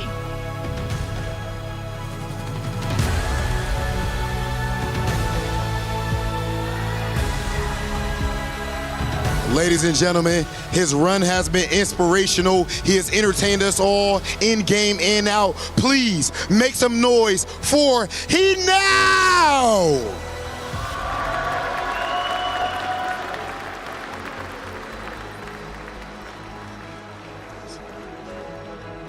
Hibiki, you qualified from the last chance qualifier. Now you're in grand finals. One more step. Are you ready for this moment? このような予選を駆け抜けてここまでいらっしゃいました。そのようなチャンスをつかんで、あと一戦で優勝です。最後の一戦、もう準備はできていらっしゃいますか？そうですね、もうここまで来たら優勝しかないんで、絶対優勝します。Well, I'm here now. The only thing that's left for me is victory. So I am going to win for sure. Ladies and gentlemen, Hibiki on an absolute tear, a legendary run. Please, Hibiki, go to crush your opponent's key. The Cinderella story cannot stop, Rob. Hibiki reaches grand finals of Esports World Cup. The Lily, the character that everyone has forgotten about for so long, but this guy did not. And right now he's got one more match to play for the ultimate trophy. But before that, it is time to make sure you destroy your opponent key. That's another dream crushed. But all of this to cement Hibiki's dream and hopefully make it to the final stage. Let's hear it. Ooh, I like that. Loud and clear, Hibiki. Congratulations for another win. You are going to be in grand finals later. Please, ladies and gentlemen, give it up for Hibiki.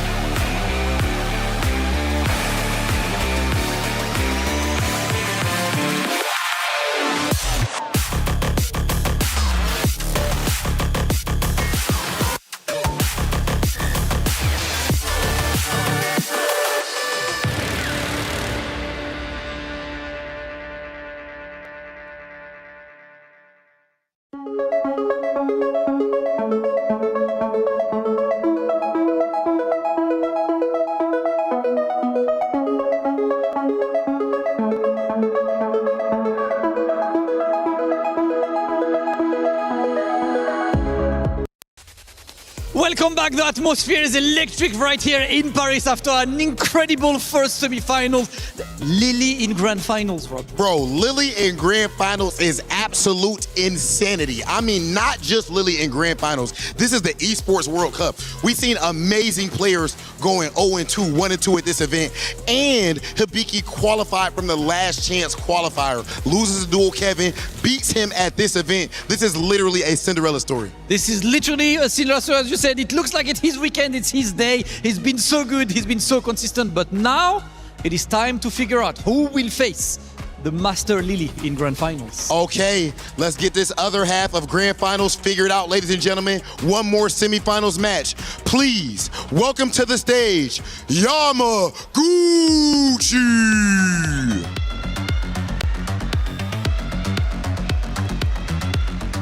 Yamaguchi, we saw him, of course, at EVO Japan, slicing through the competition in the most stacked tournament of all time. Over 7,000 entrants, but yet he reigned among them all, above them. And of course, he has continued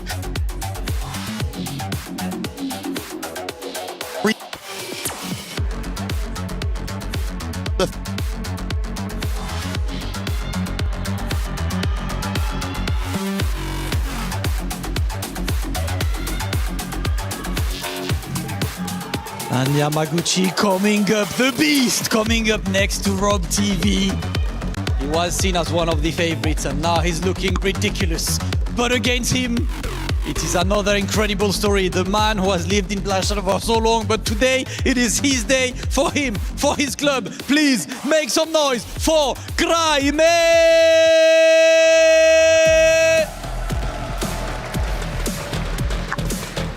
The young gun all the way from Chile representing Team Falcons. He has played ridiculous throughout this entire week and he is now stepping onto the stage for a massive chance at this coveted trophy, at this incredible grand finals upcoming. He's got a huge step to defeat first in the name of Yamaguchi, but the way he's played has been ridiculous, and more importantly, he defeated the guy that was seen as probably the absolute favorite of the entire week, the guy who was so in for Mena Erdi. So now he carries the hope not only of Latin America, of Falcons, but also of his own hope after defeating the champion. Craime stepping up to the stage to make history.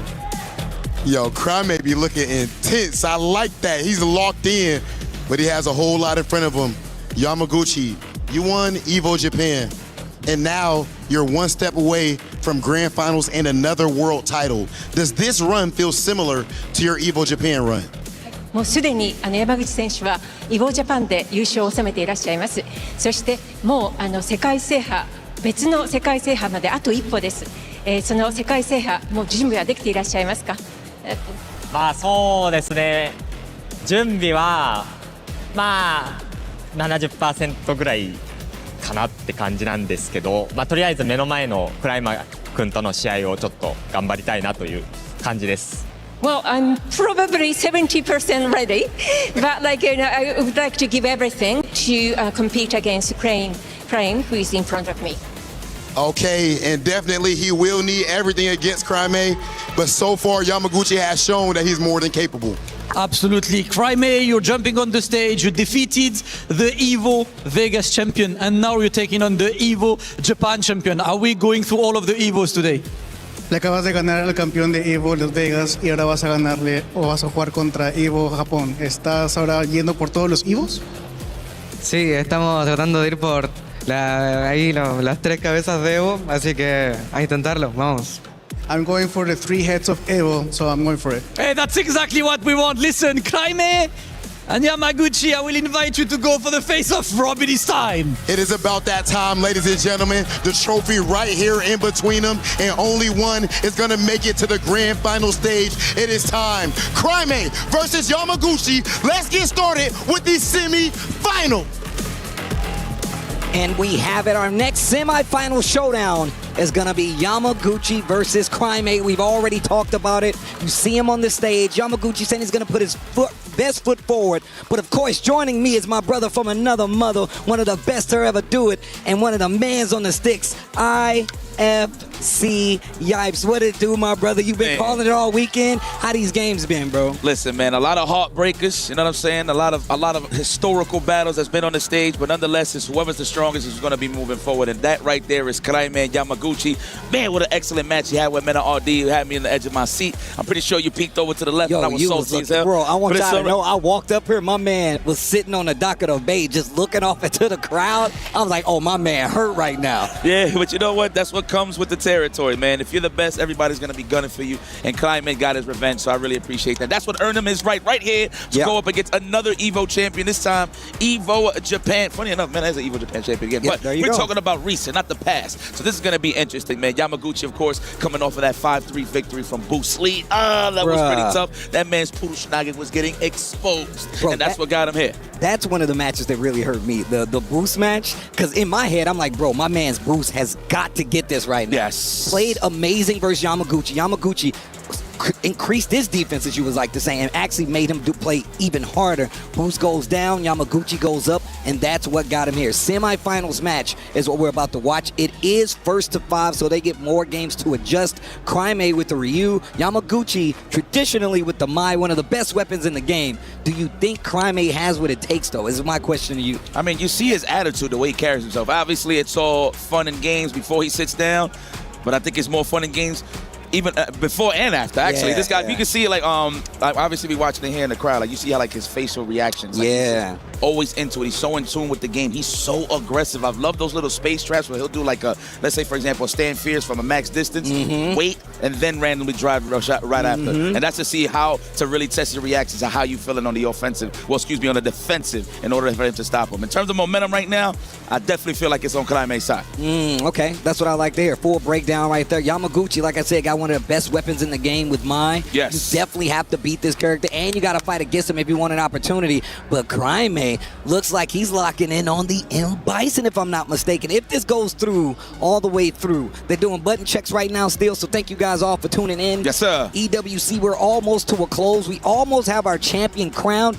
and it'll be nobody that's been a champion before at this point. Yeah, man, fresh championship, man. It's like a fresh smell of sneakers, man. It's going to be right here, right now. We're going to see which brand actually wins. Speaking of which, in terms of brands, I believe Kraime is one of the last remaining Falcon members really getting busy here in EWC. I'm not too sure how they're doing in the other games, but I see all the management rooting for the boy. So they are very happy that they got some points on the board. Credit to my man Kraime and his hard work. So really appreciate that. The Bison pick, I could agree with this. I want to see how he's going to deal with the fan shenanigans. The most important thing that you want to do to stop her from getting going is you want to be in that range. Oh, never mind. Let me throw that out the garbage because it is Ryu. Sorry to spoil this for you guys. This is the post-end credits.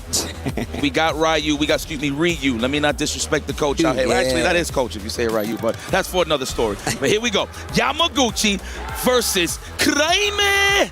Our next semifinals match, once again, this is an elimination match. If you win, you go on. If you lose, you go home. You're a super fan. You're in the stands. That's Yo, I was saying this about Kraime, man. I feel like that's signature at this point. The Chilean boys doing that low forward Hashugeki into the level 3. It's just so potent. It's something about the big toe and the ringworm that they're so solid in the neutral. I swear. Landed so many times. Here it goes. I love that mid-screen right at that zone 1 plasma right there, giving me essence of Jonathan Choi here and Alex Valle. Scoop, no, unhand me, says the young lad, Yamaguchi. Ooh, that's stand heavy punch. Kraime trying to control the corner. Yamaguchi, I was about to say, having a hard time getting out, but he gets the throw. Kraime still with a pretty decent life lead, but Yamaguchi hasn't stopped knocking on the door just yet, but Kraime is going to answer and gets the driver's combo to close it out. Empties the tank. I don't blame him. Sheesh. With confidence. I don't blame him. Without struggle, there is no progress. I see no struggle on the side of Kraime. All progress, to be very honest with you. Yamaguchi needs to tie this up right here. I mean, it's a donut apiece, so it's not bad. You ain't missing nothing over here, Stream. Yeah, this is a race right here, man. They're trying to get a feel for each other's temperature right now. And I can tell you right now, Mai's got the tools for it, bro. If you can't deal with these fans, you know that Yamaguchi's going to be able to. Like, oh, you don't know how to deal, huh? Oh, man, did an early jump roundhouse. Missed up a little bit right there. I don't know what he tried to do. I feel like it was a Tatsu because he did like an early jump roundhouse. I don't know if that was an input error, but it's okay though. We got the Denjin activated. Okay. For that jab range or the shimmy for the big damage. It's a crumple state and put him all the way in the corner. He just lost the juice, but it's okay. He's at that point where no matter what he touches Yamaguchi with next, he can kill. Perfect parries. Definitely going to be something you look forward for. Crime's been throwing some crazy good fireballs, man. Like you said before, looking like he plays a little bit like an old head with the fireballs. I know that. Playing at that range. Look at he's so confident. Playing right here, the low forward confirming the level 3. Crime gonna take game number 1 here in the semifinals match versus Yamaguchi. What I told you, signature. Something about Blase Crime. They percentage is so high on low forwards into the whole Shugeki, man. That might be a logo at this point. Anybody want to sponsor these young boys? Just have a low forward on the logo, please. Oh, mid-screen shimmy, no bueno. Okay. Gets the knockdown. Big jumping heavy punch right there. Okay, wait, pick up, drive rush, fight back to the middle of the screen. Yamaguchi. If he actually did the max distance standing light kick, then walk back, he would have got that whip punish opportunity with the stand fist on the side of Crime. So it's a little bit, it's more so he has the right idea, but he has a little issue spacing out those normals from Yamaguchi. Nice. Big whip punish, gets the punish counter on top of it. Fighting back to this corner. Crime's got the life lead, but the positioning is definitely in favor of Yamaguchi. Tries to keep the pressure going with the fans. 1 OD. Oh, shave it off. File those nails down.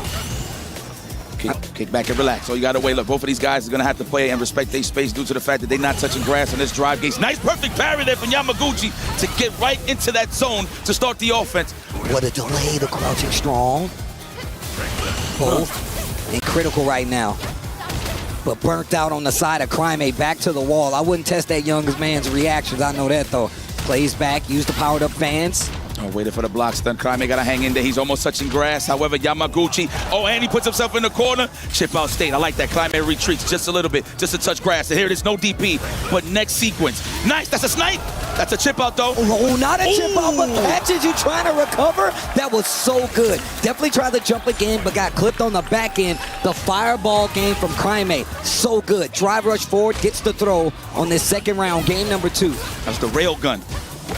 Let's go. Okay, there it is. Not in close range for the back throw attempt. That's what he's looking for right there with the shimmy, trying to get Yamaguchi a little uncomfortable.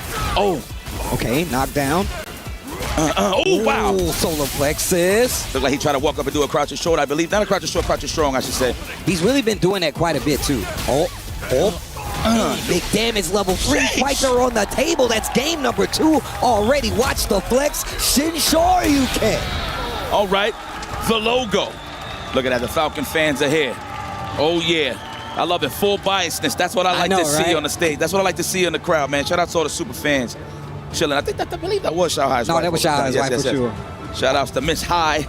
That's it all the time. Yo, shout outs to Miss Shao Hai sitting front row still. Love it. She's part of the coaches. Yeah, bro.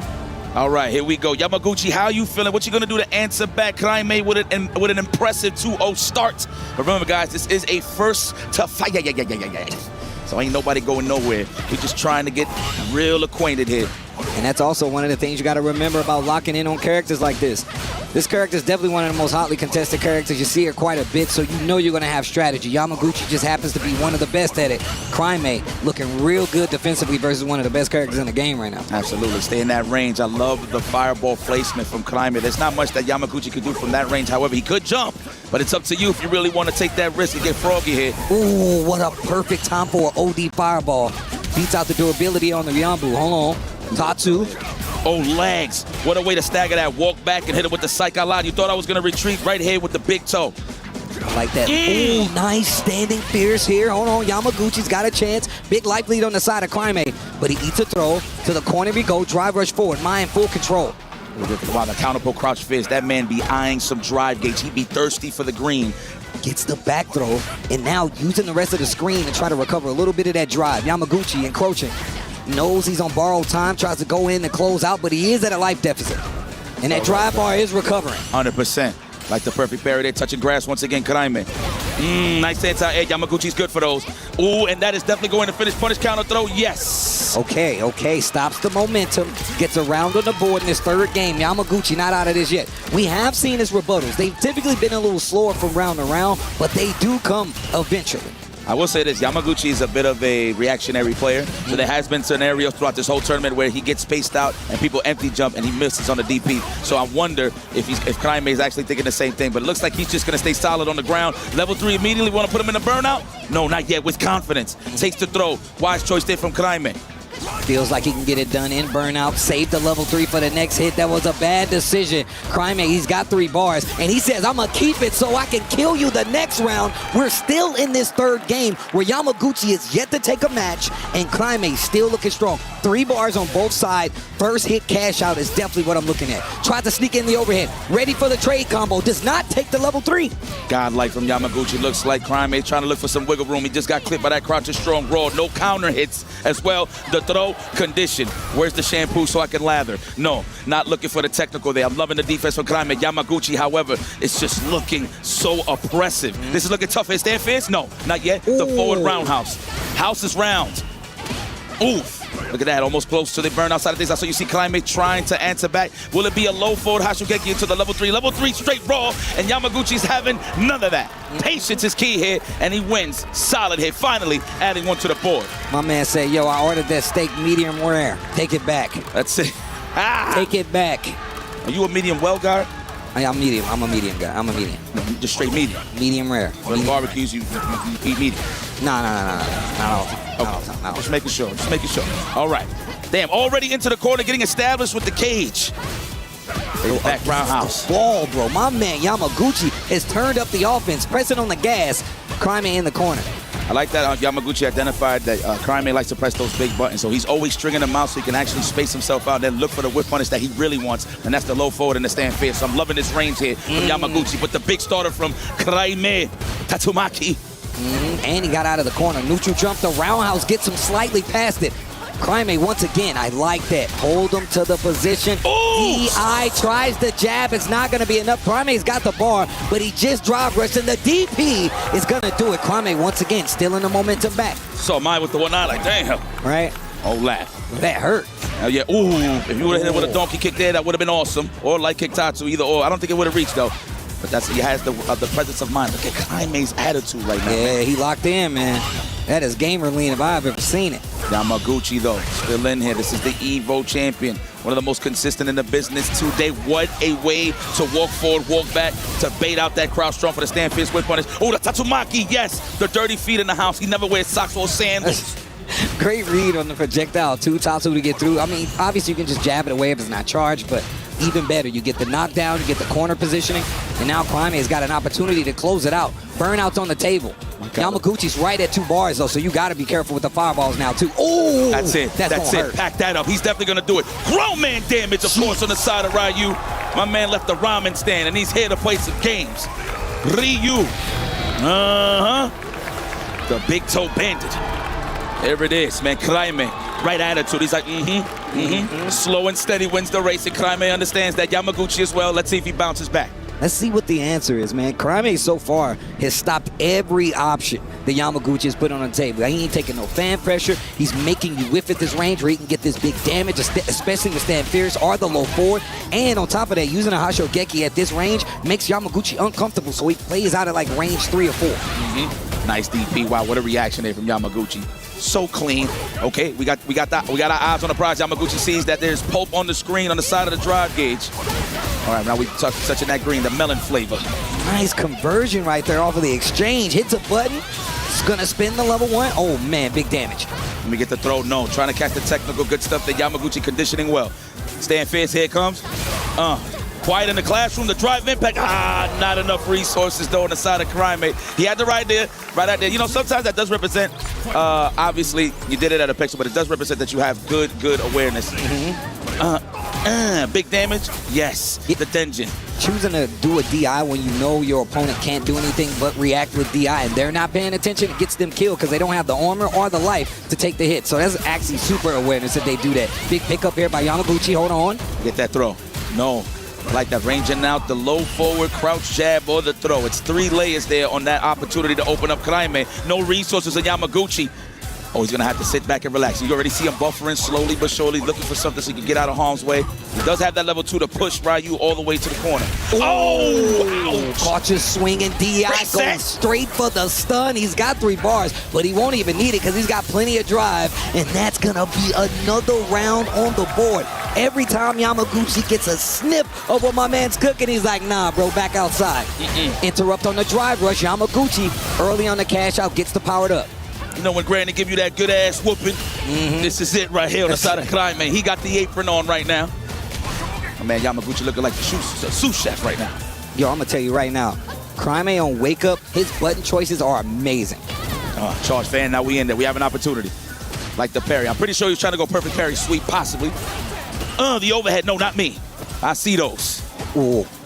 A little early on the parry this time, and it's getting him in trouble. A successful one, but Yamaguchi steps on the gas, drive rush in. That's going to give him another round on the board. Yamaguchi starting to figure his way through this Crime maze in the Ryu. That is a round, that is a game. 3-2 is the count, and a perfect to boot as we go into this next game. I like how he's forcing the low forward range and the stand fierce range from Ryu. That's what I'm loving it from Yamaguchi. The spacing is immaculate, and slowly but surely walks Crime into the corner and finishes the job. See him playing at this range. Yep, low forward range on both sides. Crime, like you said before, should be the slogan, should be the logo. Put it on the shoes. You gotta stop it here with the mid-screen technicals, not early on. I mean, you have a lot of games to afford that, but still, though, you don't want Crime to get all this momentum. This is Throw Loop City. Yes, kill those frames. Homicide on those numbers. Another homicide. Nope. Yes. Another one, and it was a counter hit throw. And this time sticks to the button, gonna get the closeout. Crime, once again, every time Yamaguchi adjusts, Crime puts another a card on the table to say, how are you gonna deal with this? Drive rush low forward once again to get the first knockdown and the throw on the follow-up. And we're back into the turnbuckle. Well, spinal on the cage. Are we trying to exit to the left? Oh, killing those frames once again. Oh, I like that, staggering to the lows. Goes for the overhead. Crime is getting disrespectful. Repeat offender. He's Absolutely. Young. He don't know no better. He's young. He don't know no better. The fan is still there. Great awareness on the side of Crime. Back throw here from Yamaguchi. DP, yes, yes. Now we got him in juvenile hell right here in this corner. Oh, watch it. I like those style shots. You see those with the purpose of looking for a big button for the big whiff punish. He does have the level 3 available. Anything at this point can kill for Crime. The walk-up throw casually, just stepping into your house. Wow. No, no, sir. That is a bodega standard right there with the jab DP. You saw how excited Crime is. Like, I love this attitude of this kid, man. Bruh. Yo, Roundhouse Yamaguchi starting it off again. Knows he needs an answer. This game will be... Oh my God, this game could set Crime on his way and send Yamaguchi packing if he does it the right way. Yo, this is actually crazy. Like, just thinking about this, Blav's in the grand finals last year, and this is his compadre, his reverend. Yeah, man. So it's crazy to just switch places, and they here and possibly could go to the grand finals. But let me not jinx it for the young lad. Charge fan. I think, wow. Oh my God. Sharp eye. Stand light kick into the roundhouse Tatsu to get out of the corner, fights back to the middle of the screen. Oh, they playing a dirty game right now. That low forward range, standing medium punch range. Great conversion, level 2. The Ninja Bees, both in burnout. That's gonna be a round. Okay. Yo, Yamaguchi, good awareness. You saw how he hit him with the low forward and didn't commit to the drive rush. It was gonna put him in burnout. He waited for the possible moment to use all of his resources to finish that job, and he got a chance to go up 3 here. Let's see, the fan has the lead in this game, so he could potentially make it a 3-4 situation if he gets this round. Okay, sizing up for the stand fierce. So the stand strong, good stuff here. Looking for that punish counter. What a whip punish, but I'm not saying put him in that range, so he's forced to throw the stand fierce to the low forward. Yamaguchi represented that well. Stop holding north, young lad. Nice putting the button out there first to throw him off. Nice OD uppercut this time around. Tries to bait him with the jab. Yamaguchi doesn't take it. Watch them toes. It's patented. Wow. Took his turn back. Not with a button. Walk up into a throw. Disgusted. Looking for the shimmy here? No, wisely takes it. All right, you know what? Look, hey, Yamaguchi finding his footing. But I like that from Crime. He's like, you know what? Even though low life, I'm going to take the throw regardless. I'm not going to let you get comfortable going up into the next round. So we'll see. Long game set. That exactly. Means, look, I don't want you to be feeling comfortable walking up to me and getting that, so I'm going to eat the throw, I'm going to wait for later, and I'm going to challenge you next time. Yes. When you least expect it, you're going to see a button coming from Crime. Crime is sizing him up. We might get the delay overhead like probably in the last game. I feel it. Low forward, simple fireball, no meter used. Look at that range. Yeah, I like that. Switching from that fireball into the donkey kick in case that Yamaguchi wants to move forward. No drive rush there. Looks like Yamaguchi was anticipating the anti-air. Don't jump. Corner position right here for Yamaguchi. Jump light, not sure what that was on the side of Climate. Got his back to the corner. Yamaguchi in control right now, like you said before. Switching to that donkey kick, interrupt on the Hashogeki, but he's still real close to this corner. Had the right idea, but just wasn't on time. Right in between that fan. Oh man, what a whip punish. I was just about to say, Crime constantly representing these fireballs, but he gets clipped again. He's gonna use the super powered up fans. Crime in a bad position, goes for the throw, and Yamaguchi fighting his way back. My man swimming back to shore. Man, I don't know if that was a fierce fireball. We got that crouching fierce, so he anticipated Yamaguchi moving forward. That way he could go with the crouch fierce into the Hashogeki, so not too sure there. Oh man, Yamaguchi though, gotta have to really slow it down. He can keep the momentum going, but definitely prioritize that drive gauge, especially against a guy like Ryu.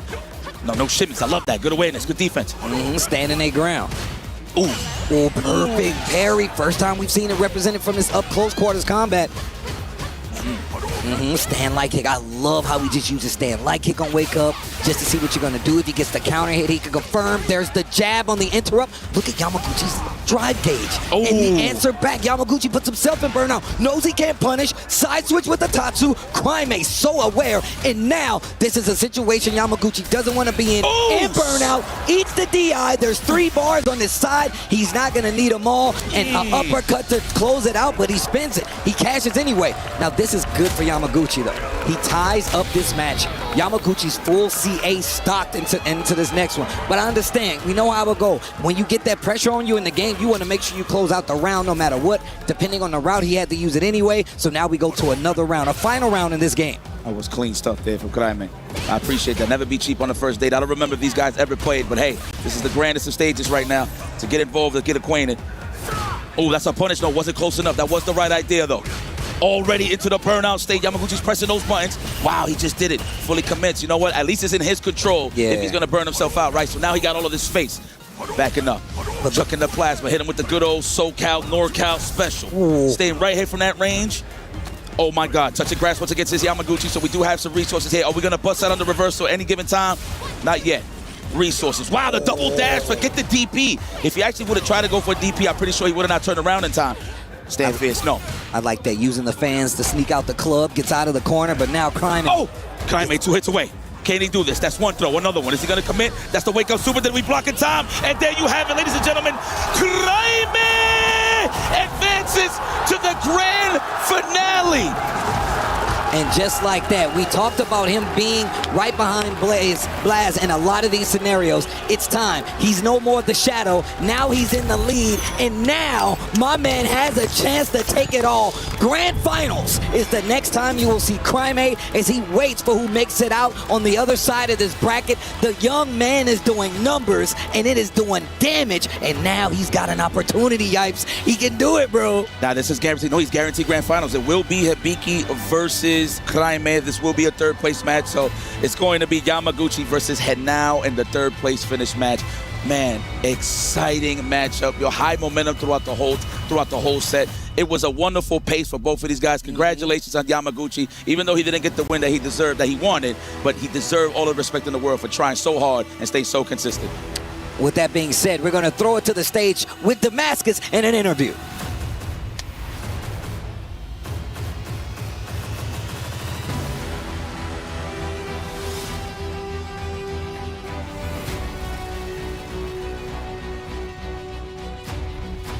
Another incredible match and another key given away. Yamaguchi must give his key away to Crime, the winner, rightful winner to Grand Finals. But of course, before that, please, ladies and gentlemen, I would like you to give a big round of applause for Yamaguchi!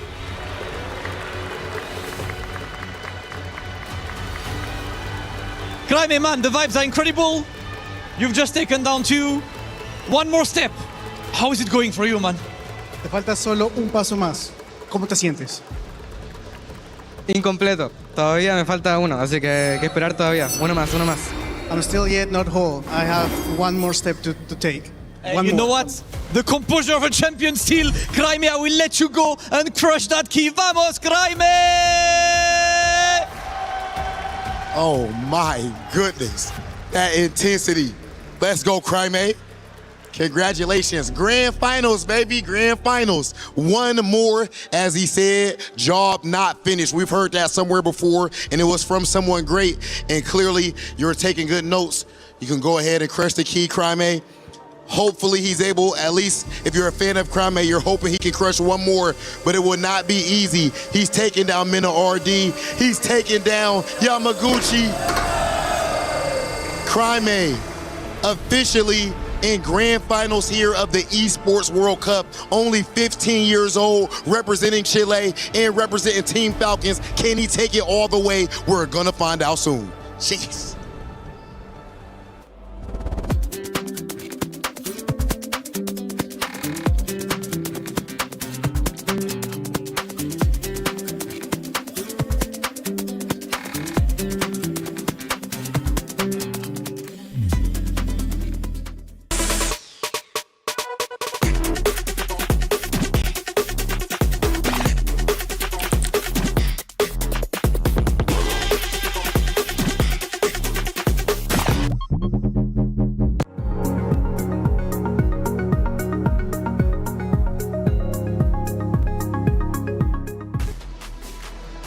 Grand Finals is officially set. It's Hibiki going against Crime.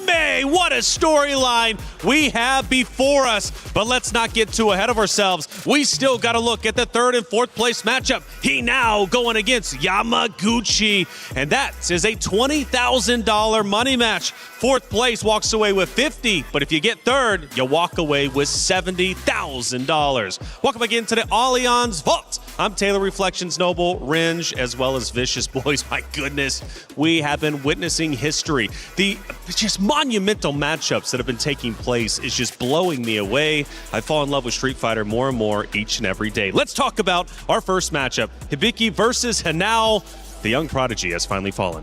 Indeed, man. It was tough, right? Hanao brought so much to the table, seemed so prepared this whole time, but nobody has been that prepared for Hibiki. At the end of the day, Lily is bringing to the table what nobody is expecting. Yeah, it pretty much goes to show when it comes to playing against Hibiki, it's like going up against the casino majority of the time. Every single person has succumbed to the command grab. Every single person has panicked on defense. Yeah, including big panics where, like Laz is pointing out, our stats guy, everybody's jumping back from the command grabs. Not a single neutral jump in sight for the punish.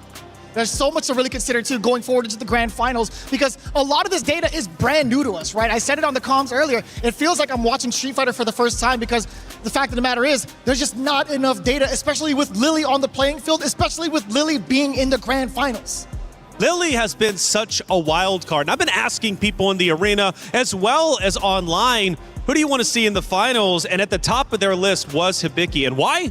Because of the story of Lily. Lily has truly been a phenomenal character, of course, we've been seeing. And let's not forget the story. From the LCQ to Grand Finals? That's true, right? Our last final remaining LCQ participant making it all the way to the Grand Finals. And another cool little tidbit about this Grand Finals is the oldest versus the youngest in that top 8. Hibiki at 30 years old, going up against Crime at 15. Literally twice his age, bro. I know. And Blast, who was there last year, Hanao has put up a tremendous fight. He's already guaranteed top 4, a little bit more to fight for. But Reinhardt had a chance to speak to him in his post-match interview. 日野くん、アクション満載の4日間でしたが、今日終わりました。まあ3位決定戦がまだあって、でも今までの進行、まあ自分からして自分のプレー考えてどう思いますか？どうでしょうかね。まあ結構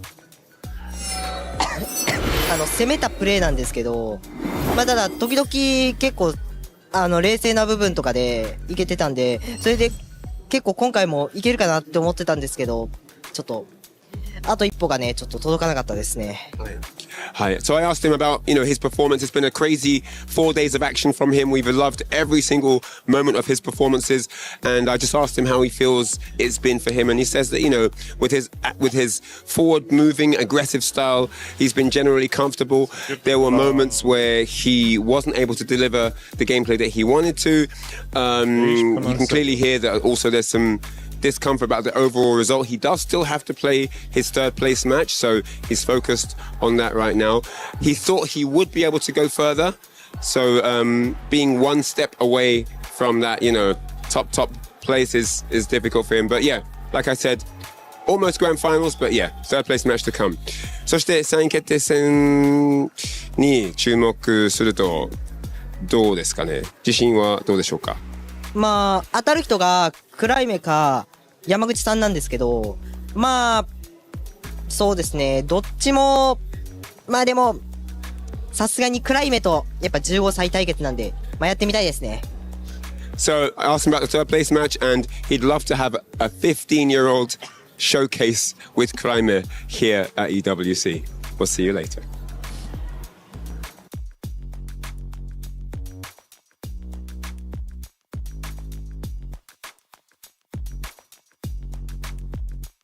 The human body was built to move. Not trapped at a desk in one singular posture for 12 hours a day. It's time your chair evolved. This is Secret Lab Titan Evo. Ergonomically engineered for you, gamers, hybrid workers, artists, backing your every move. Thank you, as always, Reinhardt, for the great interview. Great to hear from him now. He'll be taking that stage in a moment's time to play for third place, but we have another series to break down. Yamaguchi and Kraime went the distance. A great series, but Kraime now matches his brother-in-arms of Blaz, at least for top 2 guaranteed, but he wants a little more. Oh, absolutely, right? Especially with the qualification for Capcom Cup 13 on the line. Both Hibiki and Kraime have not qualified yet. Kraime has impressed me so much, especially these backdashes, man. Absolutely avoiding the proximity block. It's just been immaculate. And on top of that, right, we're finally seeing Kraime step out of the shadows from Blaz after years and years and years. The first time we even saw them, we've talked about Chile's prodigies. It's always been Blaz in front. Now we get to see Kraime potentially go even further than his brother. But not only that, Hibiki on the other side, finally making a name for himself. And he's living in the land of gods, essentially, right? This is going to be so impactful, not only just for him as an individual, but how the world views Lily going forward. He's done amazing things on this character up until this point, right? He's won World Warriors in the hardest region to do so, but he's never gotten that breakthrough performance in an offline environment. He's finally made it here to Grand Finals, and he's got a chance to go all the way to Capcom Cup. Look at that smile. He couldn't hide it once he won. By the way, I was saying, Vicious, like, does he have the composure to close it out? Man, he had the composure. You believed in him all along, but 15 years old, sometimes the bright lights, the pressure of the moment, it can get to you. But I tell you what is great for the Esports World Cup, the coverage has been phenomenal and a wonderful series. It's already got season 1, but season 2 of Level Up is about to come out. We're haunted by their past. I'm inspired by it. They're not just playing for themselves, they're really playing for their entire family. They have defeated their demons! They have crushed the curse! Play is in our DNA. Whenever we let it out, it becomes our superpower. Now imagine an entire city being built to supercharge it. Kadir City, powered by Play. Grand Finals might be set, but we have unfinished business. Who's taking third? Who's taking fourth? Who wants $20,000 more in their bank account? Let's send it to the stage to find out.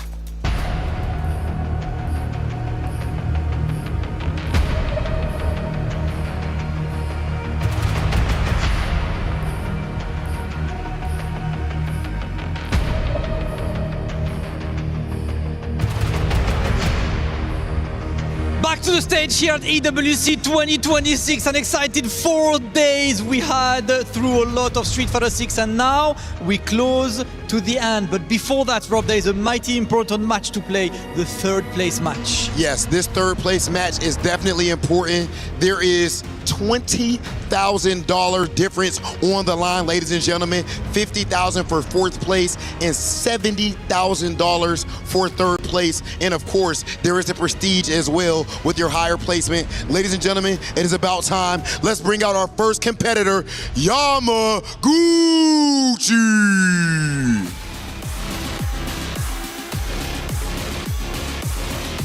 Yamaguchi, championship pedigree, ladies and gentlemen. So far, we have seen some of the cleanest play in this entire tournament from him. He was only one step away from grand finals, which just goes to show how phenomenal his play has been. Always poised in the biggest moments, always calm and bringing us the best level of play possible. We'll see if he can take this third place spot.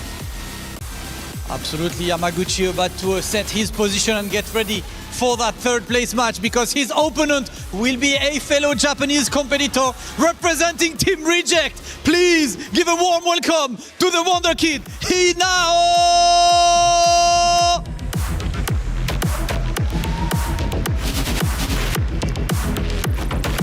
As always, it's always a pleasure to see Hinao jump onto that stage. His playstyle is electric, his personality is electric as well, and right now has an opportunity to get a third place finish for his very first EWC, along with Club Championship points, and of course the pride of winning in front of all of your fans here who have gathered all the way from the four corners of the globe. Hinao can get ready for his match. Of course, it is time for the third place match. Rob, still an exciting showdown between these two.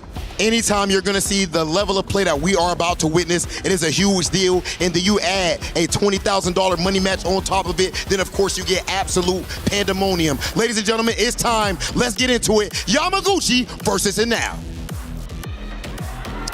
We are here for our third place match here, Esports World Cup. Two Japanese youngsters coming through and showing you how much work these guys are putting in and making sure. I'm not sure if Yamaguchi's actually scrolling Instagram at the moment, but he should be focused on this match. But these guys tried to get it, but it was close, but no cigar. But these guys still have, as the guys alluded to, we're going to parrot the same thing here on the desk.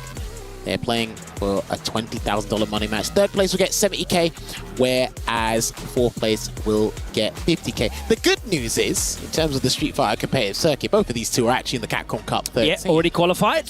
And the bad news is, none of them will be able to touch that shield. They can only look, but they cannot touch. Yeah, so what we have now is effectively a $20,000 money match, which is an incredible thing to say. And of course, the prestige of finishing, I guess, in a podium spot, the top three finish. That's a good way of putting it. That's a good way of putting it, indeed. And of course, I guess now, Hinao can actually mix between the Ryu, the Sagat, or heck, even pick another character if he wants to introduce it. Yamaguchi will be sticking with the my tried and true, but nevertheless, to get to this point in the tournament throughout this entire week is nothing shy of amazing. Incredible feat for both of these two combatants here, but they should still bow out in a gladiatorial style. I don't think these guys should be throwing anything away, because again, it's life-changing money for anyone that's made it to finals day. Yeah, no, I don't want to imagine what a 15-year-old can do with $70,000. I'd be very worried, to be honest with you, but they got no taxes to pay. I don't think they're looking for a house anytime soon. These guys should be all right, though. But honestly, throughout the day, it's been like pretty amazing with the play style. They just fell short to the grand finals. That's it, really.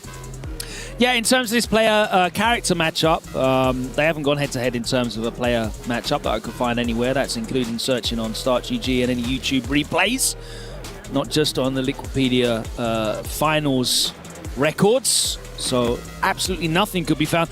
But I did have a lot of reference on the Combo Baker Grand Finals, which of course saw Hinao go up against Xiao Hai. Yes, I suppose a relevant conversation in the Sagat versus Mai matchup. And that looked very tricky. So it looks like he's going to go for that matchup again. But with Sagat's slower normals, you've got the 15-frame medium kick, the 11-frame heavy punches, crouching and standing. Very, very difficult to get those out and control space over Mai's much faster single-digit buttons like a medium punch and a heavy punch. Yeah, Of course, this matchup is pretty popular in Japan. Regular, battle lounge sessions, rank match. You probably see it in a lot of their competitive circuits down the line. Popular character picks. Well, for some listen, reason. they're all about efficiency. They want to get the job done. And you can hear the fans of both Zeta and Rejects being at the... Although ironic to say that we have a Lily and a Ryu in grand finals, so... That's nuts, right? Who knows how far that goes. Of course, Yamaguchi shown that he is a battler. He is a survivor. He actually went to the lower bracket twice in this tournament already. This, I guess, you'd call his third appearance in lower bracket now. Yeah, I mean, third time's a charm, but I mean, this time not often you lose 3 times in a tournament and still manage to win. Last time we get 2 lives, not 3. Yeah. So that's our standard practice anyway. $50,000, potentially even $70,000. But here we go. All right. Crouching medium punch, taking up some space and pulling him into the corner now. Standing medium, eating all the frames. There we go, going to get the conversion into the uppercut there as well. Such a potent move, that EX Tiger Shot. 3-hitting move, that higher version, but it's going to be null and void as Yamaguchi takes us back to the mid-screen. Yeah, Yamaguchi does such a good job of not really whiffing buttons and also managing to use those buttons to perfectly control space, but here now managing to encroach in that space and pick the right button at the right time. We've seen crouching medium, crouching heavy, standing light kick there, the crouching medium kick, getting the job done. So he is managing to fight his way inside the range of that very button there. The stand fierce comes out twice and earns him the level 1 jammers. Yes, true. And obviously when we do see Yamaguchi utilizing that standing punch, it's a drive rush cancel. He's been mixing up until a lot of options. Crouching light kick with a tick throw, baiting out stuff here and there, which we might see later. We've all seen that backdash throughout the day today. People have been caught out by that and whipping throws. Meaty jab there from Yamaguchi. Should be able to close it out with another grab, and he does. I will say about Yamaguchi that I've noticed over the last 4 days, he very, very rarely whiffs any buttons. His mastery of spacing and his selection of attack button is superlative. It's very rare to see him whiff a button. And I think as well, just to add even more insight, is when he thinks he can whiff a button, Ryembu will come out, which he done there, or he walks into that space instead. He just doesn't liberally throw out these buttons. You know what? It's funny you pointed out, and that did just happen, because Ryembu, he's been whiffing all the time. But it's pretty safe to just occupy space with that light Ryembu that has been buffed, of course, in the last round of balance changes. Stunned. And he has got the level 3, so he can comfortably close this one out into the Tiger Vanquisher to give himself game number 1 here in this third match compensation.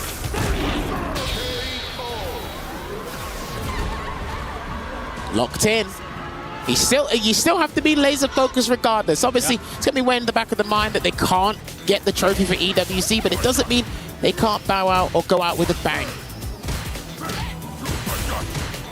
Stagger pressure with the standing medium punch. Just gets away with a throw and puts himself back in the drive gauge safe zone here, Logan. Ooh. Nice little walk back with the tiny amount of room that he did have. Here now, not able to walk in far enough. He'll wake up with the Dodie Tiger uppercut. He tried to perfect parry that step kick, and he literally tried to do a reaction. That's why that parry came out late. Another wake up. Being as obstinate as any 15-year-old boy would be. Woo! Why not? That was a rare whiff there from Yamaguchi, and he was punished heavily for it. And now with a big life lead, whiffing that medium kick, but the fierce comes out from way across the screen. That stand fierce is probably taller than him, to be honest with you. Oh! Ow! Here comes the level 1. I think if they were in real life, he might come up just above his kneecap. It's funny how one of the smallest players we have is picking the tallest character in the game. It really is ironic. But trade again, and people forget about that, man. I haven't seen that trade come in a little while, but it's because we have incredible reverence towards that button in the game now, stand medium punch. There's a no-context step kick, but it worked out. Okay, rebuttal to the Kaichosen with a Tiger shot there. That might be more than one occasion that will happen. Nice with punish with the medium punch. He's going to be able to get that with a no-meter kill. Dump the drive gauge, get it done. And Yamaguchi putting another round on the board. Needs to start finding his space and that range. There we go. These whiff punishes are going to start mounting up because preemptive buttons from Sagat into empty space, they are very easy to whiff punish. Regardless of how prevalent he still is a sluggish character. The trade too far, and if crouching medium kick didn't connect, none of the mediums would have, but he's going to get the conversion into the target combo. And not even that, he's just going to go into the Ryu Embu And he's going to equalize it here on a piece. He's been utilizing the light attacks really well throughout the past couple of days here when he's got his opponent in the corner, because you don't have to overexert yourself. You want to be highly cognizant towards the back. That's just in case you want to overcommit. And the lights are a pretty good answer to cover that. The only exposure you'll have against that is the perfect parry. Exactly. And you don't want to risk tapping perfect parry in the corner. You'll eat that 2K into a throw against Mai. That is not a nice situation to be in. She has throw loops plenty. Oh my days. They want to take the mid-screen throw, and now he finds himself in the corner. Heavily down, 20 frame overhead. Thank you very much. Wake up DP, why not? Yeah, the crazy thing is he actually could have killed off of that crouching medium punch from the overhead there, but it's null and void. It's irrelevant because he still acquires the round anyway, and rounds are resources. Shout out to James Chen. Were you happy round start? Okay, I seldom see that. Try rushes in, gets a parry. Damn, okay, he actually could have challenged after that then. This recovery than I thought. Oh, okay. Went for a low parry. If he didn't get the jab, he went for a low parry then. Wake up button. No conversion. No conversion. Drive reversal to keep him in the corner. Forward throw. Throw do it. No. No overhead for you. Delay back throw. I mean, Hinao's going to have to go for something really crazy here. He needs to build the level 3 before he commits to a drive rush cancel overhead. Then he'll build the level 3 and get the round. All right, gets the important third bar. There we go! Perfectly calculated jammers, and he's going to cancel into the critical art. What's it called? Tiger Vanquisher. There you go. There you go. And then close it out. With that elbow. And you want to know something interesting? That button he cancelled from, that's the button you bait the DPOS with. Yes. So when you do crouch fierce, you think, okay, he's trying to bait me because I'm low on health. But like, that's when you commit to the overhead. So there you go. He was looking for it. No cross cut. And it said cross up as well, yeah. Yeah, it kind of hit the start up of something. So I don't know if it was an input error. The angle might have caused the inputs to get scrambled. Another wake up DP baited out, and he side switches to get the corner control here. Huge round for Yamaguchi. The up kicks, no. I think he ran out. It was a weird angle. He wasn't high enough to get the light one because the light one's 5 frames, and you don't want to gamble within that situation there. Not when he's put himself in prime position to get closer and closer to that podium spot, to that $70,000 here at Esports World Cup. So the momentum here has very much swung the other direction here, and you're seeing now Yamaguchi very much making that mid-range incredibly awkward for Hinao on this character. I'm not sure if he's going to stick to the Sagai. He's taken an amount of time here, but looks like, the character select screen was just for a bit of contemplation. He has locked back in. How, Jammers, can he reimpose his will here on the neutral without whiffing these buttons that are so deadly when Mai punishes them? Well, he wants to be more aggro. That's just his style, but he's found the range against that whiff punish on the crouch. He doesn't really use Tiger Knee that much either, I noticed. Do you know what? It's other people have been whiff punishing him for that. So I don't know if that's still lingering in his mind. And obviously, Mike gets a massive reward for that as well. And then it leads him into doing wake up EX Tiger uppercuts, nice, which have been blocked. There. Right on cue. Thank you very much for that, Hinao. Tries to bait out the response with the Nexus after the drive rush, but Yamaguchi so good at not biting. There we go. Gonna get the target combo. Forward throw again. He can go for another counter hit combo, and he is gonna build the Savage Tiger, and it looks like he might have to commit to the raid, which is exactly what he does, and it will give him the round here. He needs to keep this as close to Yamaguchi's lead as possible. Stick to this man like white on rice. Damn it, delay. Wow, that was such crazy respect from the both of them. Sit tight. Still, this guy's swinging for the hills. And he actually got his hit that he wanted of the counter hit into the Nexus. The little micro walk up into the crouch light opens up Yamaguchi, finds himself in the corner now. He is heavily behind on life as Hinao looking to level these up to 2. Oh. Damn! And you still wait just in case of a DP or even a level 1 to come out here. Tiger Shot should close it out here in any kind of style. And he committed to the heavy uppercut. And I mean, he could still challenge with something here. But what Yamaguchi is going to do is he's going to do the CA version of the Amplified. As much of that burnout used as possible. Walk away. He should have walked away. He should have walked away. But then if he did walk away, he was liable to get chipped by a heavy or even a low Tiger Shot there. And I guess he wanted to gamble it. Didn't work out, so it's 2 apiece here between these two, keeping it close. Oh, okay, that hit the fan at the same time. Yeah, the thing is, when he flings out specials, it's even worse than he's flinging out normals. That's almost guaranteed. The enter. Yeah, the Nexus bait can come out from again there. Target combo in the corner into the up kicks. And now with a stagger. Dude, look at that for a counter hit. Stand medium punch. Dude, that's wild. I don't want to ever get counter hit by Sagat or Ryu. I said it with Rinja. 2 characters that crush counter isn't in this game, but for some characters it is. I mean, the essence of crush counter still remains. Oh, good blocking over here. Yamaguchi trying to find his way out of the corner. Spends the bar on the OD fans to get out, and he does get the plus frames he requires to be able to get the throw in and close the round out. But this is so evenly matched here. 2 bars apiece. 2 games apiece.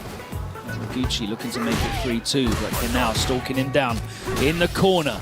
Uses the plus frames off that low forward to get the throw in. Whiffed again.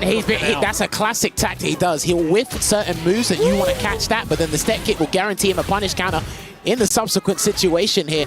And again, if he gets another clean hit, he might have to commit to the combo. He can close out the round here. Yeah, so at the moment, Hinao is trying to catch out preemptively some of Yamaguchi's answers. We saw a neutral jump looking for something like a stand fierce or a medium punch. That didn't come out, but landed, and the step kick got the business there. Nice buffer there from Hinao. Is he going to be able to? Yes, the heavy EP closes it out. But this ties into your point, right, with Yamaguchi rarely whiffing in the neutral. But obviously, we've seen a couple of whiffs there, but he's trying to goad him into doing that so he can get him with a better whiff punish later. And there's the Kaguru no Mai once again, and the tick throw. That was unsuccessful. He's looking at that dry gauge. He's trying to crunch at that dry gauge and delete the drive system from his options. Ow, we punish again. Could have gone into level 2, actually. But no need there. Again. Oh, no. That doesn't work. He should have been level 2. He should have been level 2, brother. Oh, no. This is going to be a massive amount of damage here. And he will commit to the Tiger Vanquisher here. I'm going to punish you for that poor miscalculation on the range. And a drive rush. Yeah, I saw the super cancel. I'm like, oh, yeah, they're going to go. Oh, no, wait, it's the wrong one. Oh, there you go. And that has cost him severely as Hinao now pulls ahead. Maybe a little bit closer because the Super Art 1's like 6 frames start up, so I guess. And it was enhanced as well, so it's not a bad idea. It's just, again, that minus. It's really susceptible, and always has been, actually, for horizontal range. That level 1. That was the complaint as soon as Mai came out, I think. You know, sometimes the level 1 drops in. Well, I mean, look, when you knock her down, the options she has on defense are incredible, and then the follow-throughs from that, the Oki situation, is even better. So that's why they probably left them the way they are, minus what they've done to normalize Super R1. Gonna get the conversion. Nice call out on the crouching medium punch counter poke. Empty jump into the jab means that the perfect parry doesn't come out. That's a true block strip. Gonna get a throw. Pile on the pressure here and dial up that aggro meter. There's another grab there for Hinao. Nice patient defense again from Yamaguchi. Look, you see, he's just not desperate to get out, but he does walk into a heavy punch for the target combo. Ooh. Oh, we try to throw out a heavy kick there just to give him some breathing room, but that buffer from the stand medium punch did the job, Logan. Just spaced on the throw again, and there's the counter hit conversion as Hinao starts to pull away now. Really making the most of this momentum. Step kick again. Challenges with a light kick this time round. Didn't completely finish the combo there because he did jail him in. He was safe on block. Still, these neutral jumpers are getting mad annoying. He's looking for these heavy and medium buttons. They're not really coming from Yamaguchi, but they're definitely going to put doubt in his mind. Nice reaction. Too close to get a button out. Damn, just on the tip. Anti-air again. He's got a level 2, but he's going to land a punish counter throw instead here for his troubles.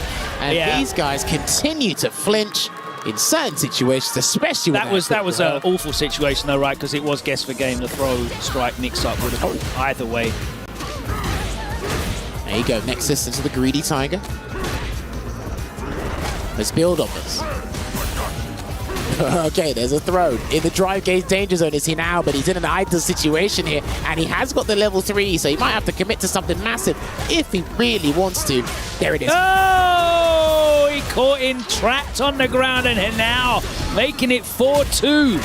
Yamaguchi too passive now on defense. He is respectful, he is not overcommitting, but the problem is you can't go too far the other way and not actively defend your space.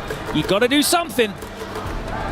And now smells blood now, as Yamaguchi is not able to control this mid space. He's not able to capitalize on these whiff normals that are coming out. I mean, he's demanded the respect and the rights to control that space now. And the irony is, Yamaguchi's losing to the exact same thing that beat Boost earlier in the day. All hail the overheads, cross-cut with the Tiger uppercut. Oh, I think he tried to jump there and he just got caught before he moved. There we go, good block.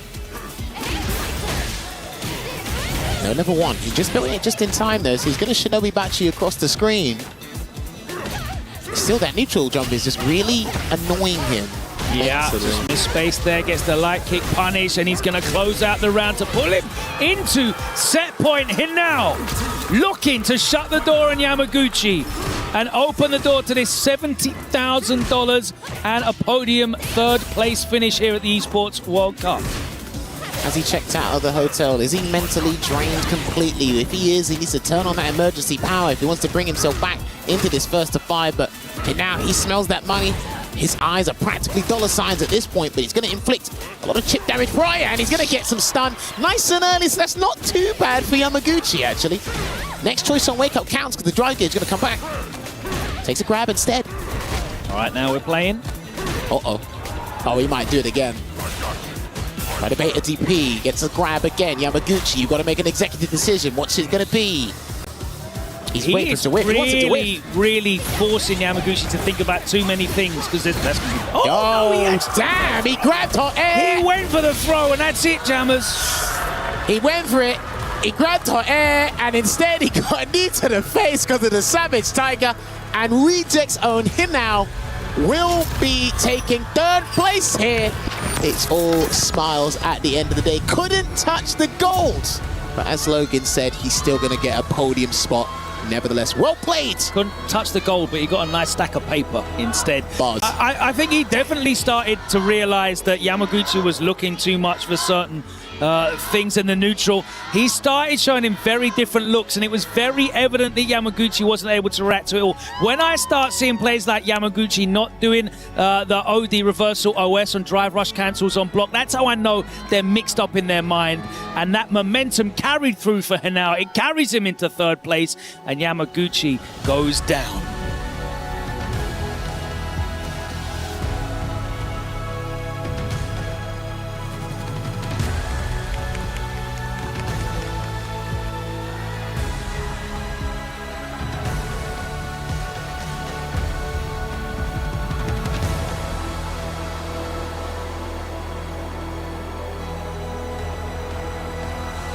All right, ladies and gentlemen, I'm here with our third place finisher and fan favorite, Hinao.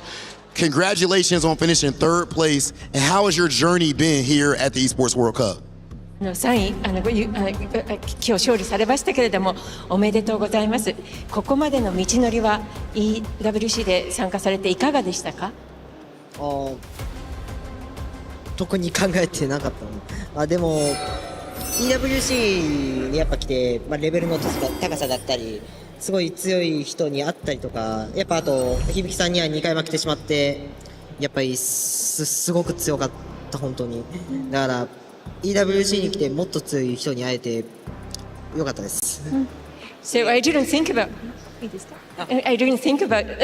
that question to be coming today, but like everybody was very, very skilled and very, very strong, and I'm very honored to have been able to compete against Hibiki-san twice.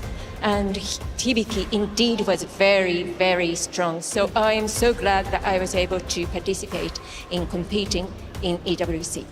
And something else that's been strong here now is the support that you've had from all of your friends here and all across the world. We heard a whole lot of Hinao throughout the entire event. Do you have any words for all of your fans?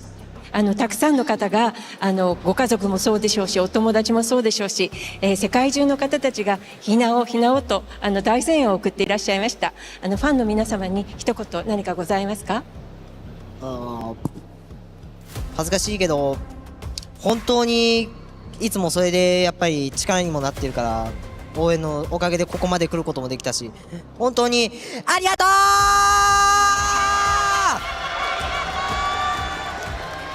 Well, I'm so embarrassed, but like with all of your support, I was able to be here. So, okay.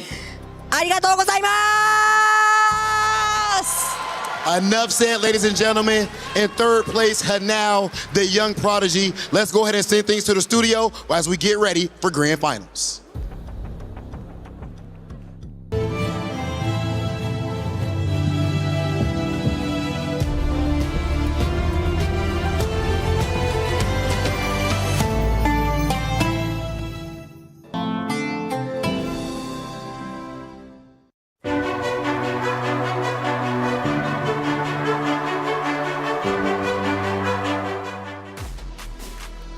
Hanao might not have won the championship, but he won the crowd's hearts. His energy, his faces, everything he did alongside his skill, absolutely incredible. Third place and now $70,000 richer. But shout out to Yamaguchi. I mean, what a competitor to go in there, compete, go all the way to the distance, the top four, something to be incredibly proud of.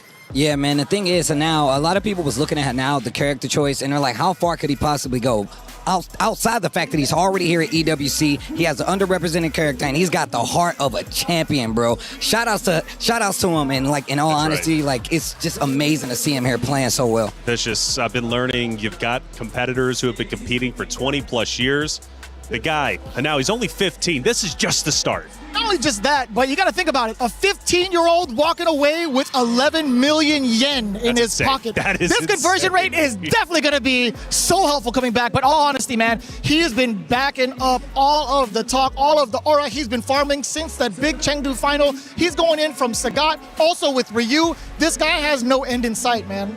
Yeah, man, it's really interesting to see just how the game has changed to the point where obviously every time that new game comes out, we get new players. But this is one of the youngest we've seen. Of course, you got Kaime, you got Blaz, all there. But this is truly the next generation of Street Fighter that we're seeing being birthed here. Yep. And everybody here watching at EWC, hopefully you guys get behind them even more so, because these guys play for years on top of years. We got 40-year-olds and 45-year-olds in this bad boy. Which is crazy to me, 45-year-olds competing against a 15-year-old. But Hanao, a giant on that very stage, is just simply sensational. And third place again, that 11 million yen, as you said, is just, yo, that is crazy. But also to celebrate Yamaguchi, I mean, to make it top four, Vicious, is just simply sensational. They obviously will finish off third and fourth, but we have unfinished business. We need to know who's hoisting a trophy, who's taking $250,000, because our grand finals, Vicious, is Hibiki versus Cryman. Dude, if we talked about that conversion rate, it's about to go nuts for both of these cats, for damn sure. Oh, and I love the fact that we have both these cats coming in pretty hot with all the things that they've shown off from the first phase up until this point. It's been such a new perspective every time they step to the stage. And I love the attitude Crime is coming in with, right? He's like, you know what, I got one more. He's hitting it with the bilingual. Permanecer sentado, por favor. You got to remain seated, my man. You got to remain in your seats, because I'm not done yet. He did that way too smooth. Look, man, Jeremy always surprises me. This guy Vicious, he's quite the pro, man. Don't let him fool you. But no, man, Crime versus Hibiki, true next generation Street Fighter match we're about to see here firsthand. The fact that we have them going head to head on an EWC stage with so much on the line, bro, like that's crazy. And of course, these guys are going to be running around for years. We're going to see these guys playing head to head. So again, what do we have here? Well, Hibiki, first off, Lily, that's been the talk of the town, but also even more impressive, in my opinion, coming from LCQ, last chance qualifiers, now making it to grand finals and might be $250,000 richer, and also an entry into Capcom Cup is just absolute insanity. But on the opposite side, you've got Cryme, who's been in the shadow of Blaz for the longest time, second place last year. This time he's guaranteed a top two. He now steps out of that shadow and finds his own identity. Now we're going to see how much he's going to roll the dice against Hibiki as well, right? This is the first time we've seen a lot of the pros really be tested on their defensive choices. And man, it's going to be so difficult, even more so to call, because Hibiki's been on a roll. Yeah, on a roll indeed. Mr. Karate, let's bring you in. Let's hear what you got to say, man. I've missed you on our desk, Mr. Karate, and I'm sure you've been loving it all, haven't you? Yeah, I have a lot. I had a lot of fun to see Hibiki cooking everybody, and I want him to win now because he's so close. And I, as a player of Lily, I really enjoyed the show a lot. Yeah, the show's been sensational, man. First off, Hinao, right? Getting third place. What do you think about that?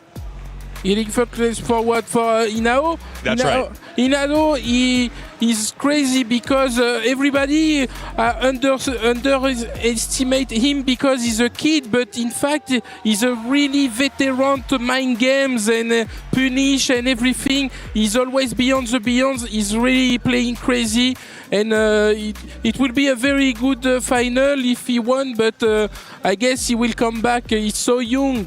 Okay, well, Mr. Karate, I got a question. As a fellow Lily player, is your character broken? Do we need to nerf Lily? Tell us. She just, I always said, because I follow a lot Hibiki's playing. As a Lily player, you don't have a lot of player to see. Shout out to El Chakotay. But when I saw Hibiki losing, he just losing for his defense, and as he progressed for those years with the defense, the more and more he won, and now he's on point and he could kill everybody, and indeed the character looks crazy. And maybe she needs some buff, maybe give her a little bit buffs? You're crazy. This interview is over. Get off the screen. This interview is over. Hold on. Before you go, I do have to ask you, as like a genuine Lily player, as you've watched Hibiki dismantle a lot of the pro play and kind of rediscover the meta with this character, has he kind of inspired you to take a new look and also just like a new perspective on Lily and the way you play now? Yes, I want to copy all his setups because the setups is very crazy and on point, and I saw new combos and optimization is crazy, and when she can the corner carry you very easily with the wind, and when you are in the corner, you so trapped because she can anti-air you with a big combo with the level 2 or just grab you to the dead. So it's crazy. This character is crazy. You got a broken character, man. And you want to buff that, huh? You want that to be buffed? You sound crazy. Jeff, when she has a stock of wind, his dragon should be invincible, and that's all I want. Right. Hey, Mr. Karate, thank you so much for coming on. We're going to be listening to you. It's grand finals time, Mr. Karate. Let's get hyped, baby. He's hyped. Don't worry about it. He is hyped. Don't worry about it. I can tell. He's gonna contain it. He just won that buff. That's really the only thing that was on his mind, all right? Hey, grand finals time, Hibiki. It's time to look at some stats, man, because his stats are out of this world. He's been playing so incredibly well, and of course, the Lily now needing a buff, at least officially. Curious how that's going to end up working. As we take a look at the stats, though, I'm curious what stands out to you guys, because Hibiki, pretty much all around, has been one of the best players here, and you're already laughing. What's up? Come on, man. Like, there's no number that you can't quantify the amount of whoa-whoops that has been going on the screen thus far. I'll tell you what, like, there's no chance that Lazarus was going to be able to count every single one of those command grabs. And neither could we, to be honest with you. That's just like the most truthful thing I've ever seen. Scoops, a lot. A lot. That means everybody here got command grab. But that should tell you everything, right? Command grabs are definitely something you really got to commit to. And on top of that, they have clean punishes. The fact that he's got so many tells you he's inside the minds of some of these players. It should tell you just how good of a guy, how good of a Street Fighter 6 player he is. But is he in the mind of Cryme? Because Cryme has worked hard to get to this point. Grand Finals is a big deal, right? 15 years old. Again, the story representing Chile. Blaz, right, his brother in arms now, looking to get out of the shadow. He's successfully done so. Vicious, this is a heavy point, though, right? I mean, you're going out there. You understand what's at stake, what's on the line. It's one thing to qualify for Grand Finals. It's another to lift the trophy. Yeah, on top of that, I mean, those two accolades are going to be something we've talked about going forward when it comes to highlighting these players. But the person that qualifies here no longer has to worry about them getting downloaded as they progress into Capcom Cup, right? That is such a big deal for someone like Crimea, because I feel like the less you put him on the radar, the more dangerous, the sharper he's going to be going forward into the big dance if he can make it past Hibiki. Well, let's take a look at some stats. We looked at it from Hibiki. What stands out to you? I mean, look, missed DI reactions. That is a young man's reactions. My man was eating ice cream at 11 o'clock at night one night when we was hanging out in Puerto Rico. So you should tell you, he's all sugar. He's all energy. On top of that, the whip punish is 42. That's another thing. My man is ready. Anti-airs, 100%. That means no airspace is safe when you're fighting against Crimea. That should tell you everything. Might as well be a lot, just like the scoops, all right, from Hibiki just a little bit earlier. We have talented creators across the board. Mr. Karate was just one of them, but we had a competition. I'm curious who ended up winning our creator contest. Hi everyone, Fireman Ruby here from Taiwan. Man, costing Street Fighter 6 at EWC this year has been an absolutely blast. The matches have been ridiculous hype. So many insane clutches and heart-stopping moments that completely blow my chat away every single day. Huge respect to all the players for putting on such an amazing show, and a big shout out to EWC and my community for riding this wave with me. We're finally at the grand finals. The hype is real, and I can't wait to see who take it all home. Good luck to the finalists. Let's go.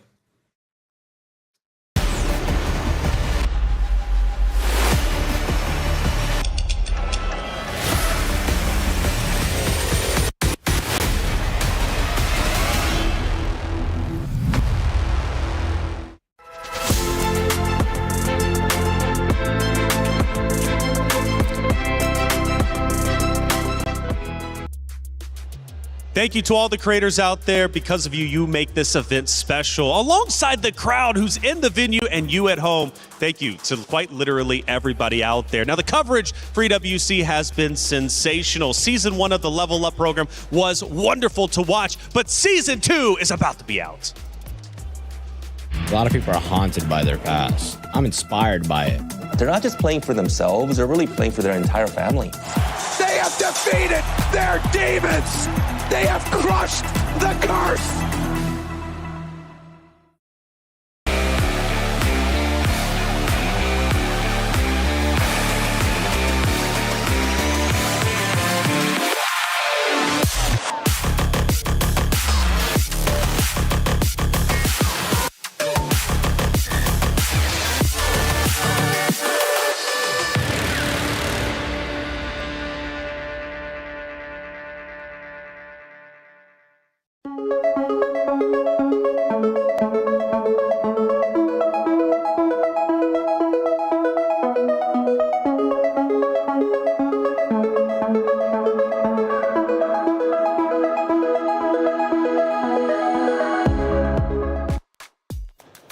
It's finally time. Grand final. So much riding on the line. 2 incredible stories. One player, Hibiki, coming from the LCQ, representing Lily, showing what she can do. The other, of course, for Crimea, only 15 years old. Now out of the shadow of his brother-in-arms, Blaz, representing Chile. There's $250,000 on the line. There's a spot at the Capcom Cup. There's so much riding in this next set. The question is, who's ready to take it and own this moment? Let's go to the stage for grand finals.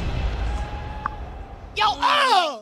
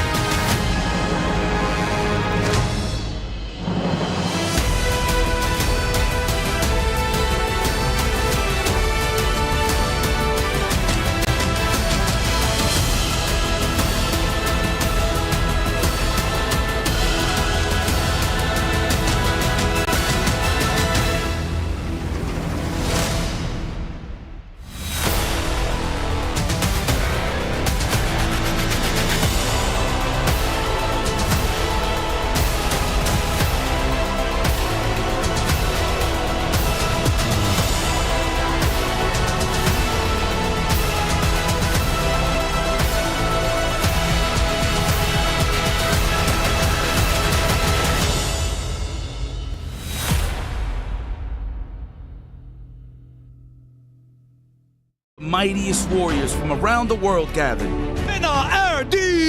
Daigo, Jaime, Ibiki, Tataria!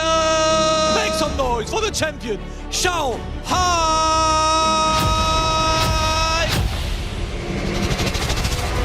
32 warriors fought. Back in the meantime, and the throw will do it. Cheyenne takes down LeJar to open up EWC. Endured.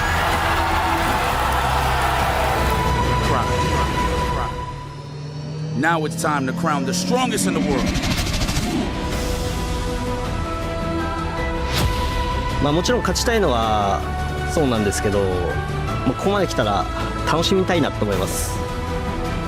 No te conozco, pero te tengo que ganar, Hibiki. The fight is on. It's time for the Street Fighter 6 EWC 2026 Grand Finals. What time is it? Ladies and gentlemen, it's show time! Ladies and gentlemen, it is about that time. We started out with 32 players, the best players on planet Earth, and now we are down to our final 2. We are down to the final 2 and only one can lift this trophy, and I know the people have been extremely noisy, so I want to ask the crowd, are we ready? Hold up, Rob. I need to do it in French. Pour tous les Français, est-ce que vous pouvez leur montrer comment on fait du bruit? Est-ce que vous êtes prêts? Oh yeah! That's the energy that we like right there, ladies and gentlemen. Of course, both of these players have been on an absolute tear to get to this point, and this is one of the most unique, one of the most special grand finals that we have had throughout the history of Street Fighter 6. A Lily player all the way to grand finals, a 15-year-old all the way to grand finals. Damascus, I think it's about that time. I think it's about that time, Rob. It is grand finals time. Ladies and gentlemen, if you are ready, everyone at home, if you are ready, that means there's no time like show time.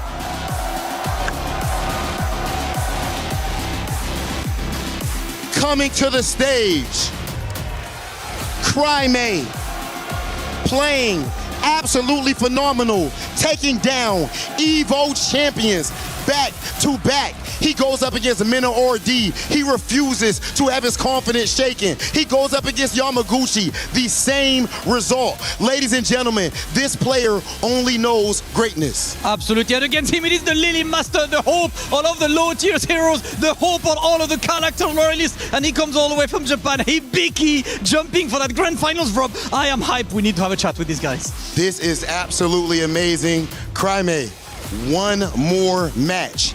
What are your emotions going into this? Jaime, una partida más. ¿Cómo te sientes en este momento? Tranquilo y con ganas de destruir. No. I'm confident and I want to destroy. What would it mean to you to win this event? ¿Qué significaría para ti ganar este evento? Un orgullo para mi país. It will be an honor for my country. Okay, last thing. During the minute match, you lost a round and you literally yelled, in between the rounds. Where does this intensity come from, and do you think it helps you to win? En tu última partida, cuando perdiste un round, gritaste con dolor. ¿De dónde viene esta intensidad y qué es lo que te hace querer ganar? Con las ganas de ganar y obviamente tratar de hacer grande a Chile. I always want to win and I want to make Chile big. Okay, and so far he has been doing exactly that. Absolutely. Hibiki, same just for you, of course, for a start. One more match for this trophy. What's your mindset entering this grand final? あと一戦です。このグランドファイナル、今のお気持ち、どのような心持ちで挑んでいらっしゃいますか？そうですね、もう本当に最後の一戦なんで、勝ちたいのはもちろんなんですけど、まずは楽しみたいと思います。Yes, indeed. This is the very final match. Of course, I want to win, but at the same time, I want to enjoy. Absolutely, we have to enjoy, and you are the last Japanese representative, the region that we consider the best in the world. All of Japan's hopes are on you. Are you doing this for the fans in Japan at home? 響選手はもう日本の誉れ、日本で最高の世界一の選手だというふうに言われています。私もそう思っています。この、日本の方たちのためにもこの試合を捧げるような気持ちでしょうか。そうですね、もう日本が優勝して格ゲー界の格闘ゲーム業界盛り上げたいと思ってるんで、優勝していい報告できるように頑張ります。Yes, I do my best.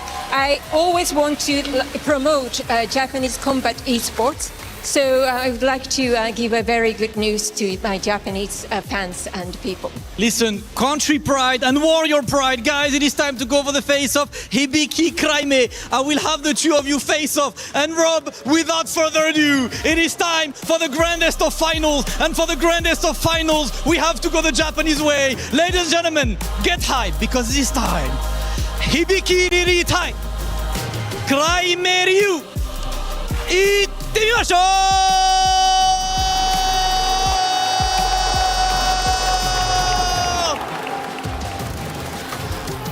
My goodness, baby. We have arrived at EWC Grand Finals. Crime versus Hibiki. Ringe and IFC Yipes. The legendary man is on the mic with me, and I can't wait to call this legendary set with you, fam. I cannot wait to see the end result, because if you would have told me last week that we would see a Lily in the Grand Finals, I would have told you you're out of your mind. Get out of here. I've been keeping an eye on Hibiki on his streams. He was getting that Alex ready, but he locked in with the Lily, rightfully so. Of course, Kraime, man, I fall in love with this kid every single time I see him on the stage, dude. He is just doing exceptional work. I just love his energy and his excitement and his attitude moving into this tournament. I love the contrast we get when it comes to the energy from him as well, right? Before the match, smiley, happy, always talking about having pride for his country, for his people back home. But when he is in the game, that boy is a cold-blooded killer. You can see it on his face. Like Rob mentioned, he be screaming at himself when he loses. He's talking to himself. He's putting the one more up when he's one round away from victory.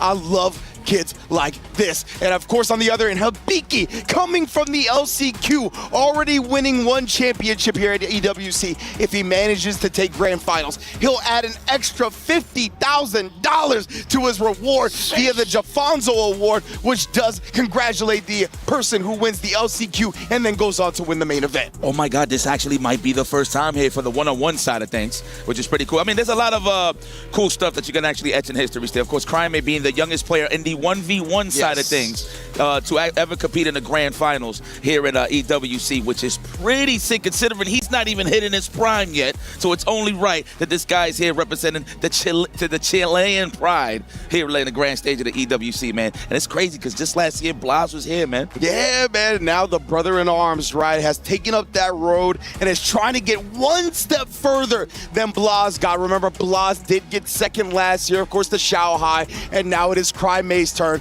to overcome that and get first place with Team Falcons on his back. This is going to be an interesting one. As Team Falcons, we're getting a little bit of a preview right now. You guys just saw Kraime raise his eyebrows in a very mischievous fashion. That is because right now, during the character warm-ups, he is playing JP. Now, I highly doubt he goes into it with this, but maybe. We shall see. Before we get into that, I want to highlight the fact that he has Team Falcons on his back, right? Team Falcons, the back-to-back club champions. They are currently in second place now with his finish, up from 6th and 5th place. If he wins, they are significantly now in first place. Sheesh. Well, talking about pressure on his back, but you see no pressure. There's no weight on this man's shoulder as he knows he needs to perform well to just bring this home, man. And I know his mom is so proud. I know his mom is on the stage somewhere watching. Oh, yeah. I can only imagine, man, I bought you this arcade stick, and this is where you are right now, bringing some chicken back home. What a freaking blessing, man. I cannot believe that we're here. Video games. Indeed, man. And now it is time for grand finals of EWC. Kraime versus Hibiki. Let's get it. One thing I want to highlight, Kraime, man, that he's been really representing is those mid-screen fireballs just to test the waters to see if people are going to walk in and taste the might of his stand fierce, right? So that's going to be the rule. I love the early drive reversal already on the Spire. No plus frames on your side, my good friend. Yes, indeed. I think Kraime is going to really need to utilize those fireballs, right? Yes. One thing that Lily is extremely good at is those spacing traps. She's able to press back because of these disjointed buttons like back heavy punch and forward heavy punch. There's the back heavy punch right on cue. Yeah, seriously, doing this. Kind of hard to whip punish considering that like it delays a little bit before it comes out there active for 4 frames, of course. Oh, wow. Stand fierce. We out of the Tatsumaki just to switch sides. Already tasting the waters here of victory, putting them in closer and closer to this burnout side of things, but Hibiki with the patience. Can we get a throw here? No, the backdash. What a sniper already. Early representation that's not going to sit here and eat that cereal. Indeed, and Crime was feeling a little frisky right there. Immediately tried to press after the backdash on the throw wave, got counter hit for it, and now drive rushing in response to the neutral jump. Ow. We're going to start seeing a little more delay crouch and strolls in the corner, my friend, for sure. We are not going to let go of that backdash on that throw attempt. Nice. That is reactions. He's going to think twice about throwing those fireballs from that range. Wow. That was like a magnet on a fridge. Bruh. And then immediately after the win start, just drive rushing in. We're going to cash out with a super. Put Crime in the danger zone of command grab death. Oh! And that's exactly why Crime tries to jump out. Doesn't want to get command grabbed, only to fall right into Hibiki's trap. Now you wonder here, do we stay with the Ryu or we go to Shadowloo's finest? I feel like he needs to apply a little more aggressive pressure, right? No, going straight into the Ryu. We still got time, of course. First to 5 for those that are not familiar with this grand final setting. Oh, there we go. The Tatsumaki, absolutely. The athlete's foot. The delayed crouch and straw, no one home. The burnout is almost represented here on both sides. Hibiki, what are you going to do on the wake up? Eat it. Wow, man, yeah, it shapes so much drive meter, that crouch fierce into the OD Hashigeki. Oh, size him up. The item as soon as he landed, sending him bird watching. Hold that. Right next to the crepes. Man, that's crazy. We're in Paris too on the stage. Funny enough. You already know. Ooh.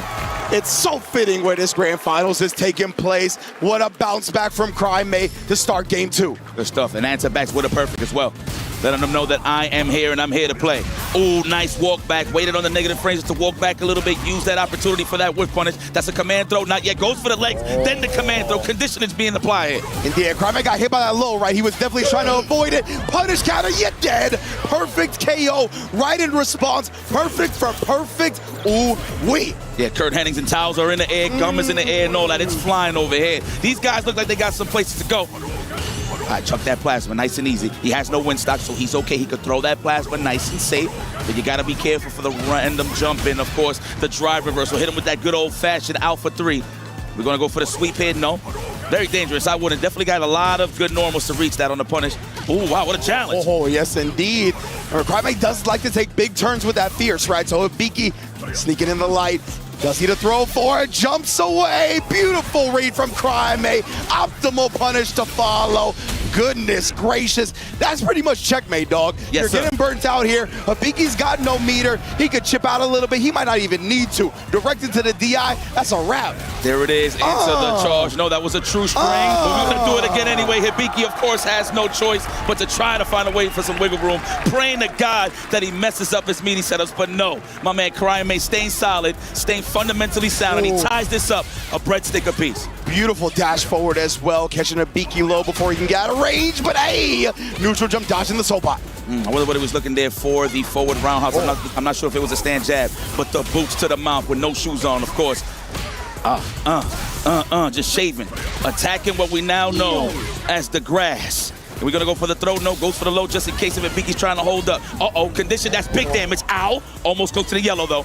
Yes, indeed, OD command grab might die for it now. Oh my God, watch it. You see the wind, you see the aura on the side of Lily? Looking for that whip punish, you gotta watch out. That's a crouch fierce and a make it. He gotta be careful here, Crime, how you stick those buttons out there. There it is, drive rush, of course, denied by the drive reversal. Yeah, Crime actually gonna go in. It switches the real estate with the back throw. That's big. He doesn't want to throw a fireball because of wind, but he actually whips the throw. I can't imagine why he thought it was gonna connect from that range. Hard assumption he was probably gonna walk after, maybe, who knows, but I definitely think it was a missed distance thing there for sure, so I will agree with you on that one. For sure, chucking the plasma from here. Wow, the whip punish. No proximity guard, wasn't even in the range for it. And it was the back heavy punch again, right? The hurt box not coming out, so afterwards. Ooh, attack, that's why they got hit. 100% counter hit. Oof, the meaty fist. Oof, another fist. Lord have mercy, Hibiki, you're gonna have to get out of here, my friend. That drive gauge gets harassed, bro. Harassment at its finest. Another crouch strong, delayed. The hezzies, bro, and then the immediate throw for the counter hit. Say goodbye to that drive gauge and the life to follow. Let's go. Let's go. This is going to be a slobber knocker throughout this whole set, ladies and gentlemen. One apiece. Who's going to take this early lead? Okay, the hover round. Try to go for another command throw. He's been banking on it, but I don't blame him. It does great damage. And Crime with a jump forward, getting a better punish than you would if you get the jump back. Pieces them up again, drive rush conversion. Level 3 on deck, next hit kills, and there it is. Spin the gauge, spin the bar, take the lead. Crime up 2-1 here in Grand Finals. Never be cheap, my friends. This is a huge bag that is on the line, of course. Our man's just locked in right now. This is Crime, baby. He's going by the energy. You know what I respect so much? I saw it with the match early on. Well, throughout the whole week, he doesn't wear no headphones. He wants to feel the energy of the crowd. That's my type of player right there. That was a stored input mistake. Habiki paying dearly for it. Oh, nice challenge. Good range, of course. Oh, nice. And a neutral jump. Man, Crime been talking to Laz. Big, meaty as well. Put him on death's door and send him through it. Just looking like a speed run here on the side of Crime. Good reads on these command throws. That is paying big on the side of Crime. Oh, man, yeah, he loves that. The driver to the donkey kick stops him real short, gets the sweep whip punish afterwards. Everybody reaches. It's natural. And again, another jump. And Habiki had just conditioned him. He just caught him for jumping on that previous wake up. And it's kind of crazy. He knows he has a lot of games, so he can actually use more command throws as we move forward here in the set. But he's going to have to slow it down because Crime is busting that ass in this corner. He is getting caged. My goodness, and look at that. It's happening. It's so fast. 3-1 already for the young gun. Just like that, playing at the pace and the tempo that Crime is forcing. Habiki needs to stabilize here. Just being the aggressor. But this is the perfect range you want to fight against Lily, man. Of course, the stock is out there, but that's what you want to eliminate and get that out of Habiki's mind. Habiki's hanging himself a little bit with these weave command throws, but he's looking pretty solid. Yes, there it is. Yatae. Oh, but right back at you. Let me hit you with the classic. Oh, no, actually got caught charging up the Hashigeki with a big range of the forward heavy punch. That actually has longer range than her sweep. There it is, okay? We already lost the Hoshigeki, but it's okay. At least he bought some time there on the plus range to touch that grass just a bit faster. Oh, wow, caught him on the whip stand short, unfortunate. And we back on the, wow, still challenging with the button. Habiki, no command throws this time. That's why you've seen the crouch fierce represented to clip him from holding up. Indeed, and Crime was looking for that exact, but look at that, man. Yeah, talking to himself. He feels this, lives for the battle. He hit himself with the my bad. That's on me. Yeah. That's on me. Ooh, yes, smash the block stun and hit him with the good old fastest Shoryuken. That's going to hurt. Clears the fonts of the player one. Oh, yeah, drive reversal. You were going to lose your drive gauge anyway, honestly, after whiffing that parry and then having to take the plus frames. Wow, not scared of the space trap. Walked up instead of pressing the button. That was genius there from Habiki. Again. Crime is not going to get command grabbed. Even Habiki nodded in response to that one. He knows he's got to start switching it up. At least do a normal first. Very nice. Condition them first and ask questions later. I'm loving this from Habiki. I like that he's not scared. He still goes for it just to see where Crime's head's at. Oh, okay. We're going for it. Attack the drive gauge, of course. What a way to steal turn. Oh, this young man is disrespectful. Sending messages right now. Try and leave me on red. I dare you. Lord have mercy. Give me the quarters on the machine. DP, oh no. God, I'm surprised. I like that he kept it safe. Now we in that chip range. Watch that level 3. That's why he backs off. And there it is. Just to slowly but surely make sure that he gets the result that he wants. And he is up 4-1. Oh, no, not yet. Wow, that's how I know. That was so dominant. I'm so sorry. That's the way Crime's been rolling 100%. Habiki finally sneaks in a command grab. Let's see, though. Crime immediately woke up, dashed forward, trying to make sure he doesn't get cornered in this instance. Yo, he pushed him up. He is dancing on this man. A little bit too happy. Got clipped on the two-step coming in, and then trying to jump again. No, sir. That's that crouch fierce. Okay, I like that he's implementing it. He's not even dashing up anymore. Wow, what a sneaky way to inch in for the command throw. Ow! The OD. It hurts real good. Habiki. Another dub on the board now. He's not letting this one get too out of hand too quickly. I apologize for the folks at home. I apologize. I'm not down on the young man, but he was getting his ass kicked, and it looked like he's back in order right now. Habiki goes up one more game. Make this a little more competitive for the side of Crime, make it a little more difficult for the Team Falcon side of things. Ooh, let's go. Big bone ankle. Indeed, nice little push back to the mid-screen, giving him plus frames. He tried to hit him with the crouch fierce. Not going to happen. That's a command though for the legs. No, crouch and fierce is paying the bills here.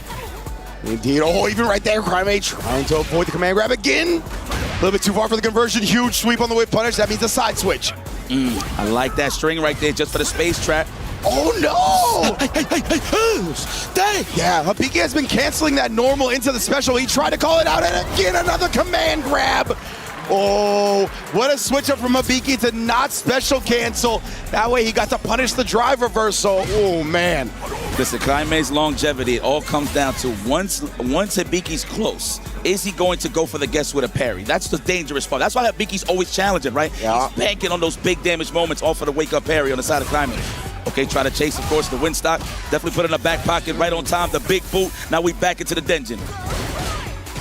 Forcing the issue with the Condor Spire, and then the drive rush to follow. Caught Kaime trying to escape yet again here, keeping him locked on the ground. Immediate press back with the fierce, and the plus frames. You ain't gonna challenge this. Okay, keeping it solid. He's gonna have to be careful, Kaime, just to get overzealous with the low forward into the drive rush. He does have enough grass though to really commit. I love the walk forwards here from Hibiki to snipe out the walkbacks. Yeah, Kaime used all that drive gauge, just relieve himself of that win pressure. Overhead, nice and delayed. Oh my God. That's the money maker right there, but Hibiki blocked it. Not yet represented here. That was so scary. Hibiki had perfect parried and then tried the light kick. Oh, she's so lucky she got the stubby legs. Legit, man. Just outside the range. Kaime has pushed him to the corner now. Big damage to the drive gauge and again got caught after the Hashigeki. He whiffed. It looked like he was trying to bait out the parry, but instead Hibiki pressing buttons on wake up. 100,000. 100 pow wow. That's big damage. Oh! He got the back jump instead of the regular one. Wow, you see his scheming to get up in there and finish the job. Oh my God, can you get close for level 2? I swear to God, on everything. If you get He tried it again, but it's okay. Very nice, especially because Hibiki was in burnout, so it wasn't going to be a true punish anyway. Let's go, Kaime. Let's translate what that man said. He says, vamos, vamos, vamos, vamos. He's keeping that blood pumping. I'm loving this attitude here from Kaime. Hibiki, though, with that wake-up level 1. You think I won't do it, too? Indeed, right. Forcing the issue with the OD Spire. Hey, that command grab hurts. More stock on this block. We got one in the chamber. Wow, sniped out the command throw. Big roundhouse for the jump in. Big roundhouse for the damage. Now what are we gonna do here to continue? Yes, kill those frames. Nice and delayed the throw of the parry timing for the perfect parry. Yeah, he got some drive meter back. Wakes up with it. He'll bet it all on the line. He baited out the super. Kaime going up 4-2 here in grand finals. Okay, Kaime. Close and closer to the bag, but don't get overzealous. You know that there's one more. Look at Shao like a proud big bro. Facts, man. His Team Falcons teammate coming through. Remember, they're already in second place. They will firmly be in first if Kaime pulls this off. Already winning. Not on the life ball side of things, but a drive gauge. Harassment. What's your favorite flavor of crepe? Oh, man. Says Kaime here. Like bananas and that's some Nutella? No. Jump ins. Yes, we don't like sweets, says Hibiki. And then we get the low as well, preventing him from jumping out yet again. What a call out with a sweep. Kaime, the cojones. Ooh, is big man damage. That's a 40-year-old duffing you. Scoop another one with the jab, no. Like that, meaty crouch short just to condition a little bit before the next interaction. I know he's going to look for that overhead, but fights back with that crouch fist, Hibiki.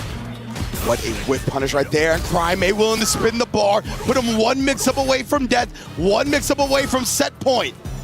Oh, the overhead sight. Oh, but we're getting close. You got to make a decision here. Spacing trap.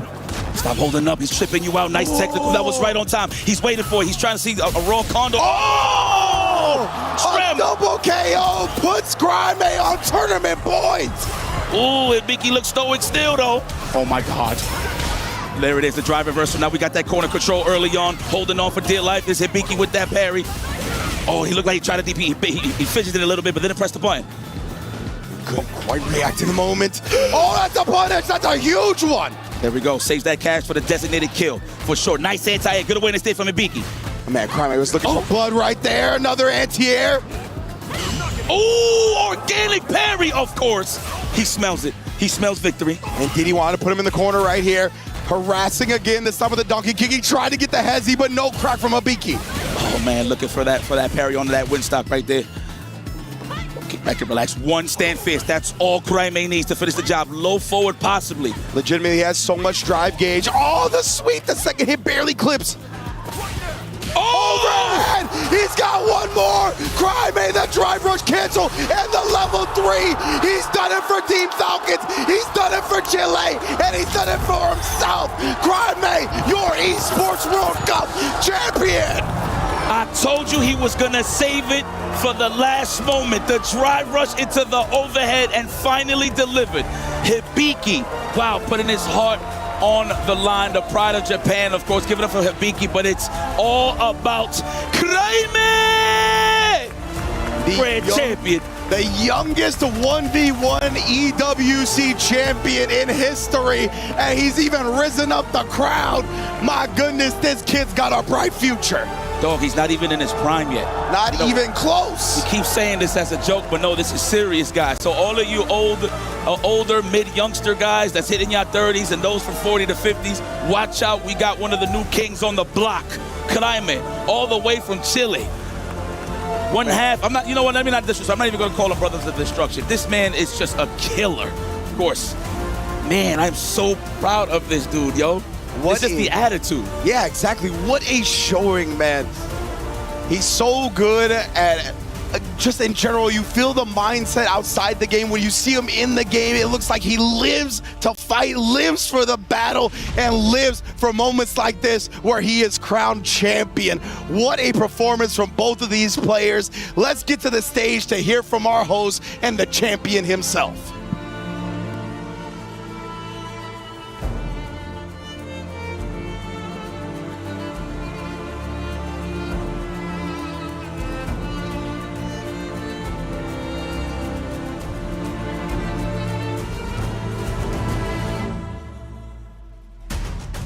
What an incredible grand final, and of course it is time for Kraime to claim his final key. Kraime, the grand champion of Esports World Cup 2026, walks in celebration to the Crusher, happily to go and crush his final key, the one that cements his legacy, the one that establishes him as a champion, the one that makes him the best. This is truly a moment in history, ladies and gentlemen.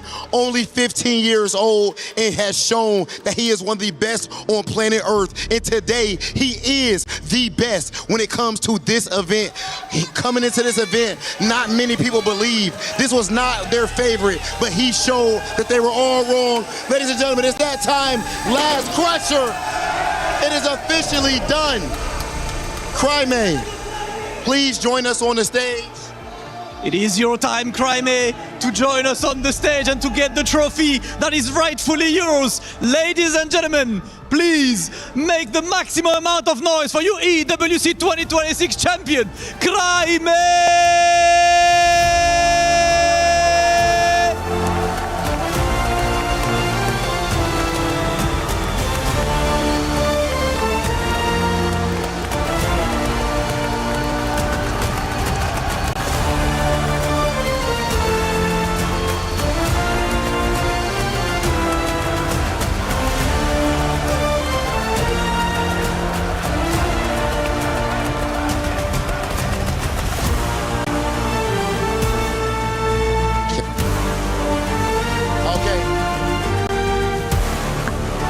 If you could join us, of course, you can hold your trophy during it. You earned it. You worked so hard for it.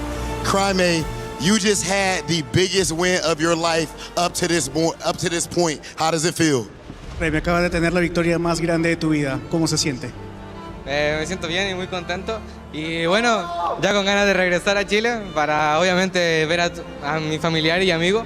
Que bueno, o sea, no soy solo yo, sino que todos aportan, como en el sentido de esto, de los juegos, igual es complicado. Si no tuviera el apoyo del resto, yo no podría ser campeón mundial.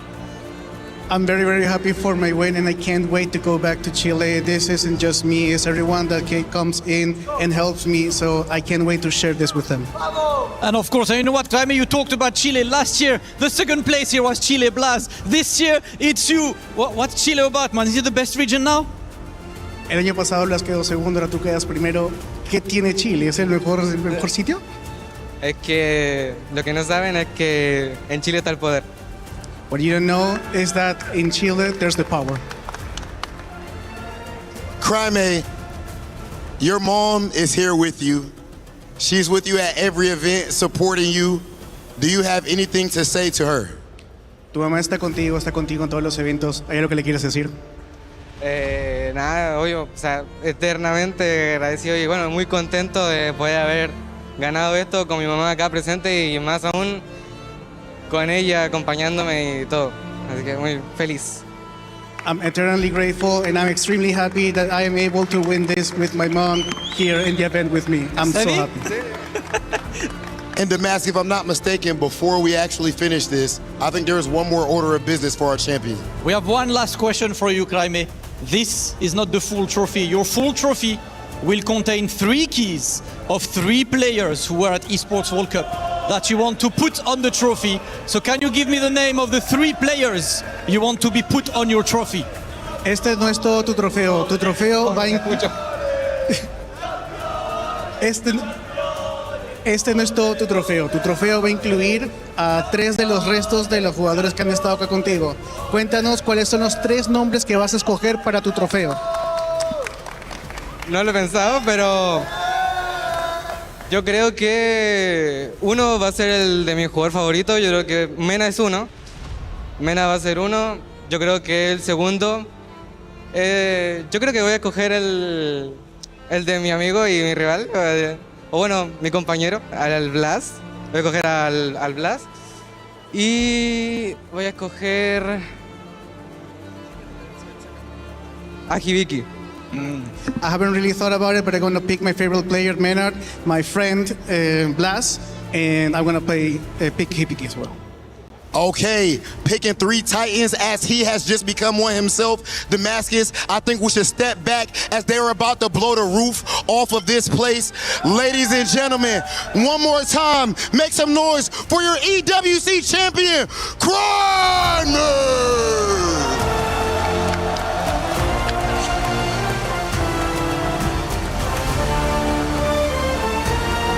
Kraime, you can go to the totem.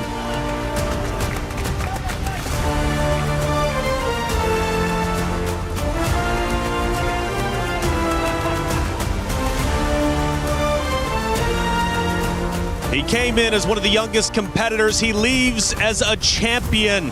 The question was, could he leave the shadow of his former brother, or excuse me, his brother in arms of Blas? The question is undeniably yes. $250,000 richer, putting Chile on the map as one of the best regions Street Fighter 6 has to offer. He earned this walk to the totem to immortalize his name in EWC history. It's an incredible run as well. And you look at his run through that final bracket as well. He overcome the current EVO Las Vegas champion. He overcame the current EVO Japan champion. And he overcame the LCQ grand finalist as well, who was really just running amok through everybody. He put a stop on Hibiki as well. There is no question, no doubt, nothing that can be said to our EWC 2026 Street Fighter 6 champion, Kraime. He came, he saw, and he conquered. And he's got the trophy, and you can see it there. I mean, I'm surprised. I think I did lip read at one point. I think he did say vamos, which means let's go in Spanish. That's the only 2 words I know. But it is an absolute incredible feat. Absolute jubilation for him right now. And I tell you what, that grand final set, it had him out of his seats, but imagine what it was like for the crowd there, Reflections. And the crowd is following him all the way to the totem. It's a long walk from where we are on stage 4, but a walk he's happy to take. Also to take note, not only is he a champion, but he also earns the first championship for the club championship for the Falcons. A big win for them. They were already top 5. Now they're going to be even higher. Yeah, I think they were in second off the back of this result. I think this is enough to put them into first spot in the club championships, but we'll certainly confirm that. But boy, what an investment there. Falcons, they went and picked up the 2-time champion Shanghai, but they didn't just rest on their laurels there. They're investing in the future. They've invested in the young talent, and it's paid off here back in Kraime. Fantastic stuff. I love the way he plays as well. He has joy in his heart, but he's not here to just have fun. With that joy, he's got fire, he's got passion, and a killer instinct, and he showed it anytime we saw him on the camera whilst he was playing. And Jammers, one of the things said during the commentary, during his championship moment, he hasn't even reached his prime yet. Nope. I'm telling you, I don't even know when that will happen. I don't even know if we'll be still in the scene to see the apex, the crescendo of his prime moment. But right now, if this is anything, it's a very, very good start to it. That's it, Logan. 3 keys were chosen that are crushed that he can use for his trophy. And those 3 he'll happily take. He is your champion, Kraime, for EWC 2026 Street Fighter 6.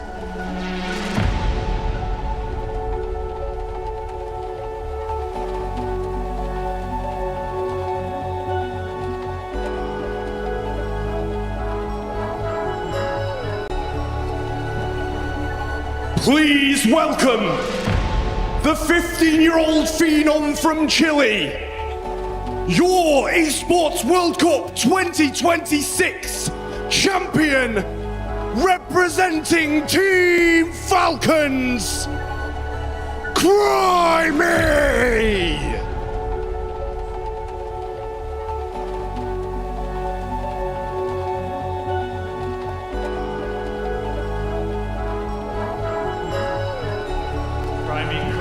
Congratulations, well done, fantastic work. Please take to the totem and represent yourself and cement your name in the Esports World Cup history.